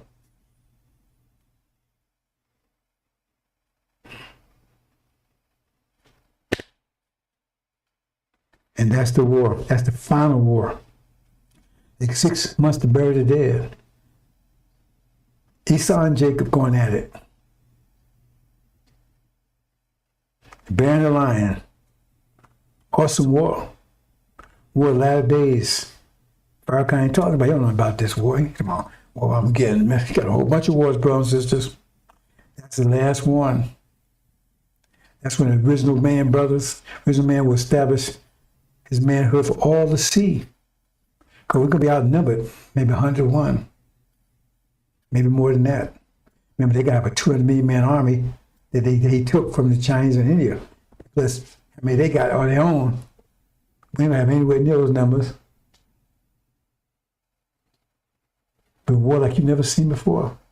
It's just not a cannibalism war. One more than was war.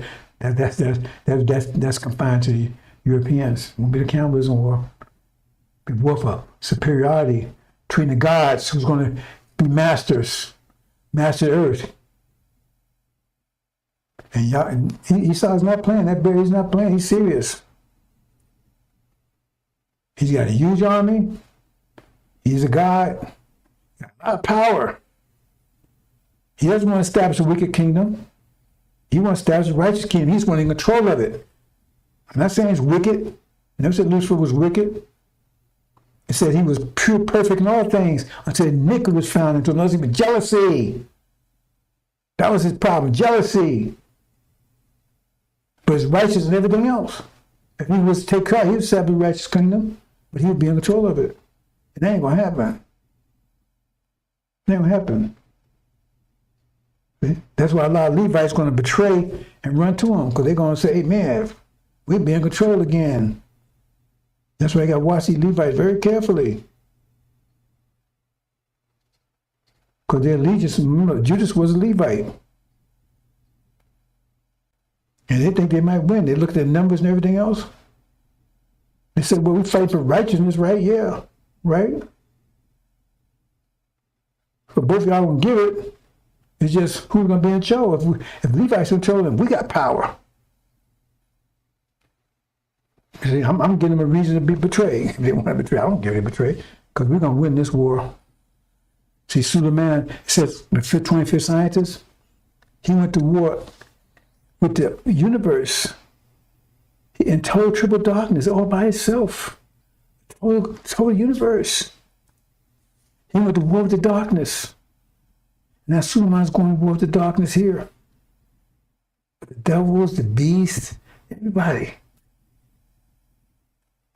Personified. They weren't personified in the beginning, it was just, they was force. Now it's personified. He's got to overcome all of it. Sebekino will last forever. Just like the first God did, Sebekino will last forever. Lasts all the way up to. Hope you understand, brothers and sisters. I think I'm going to leave it there. I'm not sure I'm going to move it going to anything else. I'm like I said, I plan on doing a backup on this one. Right? So I'm not going to go into other stuff. Because like I said, it's the end of the series, and so I'm going to follow up on it. You know, I'm going to follow up on it. So, yeah, I'm just going to leave it there, but I'm not going to the rest of the stuff here. So just follow up on it and talk about small things. But the 15-part series, brothers and sisters. And I did it live, so you have a live on YouTube. Hope you understand, brothers and sisters. I'm going to leave it there.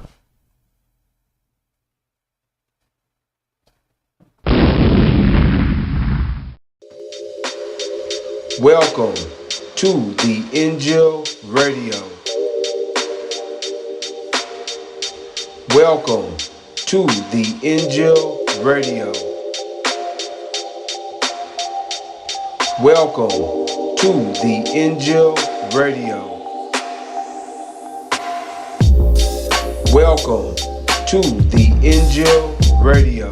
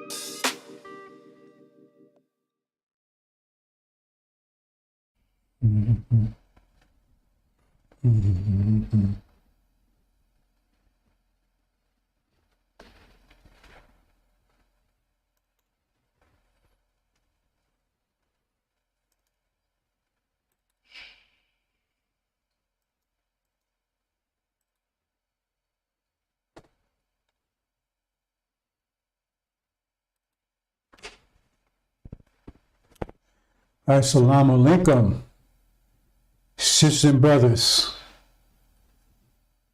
Surah Rahim here, the messenger of the covenant, breaker of the 7 seals, the crusher, the judge. Countdown to the apocalypse. Brothers and sisters, scriptures make it very clear we should look for. So if you misguided or you lost or you mistaken, that's your fault. Scripture is very clear. The person that would appear would be someone who has broken the 7 seals. Has Louis Farrakhan broken the 7 seals? Has he made that claim? You better be careful about the claims he's making. He's already paying the consequences of the ones he's already made. You know, he got his ass blown up. Literally. So there's a consequence for everything. Elijah Muhammad made that claim he had broken the 7 seals. Master Muhammad never made that claim. And then there's the messenger of the covenant who will come after Elijah, who will clean up someone's mess. So he said he cleaned up Elijah's mess. It's right there in Malachi. I remember when I was with the messenger in 1975, they used to beat the preachers over here. Hey, man, here's Malachi. That shows you that's Elijah. That's got to be Elijah. That's Malachi. Read Malachi, right? But now, Elijah's departed, and the messenger of the covenant comes out. They don't want to know about Malachi now. Please. See, they don't talk about Malachi now. But there's being preached here. Malachi. What about the messenger of the covenant? Who suddenly come to Elijah's temple. Oh, that's Farrakhan? So he cleaned up Elijah's mess? Or is there someone in between that's robbing the nation? The one who's robbing God? See? He's already said, they say it clearly. Remember, you come to Elijah's temple, so it's a temple, not a mosque, not a synagogue, a temple. So it says clearly, Elijah by name. It says the messenger come to his temple, not his mosque. Right? And he cleaned up the mess, somebody's mess. And then there's this one that was robbing the nation. It said nation, robbing his nation. Who's robbing his nation? If you say Elijah talking about the nation of Islam, who's robbing it? It's sure it wasn't Elijah because he's producing. But who's not producing anything but eating up everything that he can get his hands on like a parasite? Well, he is a parasite, a demon, son of perdition that will come after Elijah. And that's why some messenger of the covenant had to come and clear his mess. It's clear, brothers and sisters. It says the one that's robbing the nation is cursed with a curse. Ask any man, what's the worst curse they can think of? Short of dying, I mean, some wouldn't consider it a curse. But getting disemboweled, getting ass blown up. That's what happened to Farrakhan.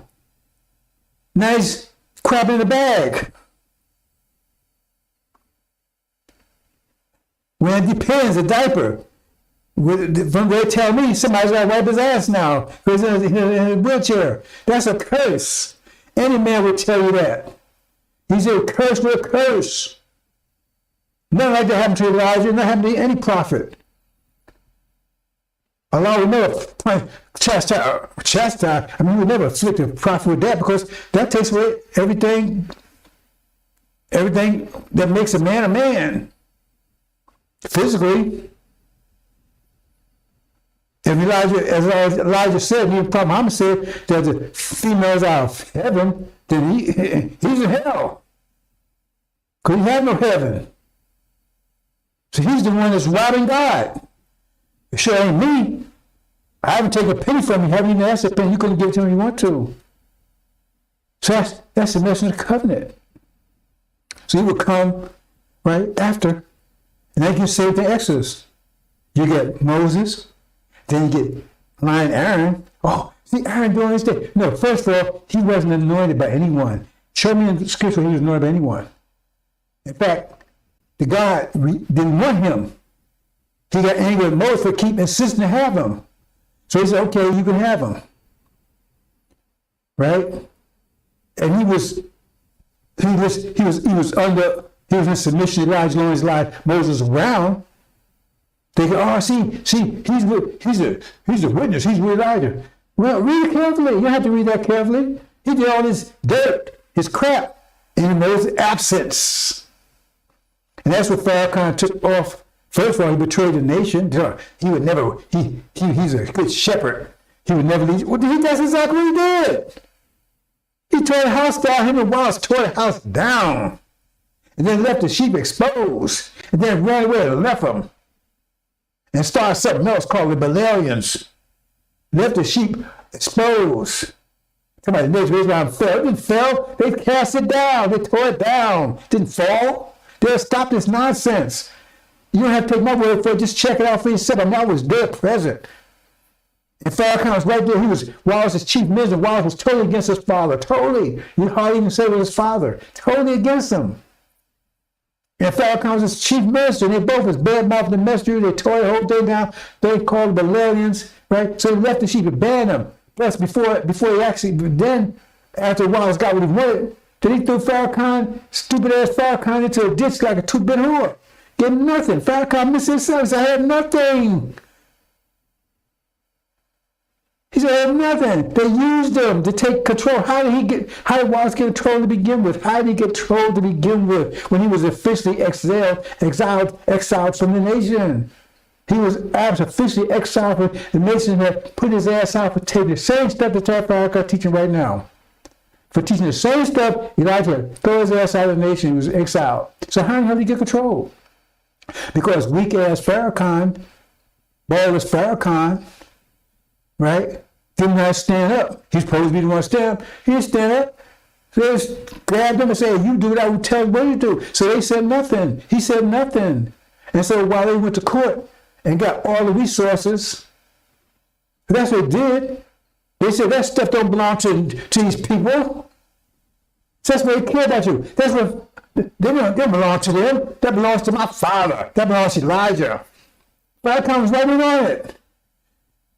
Remember, they got this thing called, he had standing, which means he could stand up and protest. But standing means you have to be a party to the situation somehow. And he was the chief man, so he'd be the one that speak up. He didn't say nothing. They told him, you don't say nothing.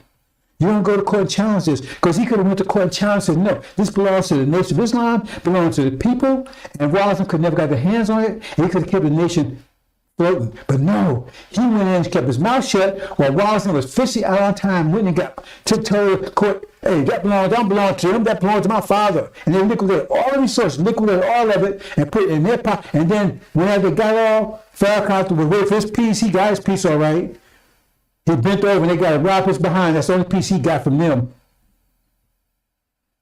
And he had nothing. They used him like a two-bit whore. And then he ran back. What did you do after that? And he said, you think he would stand up and fight back so after even that? I mean, he already bit over. They already made a biatch out of him. Already done that. And he still don't stand up. So then what did he do that? Then he went back to Master and said, can he get back on stage and shake his ass? Calypso. That's who you're dealing with there. You ain't dealing with no man. Physically, you ain't dealing with no man because they took his manhood away. You ain't dealing with no anointed. You ain't dealing with no fighter. You're dealing with a parasite. A nothing. A demons. He follows the devil. That's what you're dealing with over there. And then you got to send up 2 or 3 where they're supposed to defend his ratty ass, his stinking ass. I mean, he's sick. That's what you're dealing with. Now, come on, tell me I'm lying, Farrakhan. Show me I'm lying. Show me your father's not a devil. Show me why your mother been trying to butch you because she was raped by a devil. Come on. Tell me I'm wrong. Call me a liar. You don't know how I call you liar. I call you liar because you're liar from start to finish. That's why I try to butch your ass. Because she, come on, well, she was afraid, right? You was going to look like her daddy. And you do. You got no woolly hair. That's why she tried to butt your ass 3 times. If you was from God, you know when he would have her. Remember, you say God controls everything, so why is he creating you and then have her abort you at the same time, abort you at the same time? How does that make any damn sense? That's the facts. Now, come on now.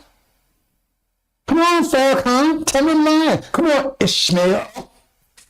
The donkey. Come on, tell me I'm lying.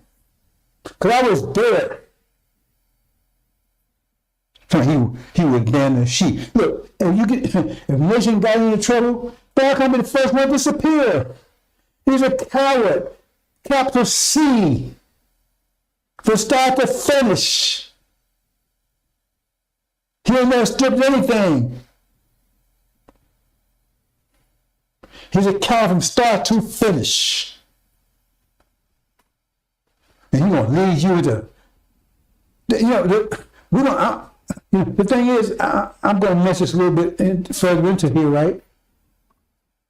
But the reason he ain't going to, because the Syrians over there paid them off. Say, stop people talking about that's our land. Stop them people saying that Arabia is their land. So everybody say you ain't going nowhere because they don't pay them off. They paid them off. His whole family, everything already got property and stuff over Arabia right now. Because when he goes, you're going to disappear. It's like Elijah Muhammad's family just disappeared. They got what they get and they disappeared. Nobody know where they are. You see a few the ones left behind didn't get nothing, like Ishmael, his mama. They fled to Mexico. They got what they get. Fled. Why did they flee to Mexico? Why did Ishmael's family flee to Mexico? Why did his mother, right? Or why did they flee to Mexico? Why did they leave the country? All of them left the country. They got the hell out of here. They got what they can get and got the hell out. That's what you're dealing with. You don't represent Elijah Muhammad. Elijah Muhammad, great. As the Bible says, no greater man is ever born, but even the least in the kingdom of heaven be greater than him. Elijah Muhammad was a great man. I ain't taking anything from him. He wasn't a prophet. He wasn't a God. He wasn't eternal leader of the nation of Islam. But he was a great man. He stood before this beast, toe to toe, and didn't back down. He has his whole family, everybody against him. See? So come on, Farrakhan. Tell me I'm lying. You out of your mouth, right? Elijah said you're going to be a hypocrite. It says right in Exodus that you was going to do. It says even they're talking about the Quran. Well, tell the whole part about the Quran. If you so anointed and you so and they're so God and Elijah so happy with you, then why when Moses returned, Elijah returned, he wanted to kill your ass. He grabbed you in the Quran, said kill you, somebody wanted to kill you. So why if you so good, why do you want to kill you? Why is it in Exodus? Why when Moses came back, right? Aaron had control everything, right? Then why did Moses have to come and say, Elijah come and say, those with me? Well, obviously, they should all been with him, right? Shouldn't they all been with him? So why do you have to say that? Because they wasn't. And then turned out it was. Some came with him and some stayed with Aaron because they wouldn't with Elijah to begin with. Because most of them was demons to begin with. And then what happened? Elijah's followers wiped out, or Aaron and his followers. That's right in Exodus. So you read it, don't read it, I don't care. Because demons, they can't deal with that because all that do is tell them who they are. Because I don't even know who they are. Right? And then idiots like, and then the betrayers like Ishmael, well, he's a betrayer and an idiot. He tried to betray his father. He's worse than Wallace. At least Wallace came out with it and say, I'm against him. Israel keeps saying, I'm with Elijah. That teaches, you ain't teaching Elijah's teaching. There's nowhere in the world. There's nowhere in the world that you can claim that you're teaching Elijah's teaching. There's nowhere in the world you can claim that. So you're a liar if you're saying it. All you got to look at the lessons to see how that comports, right? How lessons comport to what they talk about. Gonna say to resurrect the devils and all this stuff, right? That's not what the lesson say. Totally against everything the messenger said.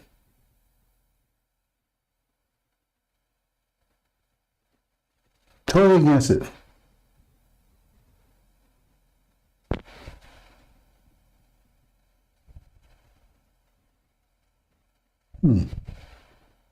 Totally against it. Okay, brothers and sisters, let's move on to this. I got quite a bit to come. I'm trying to get back, brothers and sisters. I got a lot of things doing, and I like you. I got to prepare for what's coming. Faith is a big part of this whole situation, brothers. I never met Master Muhammad. I never talked to him. I call out to ones I think he answered, but that whole situation is very deep. But the thing is that it says when Suleiman come, son of man, that's where Suleiman comes from. Suleiman, son of man, son of David. David's Master Muhammad. That's a question nobody ever asked, right? Did Master Muhammad produce any children while he was here? That's a good question, ain't it? Did he produce any children while he was here? Did he produce any children? Because Suleiman, he don't know anything about his father's background. I have no idea. He never met his father's family. I'm just throwing it out there. I don't know. Did he? That's a very interesting question, isn't it? He was here quite a bit, a long time, right? Anyway, brothers and sisters, this morning program, this is the bear and the goat going at it. This is, I believe, it's 14. Let's go into it and let's see how far we get. Let's see.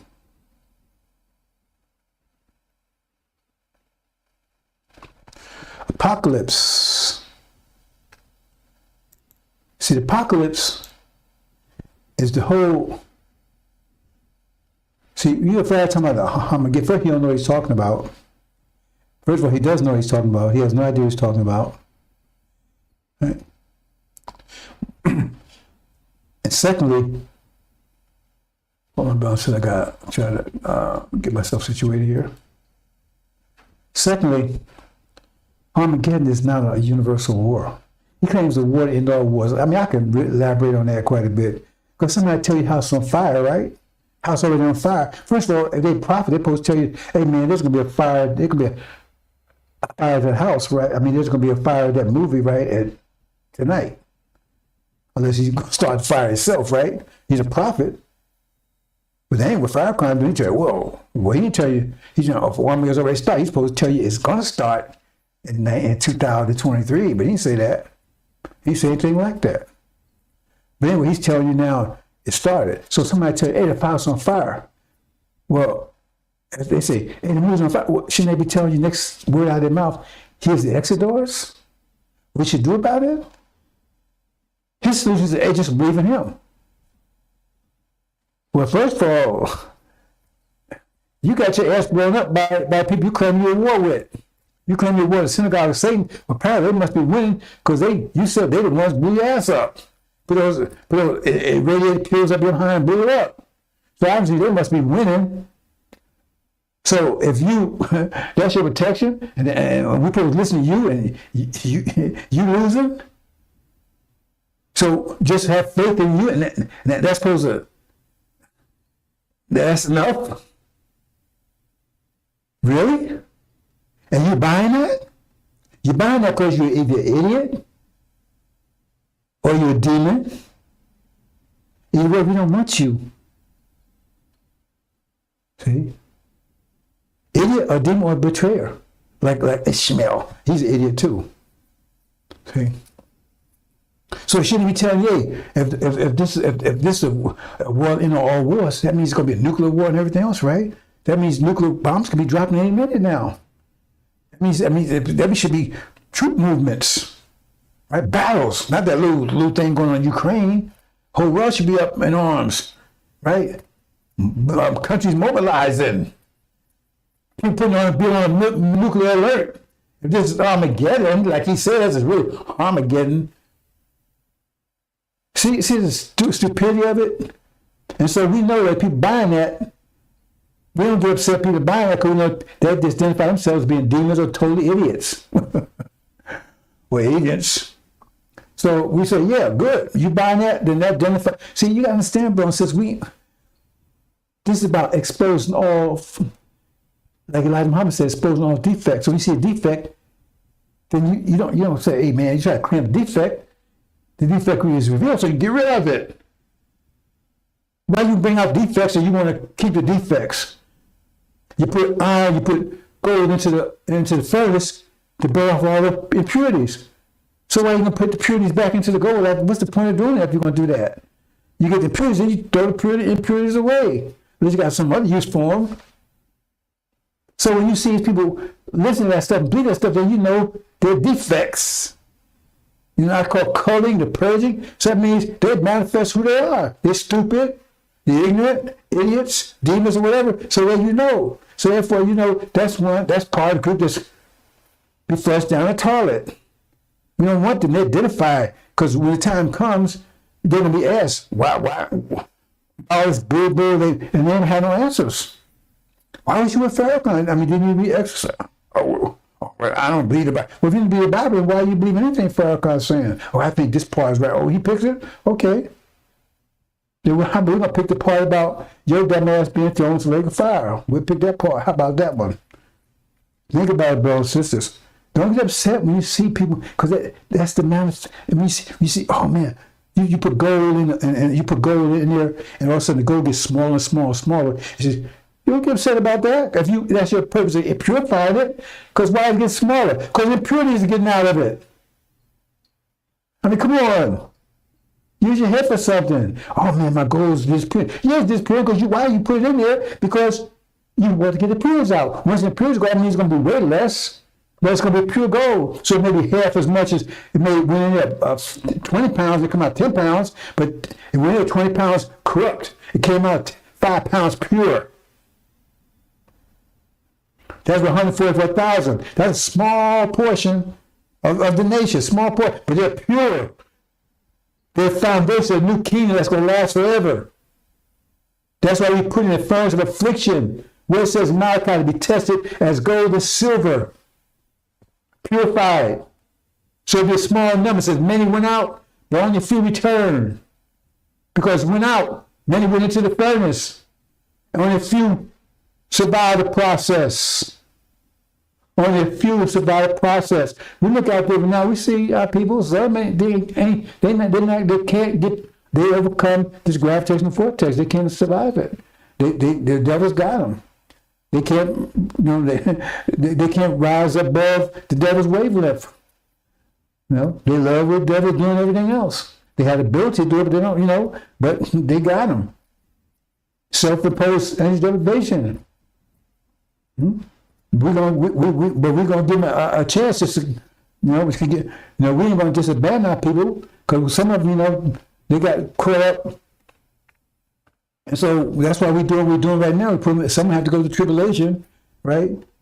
To give them a second chance. Because we want all the people come in. We don't want the demons.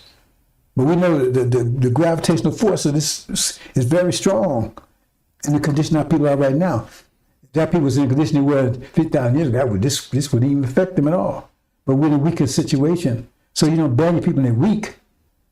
But they stay weak, then that's on them. Let's move on, brothers and sisters. Apocalypse covers the whole thing. And that's why I'm doing a countdown apocalypse. Who initiates apocalypse? Master Muhammad. He initiates it, right? Who closes it? Suleiman, with that last war. That last war. So who make war with the beast? Who's like the beast? Who make war with the beast? It tells you the Lamb did in chapter 17. It says, these 10 kings made war with the Lamb, and the Lamb overcame them. That's the last battle. The last battle. See, if you understand the battle, right? So Master Muhammad, he would be the Air Force. It says when Joshua was going to war, it says the God, Master Muhammad, he was Air Force. He was in the sky, covering him by the sky, but Joshua was on the ground doing the battle.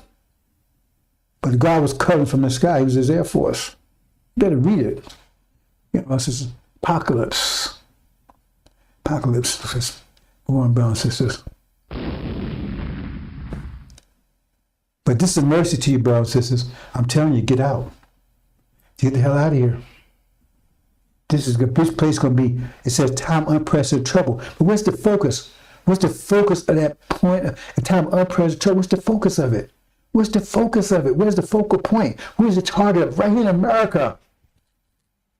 That's where time unprecedented trouble is going to, the focus of it be right here. It's the worst thing ever happened in all of existence. It says nothing ever like this ever happened before and never ever will again. You know, get out of here. It's going to be all over the planet, but it's going to be really, it's the worst here, especially for you, because you're going to be on the dinner table. Get the hell out. If you don't want to hear what I got to say, you hear the last like Muhammad said, anything else.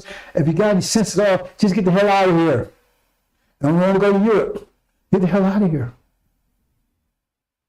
Get the hell out of here. It's going to be better than any place else, but you don't want to be here. Get the hell out. That's a mercy.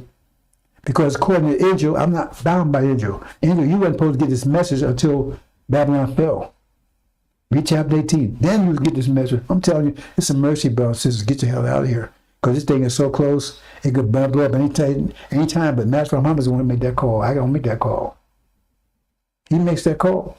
He initiated apocalypse. He could do it tonight. He could do it right now. He could be in the process of doing it right now. Get out, brothers and sisters. So you can read chapter 8. Well, anyway, let me. This is what's the? See, this is a 15-part series, I believe. That's Countdown Apocalypse. It goes from this where it started. The first one, the War in Heaven, chapter 12. That's the Middle East. Michael's angels. Who is Michael? Farrakhan, I don't know. That's Master Muhammad. He initiates war, and all the way to the last battle. Last battle, you see. And so I'm talking each one of these points in this series. Now we're up to 14. I think it's maybe one couple of more. And then, one more after this. I believe that closes it out. I might do a redux, but I doubt it. Right? Because I'm getting the whole blow by blow. See, the thing is, Farrakhan, most of these, none of this stuff I'm talking about Farrakhan he knows about. He said, I'm getting on, man. There's a whole bunch of wars. There's a whole bunch of wars, brothers and sisters. You have the war here that's going to take place. The demons against the devils. Got a lot of wars, brothers and sisters.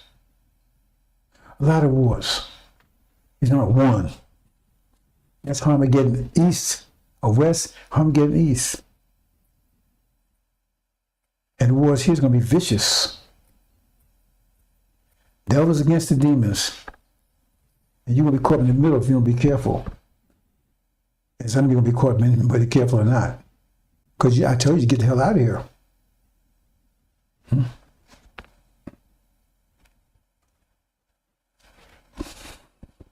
Let's move on to the presentation, brothers and sisters.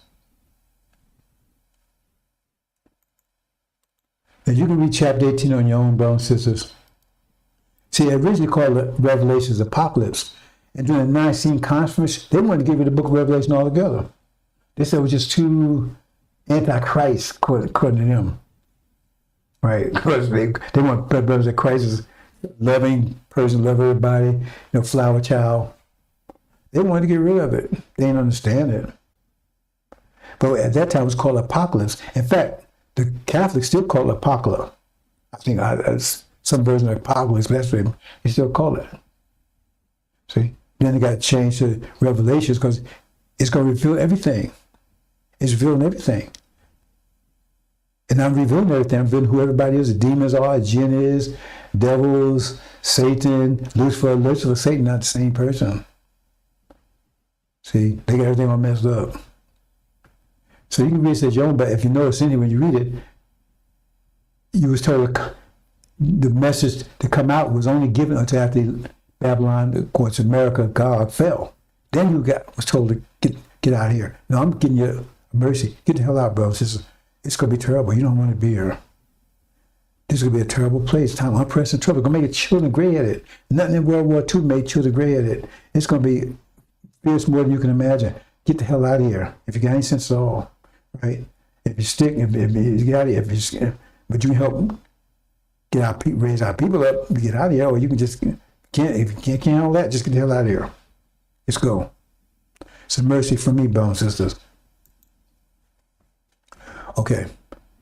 Again, this is our condition.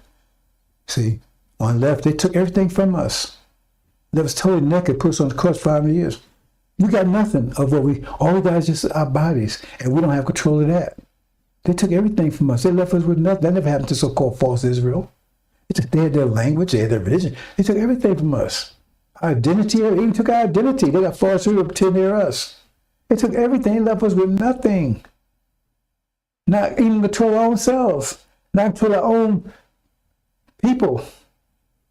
Not to our own children. They fed our children gators. They tell them we put love them, supposed to forgive them. You forgive them all you want. I'm not forgiving a damn thing.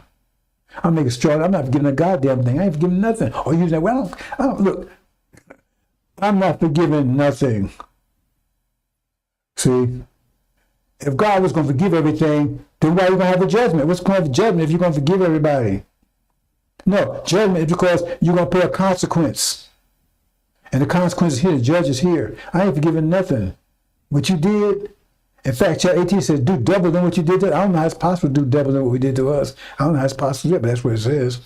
I know it means something else, but on the surface, I don't know how we could possibly do that. So they sowed the wind, with the whirlwind. Now they're trying to back out of it. Oh man, we're all one people. You see, you got to pay attention, because I'm trying to, those people that's paying some attention, I hope they're getting it. You understand? Because all this so-called race making, all that kind of stuff, that's mostly demons doing that. See, at first, my first take was, I was a little upset, man, these Negro. No, it's not Negro bus, mostly demons doing that. Well, you got some Negro bus caught up.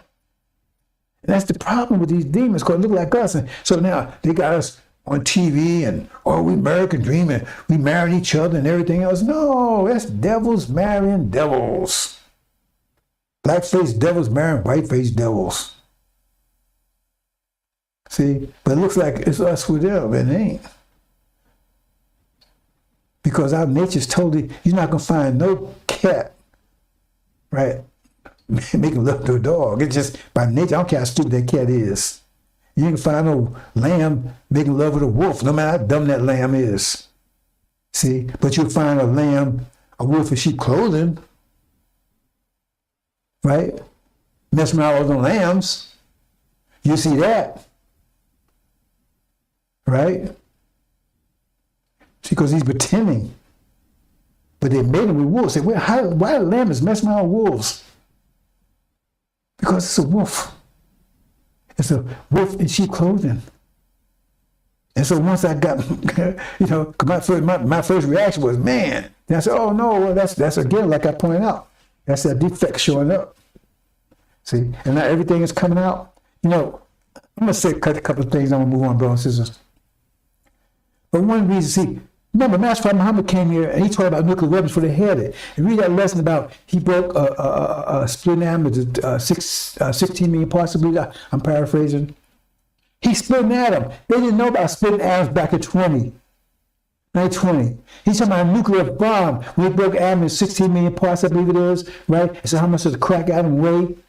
We turn that weight to force. Force and weight means saying weight is force. When you transform that weight from weight to force, right? And you split, and that means those are photons. That's force. That's a nuclear blast he's talking about in that lesson. They don't understand those lessons. They don't understand. He's talking about a nuclear explosion in the 20s before they had a nuclear bomb.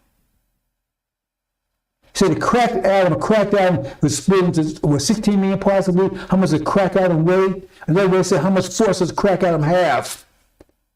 That's when you break to force, because look at weight and force the same thing. And when you talk about weight and force in terms of gravity, then you call it weight, but it's still just force. When you walk on the floor, right, that's how much weight you got, how much force you put on the floor. You're talking about a nuclear explosion in the 20s before they had nuclear bombs. So if he wanted to stop them having nuclear bombs, he could have stopped them. He wasn't afraid of having nuclear bombs because he got something way superior to that. And right now they say those vehicles, those are flying, whatever you want to call them, UFOs, they see them all around all the nuclear sites. And every time they come around, leukocytes become neutralized. They don't work anymore. Because he ain't afraid of that. There's not going to be a nuclear war. Matter of fact, I'm not going to let them, he's not going to let them destroy the earth. So he's going to come and destroy those who try to destroy the earth. What's the point of destroying them out there and destroy the earth? He's not going to let them have. That's why he got the will. You understand? So he let them have it. Why? So they feel invincible. Because when you feel like you're invincible, then you come out. See, because you're bold, then you come out. I feel like I'm a male. I feel like I'm a female. See, because all of a sudden everybody's coming out.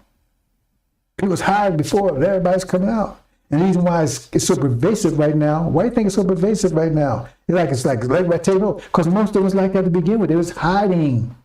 It ain't just a few. You think a few could change the culture like that overnight? No, because most of them was that. And the judges, they the same thing. Because the judges, they turn it down because they in it. They're doing the same thing themselves. They're happy now that they can do it, and everybody's coming out. Everybody's doing their thing because they feel like they're invincible. That's why they let them have it. So they come out. That's why. See, Master Muhammad's on the case. Master Muhammad's on the case. Because when you think you're powerful, then you come out. You don't. Hey man, now they talk all this stuff. America feel like so invincible. Now they come out and it's trying to spread this garbage all over the world. It was there all the time, but it was bubbling on the surface. But now it's exposed and everything. You got videos and everything else. So hey man, no, I got you on video, man. You was talking about, hey, you was talking this stuff. No, I'm this, I'm that. Okay, yeah, but all the stuff is being expressed. Why? We think a lot of Muhammad said all expose all defects. We think that was tight. We think how that would happen. They think they're invincible now, so everybody's coming out. That's what we want. We want everybody exposed. That's why it says Suleiman would clean house. He would clean house totally. He said he would clean his house totally, be totally clean. Because he's going to lay a foundation going to last forever. So when they come out, yeah, come on out. Yeah, come on out. Drag queen, come on out. Show your ass. Going you run for cover, it's going to need cover, they're going to cover your ass. We got you. Oh man, no, I ain't an old man. I wasn't just kidding. But we ain't kidding. Understand, bro? They took everything from us. They tried to take our nature too. They did it too. Look, all these demons, right? What's all that about? They look like us. So they took their nature, raping our women incessantly, relentlessly, 400 years. Again, the lesson's right. 17 million. Just think about it. Elijah Muhammad made it very clear, you are what your father is. That's why Master Muhammad, he may have white skin tone, but he's original. So if that's the case, how in the world you can say there were 17 million original people back there when even then most of them was demons, a lot of them was demons. So you could have said there were 17 million. If you just said there were 17 million blacks, period, right? There were these 17 million blacks back there, and it's hard to lose the census. But if you consider the demons in it, there was much less than that. Even if 1/3 of the population was demons, it wasn't anywhere near 17 million. But right now, you got 34 million, half of them, according to Injil, half of them are demons, half of them are 17 million. Why is that number? 17 million original, 17 million demons. Now, see, those lessons are powerful. They dismiss it like they think there's a lot of crap because they don't understand them. And I can really break down those lessons if you want me to, but I'm not. I got so many other things to do, brothers and sisters, right? I'm just trying to get. I'm moving on. Okay, so this presentation is between the goat and the bear, right? But the battle for Zion, I'm going to speak on that in a minute. This still part 14, right? Well, actually, that's wrong. Hope I didn't mix that all the way down the line, because that's part 4. Oh, I hope I didn't make that mistake all the way down the line, brothers and sisters. Okay, we'll see. This probably be 14. I got 4 there, right? Anyway, battle for Zion. I made a mistake. I made it, right? I'm not making an excuse, bro. I don't have a production crew. Just me. 30 years has been just me. And when I do have people, most of them, it makes things worse because that distracts me. Now I got to focus on them, right? And I can't focus on what I'm doing, so it's a distraction. See? Because very, very, very rarely I have anybody actually proactive benefit from their presence. Not constantly trying to spend time correcting them and fixing stuff up and all, because that takes away from this message. So it's really harmful. That's why I chose to be alone, do it alone. I never asked for anybody to help me or follow me, anything else, because I knew it would be a distraction and take away from what I'm trying to do. And I got enough just keeping up with this and getting this information out and doing the presentations and and the graphics and everything I need to do, and still studying and trying to spend a lot of my time just trying to put this message in a context so you can understand it. And that's difficult. See? Especially, for the females too. I mean, I don't have a female mind. And I try to put it in a way that helps for them too. See? But that brings to mind, see, I go again, it brings to mind something. Let me say this quickly, brothers, before I get to the Zion. I talked about this the other day, right? About the war of the moon war, right? And that was about gender. See, but the way Elijah Muhammad said it was about language. But I broke it down, it was really about gender. Because Arabic is our grammar, but mathematics is our language. Islam is mathematics, mathematics Islam. Yes, we spoke mathematics, but the grammar was Arabic. So you got to get that straight. If Islam is mathematics, Islam, then we should speak mathematics, which is the mathematical language, because that's what Master Muhammad said. He said you will be successful, learn the mathematical language. He said learn Arabic. He said learn the mathematical language, because that's the language. It's right in the lessons. You want to be successful, learn the mathematical language. Arabic is the grammar. Mathematics is powerful no matter what language you use, but we use Arabic. And Arabic, right, is the most gender-sensitive language on the planet. But it wasn't in the beginning, because in the beginning there was one being. That means there wasn't any gender. So when it came to the point 63 years ago, when I don't want to go too deep in this, brothers and sisters. Oh, I got see, that makes me say something else. Okay, let me say something quickly, brothers and sisters. This is something I'm going to talk about all the time. There's the original being. I told the other day. The original being, right, that was 25th scientist, Allah. He was in the triple darkness all by himself. It says heaven and earth was one. So it means all you see energy out there used to be the atmosphere of the earth. And he was in total triple darkness by himself. By himself. Right? And everything you see, all the things, so everything that had to be done, he did all himself. He was told that nobody knows how long he was in there by himself, because there was no sun and moon to tell time. It could have been millions of years in there in that situation, trillions, nobody knows. But he was there by himself. And the whole universe was on his shoulders. All that total pressure of the universe was upon him. He had to be able to withstand the total pressure of the total contracted universe. And that caused it to expand. I'm not going into all the details about that, right? But in short, right, he started, see, they tell you evolution. Evolution is a lie. They try to, because if you understand evolution means the last is the best. That's just a racial lie that they use, a racist lie, right? To use to make them the superior, because they said, yeah, okay, the blacks was big first, right? But we came after them, so they stopped evolving. That means if you stop evolving, you're still human. You're not human anymore.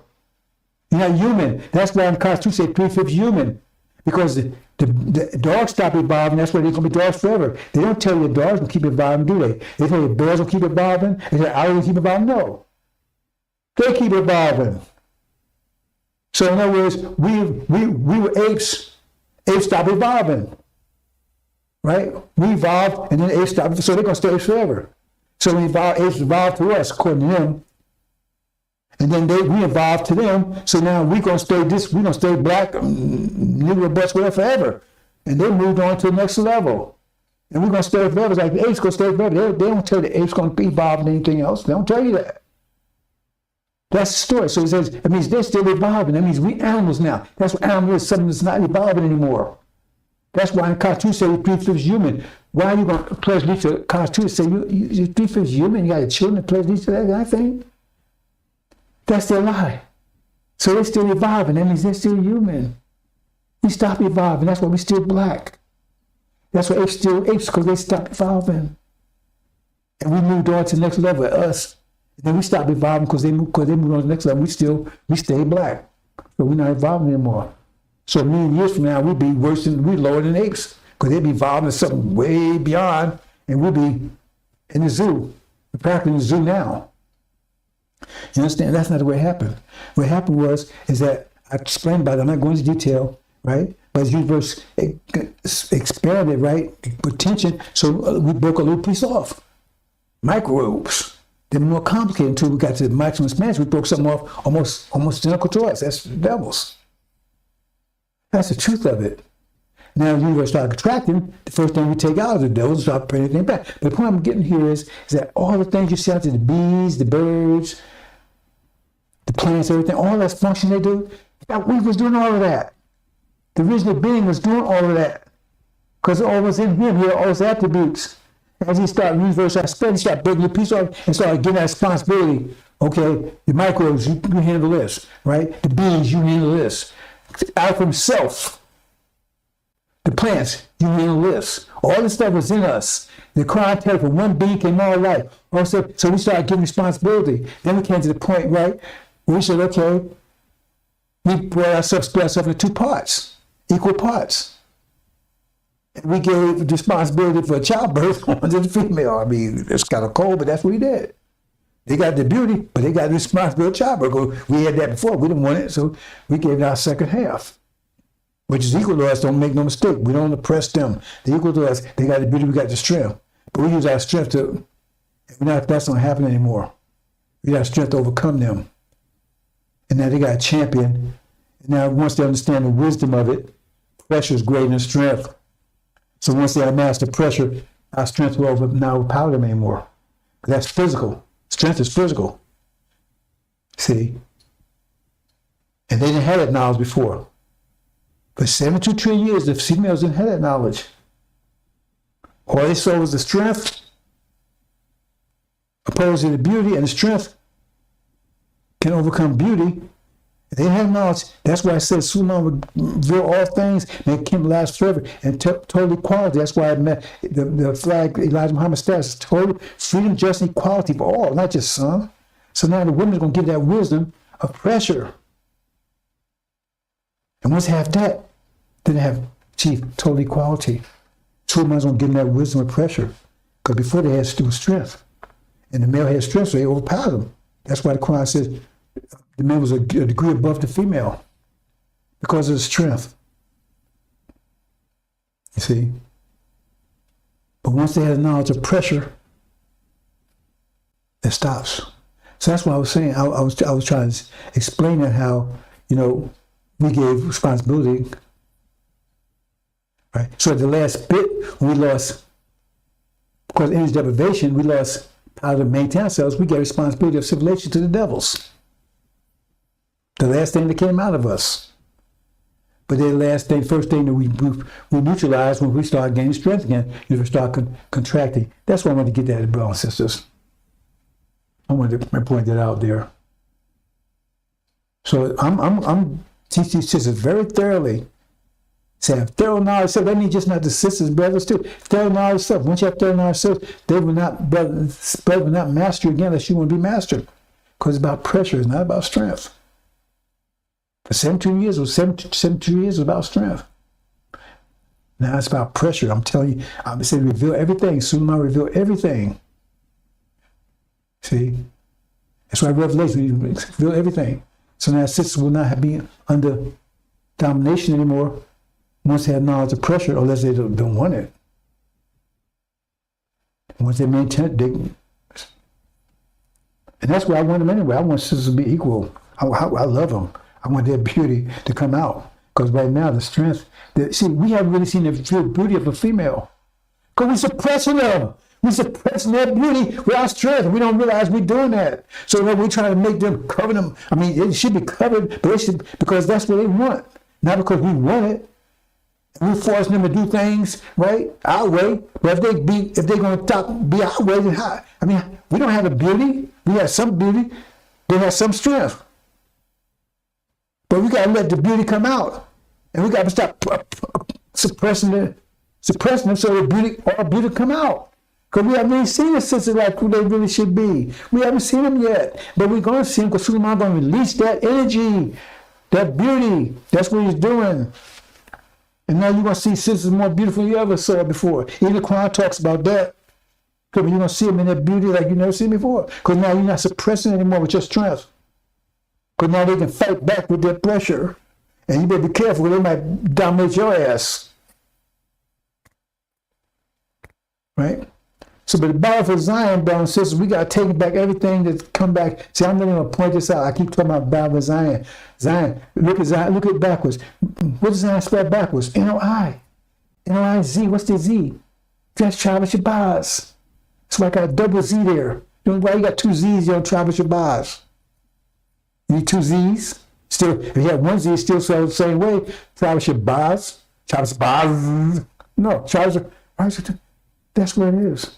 You got little things that Angel, Farrakhan, they play this little game. They don't know the hell they're talking about. So NOI backwards. Because NOI is backwards right now. NOI is backwards right now. Farrakhan's turning around backwards. And they're making a joke to their enemies. We got to take everything back. Zion is our land. Says Zion is our land. That's what Zion is, our land. So you saw Suleiman and the 104,000 stand on Mount Zion, taking our land back. We're the first to go back. The Levites come after us because they got to go to tribulation. We're the first to go back. And Joshua has to fight for Zion. We have to fight for it. Read Exodus. They're not giving it up. Ishmael's not giving it up. They took from us 50,000 years ago. They said they're the firstborn. Abraham's the oldest. But they weren't the one getting the blessing. They took the betrayed us. That's the whole story of Joseph. They threw us into Egypt. They betrayed us. Hope we never come back. They was looking for us to just die here. But we didn't die. And now been resurrected. And we come back for our land. And Farrakhan paid Farrakhan off to stop us from even thinking about that. He's paid off. How the SARS ever paid him off. They already gave him land, everything over there to disappear as soon as Farrakhan demise, they're out of here. But we tell land back, battle for Zion. And they're building up everything over there. What the book says? The book says, we turn home to build what we haven't built. Build what we haven't built. We ain't building it over here, that's for sure. That's for devils. They build it up. They build it up for us. So you have beautiful buildings. Beautiful power. You're going to live in palace and everything else. That's the elect. But we got to battle for it. Battle for Zion. And the whole world is against us on it. It ain't just House of Sword. Pharaoh, the demons, the devils. Remember, the devils don't want us to return. Pharaoh didn't want us to return. It's trying to stop. That's why the Armageddon was hold the plague of Armageddon. That's the 9 plagues to make him break his grip. And then you got demons trying to, they can't to see if you, oh no, you got to buy into this, keep yourself in deprivation, pretend you and all that kind of stuff, right? You got false rule over there, hey man, you don't have no claim to that. We got the claim. You got the whole world's against you, brothers and sisters. They do not want you to return to battle for Zion. That's what it's all about. That's why I keep talking about battle for Zion, because the apocalypse is all about the battle for Zion. That's the focus of it, the target. The bottom line, the battle for Zion. Because once we go back to Zion, take Zion, we're back in rulership again. This whole reality comes to an end. A new reality. That's what it says. Right? Age of days. He gives mass from Muhammad, king that will last forever. That's the battle for Zion. Once we're back together. The king was perfect, remember? Because 104,000, they're perfect. They take Zion, that's the foundation of the new king that will last forever. Battle for Zion. See? It's in the word right there. Where did the word come from? Sometimes they call it Sion, S-I-O-N. Why? That gets back to Spaz again. The first letter is S, the last letter is Z. Ain't no coincidence, brothers and sisters. I mean, I can get deeper into these words. So much stuff. I'm focused on the things I focus on things I think that's more impactful. But Zion, that's what it is. NOI, Nation of Islam, Tribe of Shabazz. That's what Zion is. And we're taking it back. It took it from us 50,000 years ago, we're taking it back. Once you take it back, that's it. That's the end of this reality. That's the foundation of a nation that will last forever. Remember, it's given to the Master from Muhammad. But the ancient days is still sitting here. He gives it to him. How do you get to him? He delivers us. And we go back, then we got to take it from them. That's going to be a battle. Battle for Zion. That's just this last battle. Right now, we're bound for Zion. Now we've been bound for Zion for the last 50,000 years.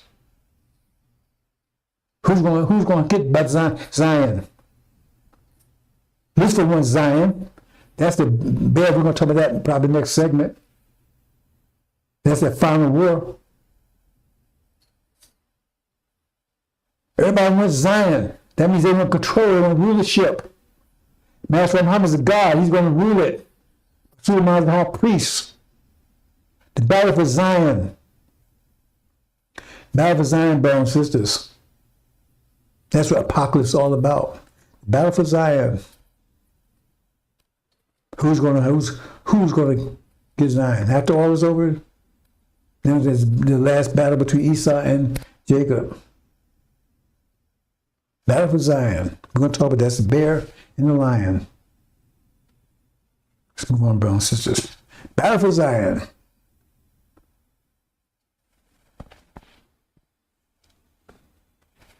Yeah, brothers. I'm saying this is 4. It really should be 14. My error. Again, it's my error, brothers and sisters. Oh, that's my error.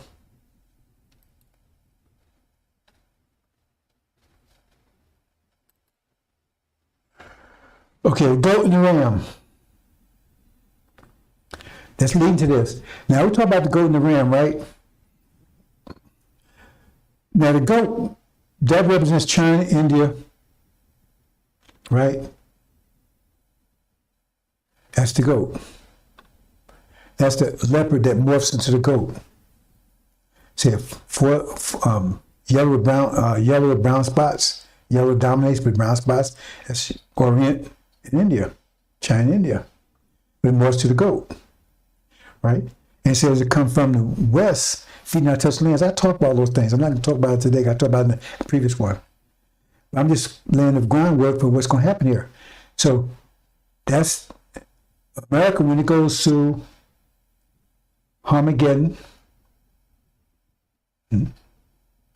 So Armageddon is the war that's going to destroy America here. Because America being in famine. I mean, I don't use the word extreme famine, because extreme like there's something left. No, there's total famine, total famine. Only food's going to be his people. And so you're going to be on the menu. You're going to be on the menu. If you black in this country, you're going to be on the menu first. When the goat comes in, then they're going to be their own children. But you're going to be eaten by that time unless you're gone, or you've been eaten already. But the demons, right? They're going to be, because they're in the same wavelength as their devils, their devil fathers. But then when you got 17 million of them, and you got 300 million, and so they're going to be food. They're going to be eating flesh and drinking blood like wine, because they're going to kick you. You don't give up in that battle. It's going to be a total battle. All the demons, all the blacks in America, right? I'm talking about demon ones, the master's children. They'll be totally mobilized, children, everything. Because if you get caught, you can eat, period. You don't give up, you eat. They'll be crying, oh, Master, why you killing me? Please, Master. Oh, but he's going to be terrible. You don't want to be here. You can see these demons crying, Master, why you? Please don't kill me, Master. cut his throat, then drain him for the blood so they can have some drink, because they ain't going to water either, brothers and sisters. When the power is cut, that means there's not going to be any food, there's not going to be any water, because water is pumped to you. You ain't going to be able to buy water at the store, because there ain't going to be no money, and there ain't going to be no stores anyway. So I mean, you're going to have to eat flesh, and that's all it's going to be. The only food is going to be flesh. The only drink the thing is going to be blood. Because it's, oh, Master, please, Master.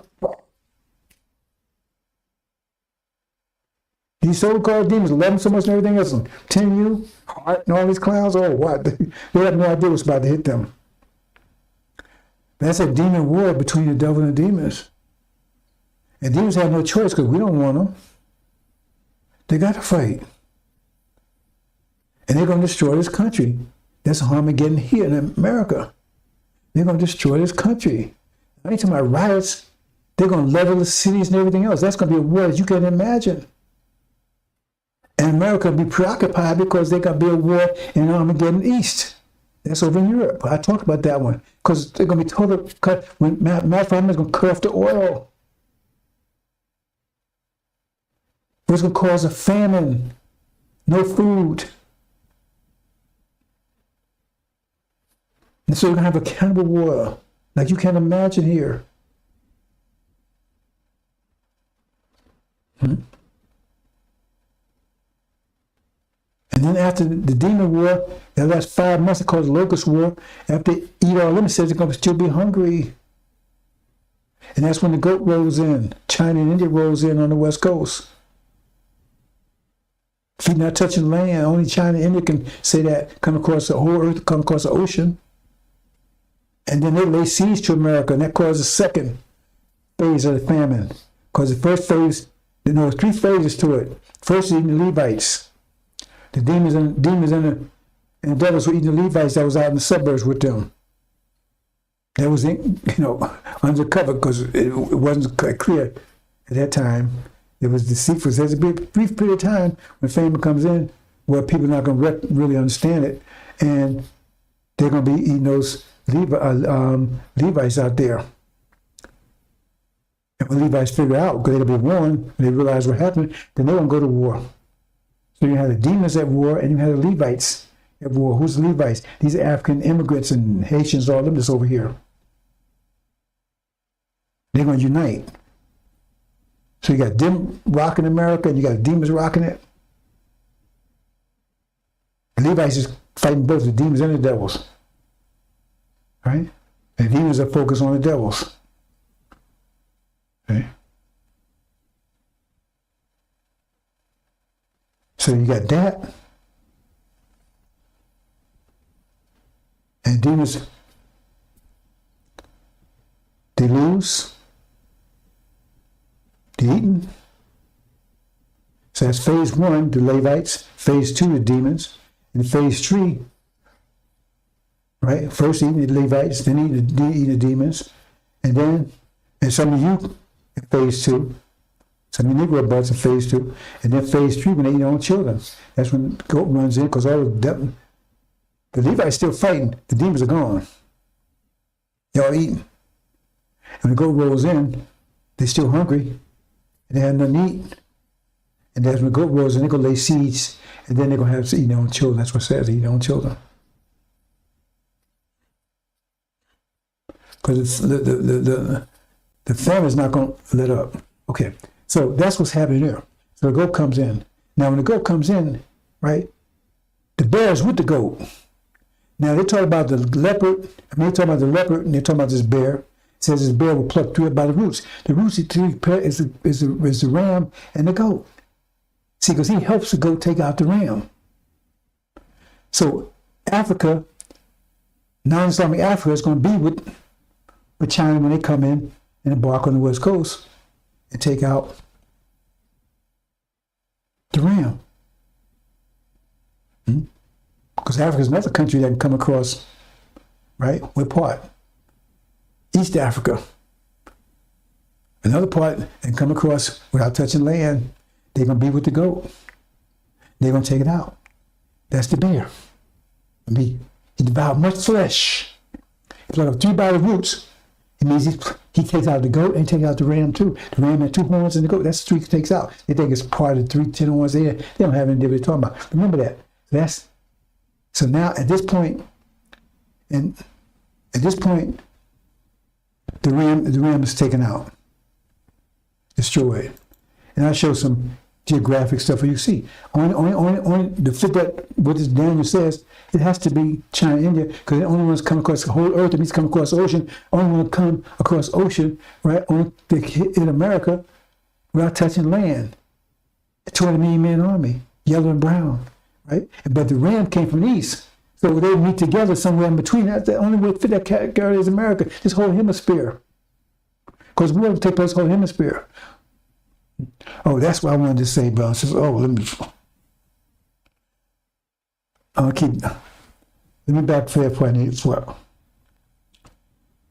But I said the war about the moon, right? I kind of let that get by. I got into something else.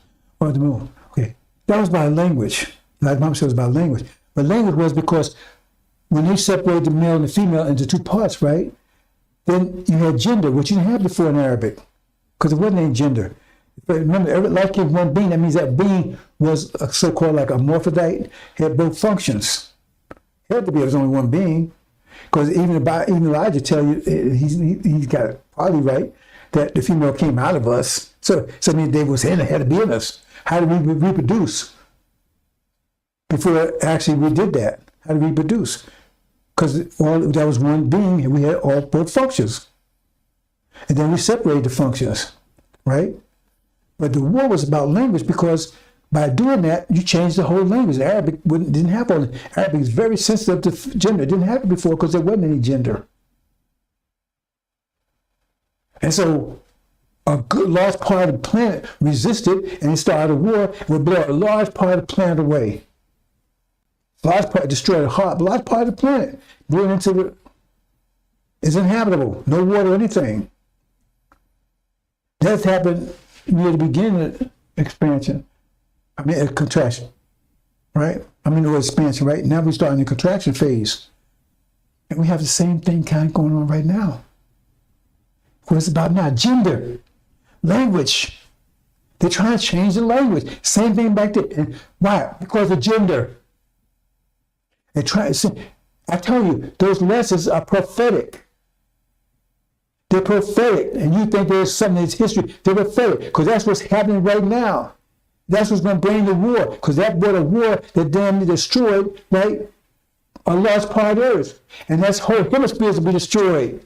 That's what this whole hemisphere is going to be destroyed, because that's where it's coming from here. Gender. Change it. You can't say he, and they don't start a war over it. You see, Russia's resisting it. Africa's resisting it. A lot of the planet resisting it. It's going to be the other way around this time. See, because the one that was pushing the language change, they're the ones won, and the ones that resisted it, they're the ones that got blown away. It's going to be opposite this time, because the ones pushing, they're going to be blown away. This whole hemisphere is going to be blown up. Because what's going on right now is about language, changing language over gender. Say less. I can go a lot more into that, bro. Since Mom, I wanted to mention that, right? See, so we can move on, bro. Since maybe I'll talk more about that another time. I tell you those lessons. I tell you, I can go into those lessons with your brothers and sisters. They don't have no idea what those lessons were saying. Muhammad, he also called himself a prophet. Right? So here's some more geographics, right? So here's the goat taking out the ram, that's China, India. They're getting ready to collide. That's going to happen soon, brothers and sisters. You see, it said the goat was very angry. Why does China get so angry with America? Ain't China very angry with America right now? America prancing around like nobody can touch them, right? And the goat said, hell with that. So he got more angry and said he hit the goat so hard, knocked him down and stumped him in the ground. Go to 2 horns, that's America, Britain, Gog and Magog. Only 2 European empires. And the last one came up, is greater than the first one. That's what it says in the scripture. Not Alexander the Great. That's it. Okay, so let's move on. And then This is what I'm pointing to. The bear. And the bear represents Africa. Now I'm in Africa. I just cut the church bus, says, you laugh whatever you want to do. Obama's going to be the one. He's the one riding the white horse. When I'm conquering the conquer, he's first president of his first conquest. Next, he's going to be, because he's been African, he's going to be a leader of non-zombie Africa that's going to be with the goat when he comes. And demons, their last battle is going to be on the eve when the goat hits America. That's the last battle, because it's going to last 5 months. Their last battle, the last battle they're going to have with the devils is going to be on the eve of the goat landing on the shores of on the west coast of America. And they're going to think Obama's coming to help them. Oh man, we got help. Right? That's a demon.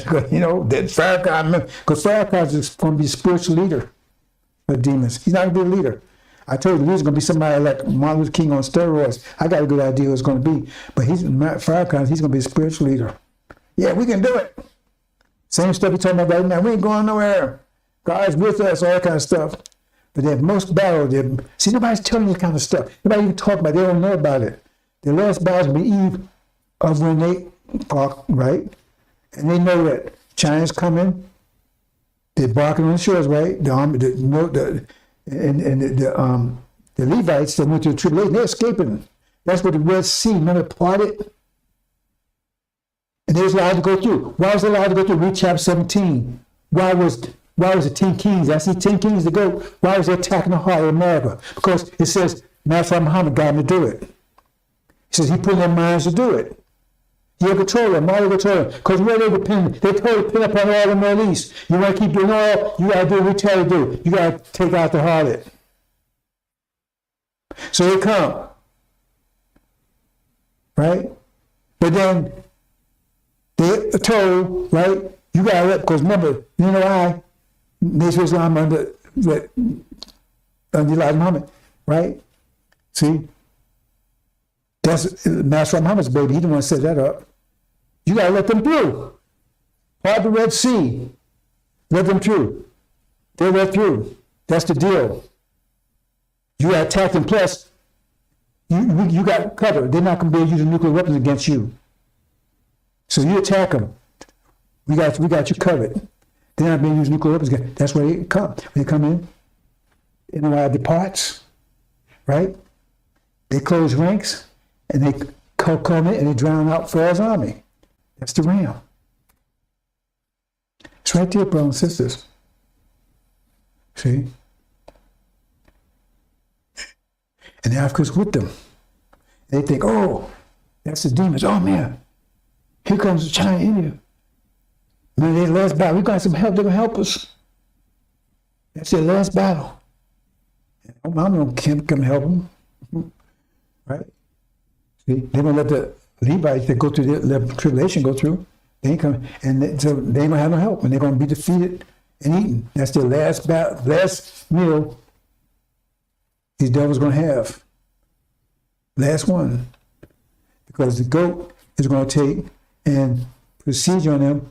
And says the seeds are going to be so terrible, they're going to be eating their own children. And then they're going to start eating each other. And then they're going to come in and destroy the country, burn it up, and take anybody that's still livable out here into permanent, right, imprisonment, right, enslavement. That's the story. See? But then, and I have to fix that part. That's really part 14, brothers. See, I got the X up there. But then after that, it's done, right? Because they don't just take out the goat. They don't just take out Ram. They also take out Europe. That's Armageddon. Because Europe is in total war. So they took out America here, the whole hemisphere, right? And also take out Europe. See? They don't destroy it. They break it. Break Europe, because it says they'll be spared for a period of time. See? But so they're in Armageddon. So because America's not fighting over them anymore, because they destroy over here. So now they're neutralized. So they're on the back burner right now. So now the whole world is under control of China, India, and Africa, non-Islamic Africa. But we at home, we in Zion. And now, they know why they escaped. They join us. See? They join us for that last battle we're going to talk about later. So we're all there. See? Because they're going to inherit what you call Africa right now. Arabia is really Africa too. It's North Africa. But that's where Zion is. Right? So they have the whole country. All they have the whole world except for Arabia and a good part of Africa, right? Because Africa's about, in a few more days, going to break into two parts. I know you can't see it, but it's going to happen. Non-Islamic Africa, non-Islamic Africa, and Islamic Africa. Islamic Africa is going to be allied with Master Muhammad. Okay. So, the goat, along with the bear, Africa, has controlled the whole world except for the Middle East and parts of Africa. See? And then they go to war with each other. See? Because Lucifer, he doesn't want to share with anybody. He goes to war with the goat. That's why it says the bear plucked up 3 horns by the roots. So nobody took out the ram, now it's going to take out the goat.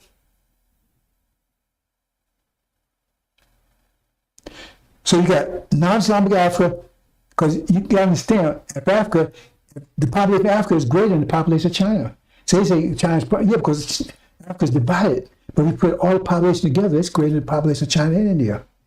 Not combined, but there's more people in Africa than there's all together than there's in China. There's more people in Africa than there's in India.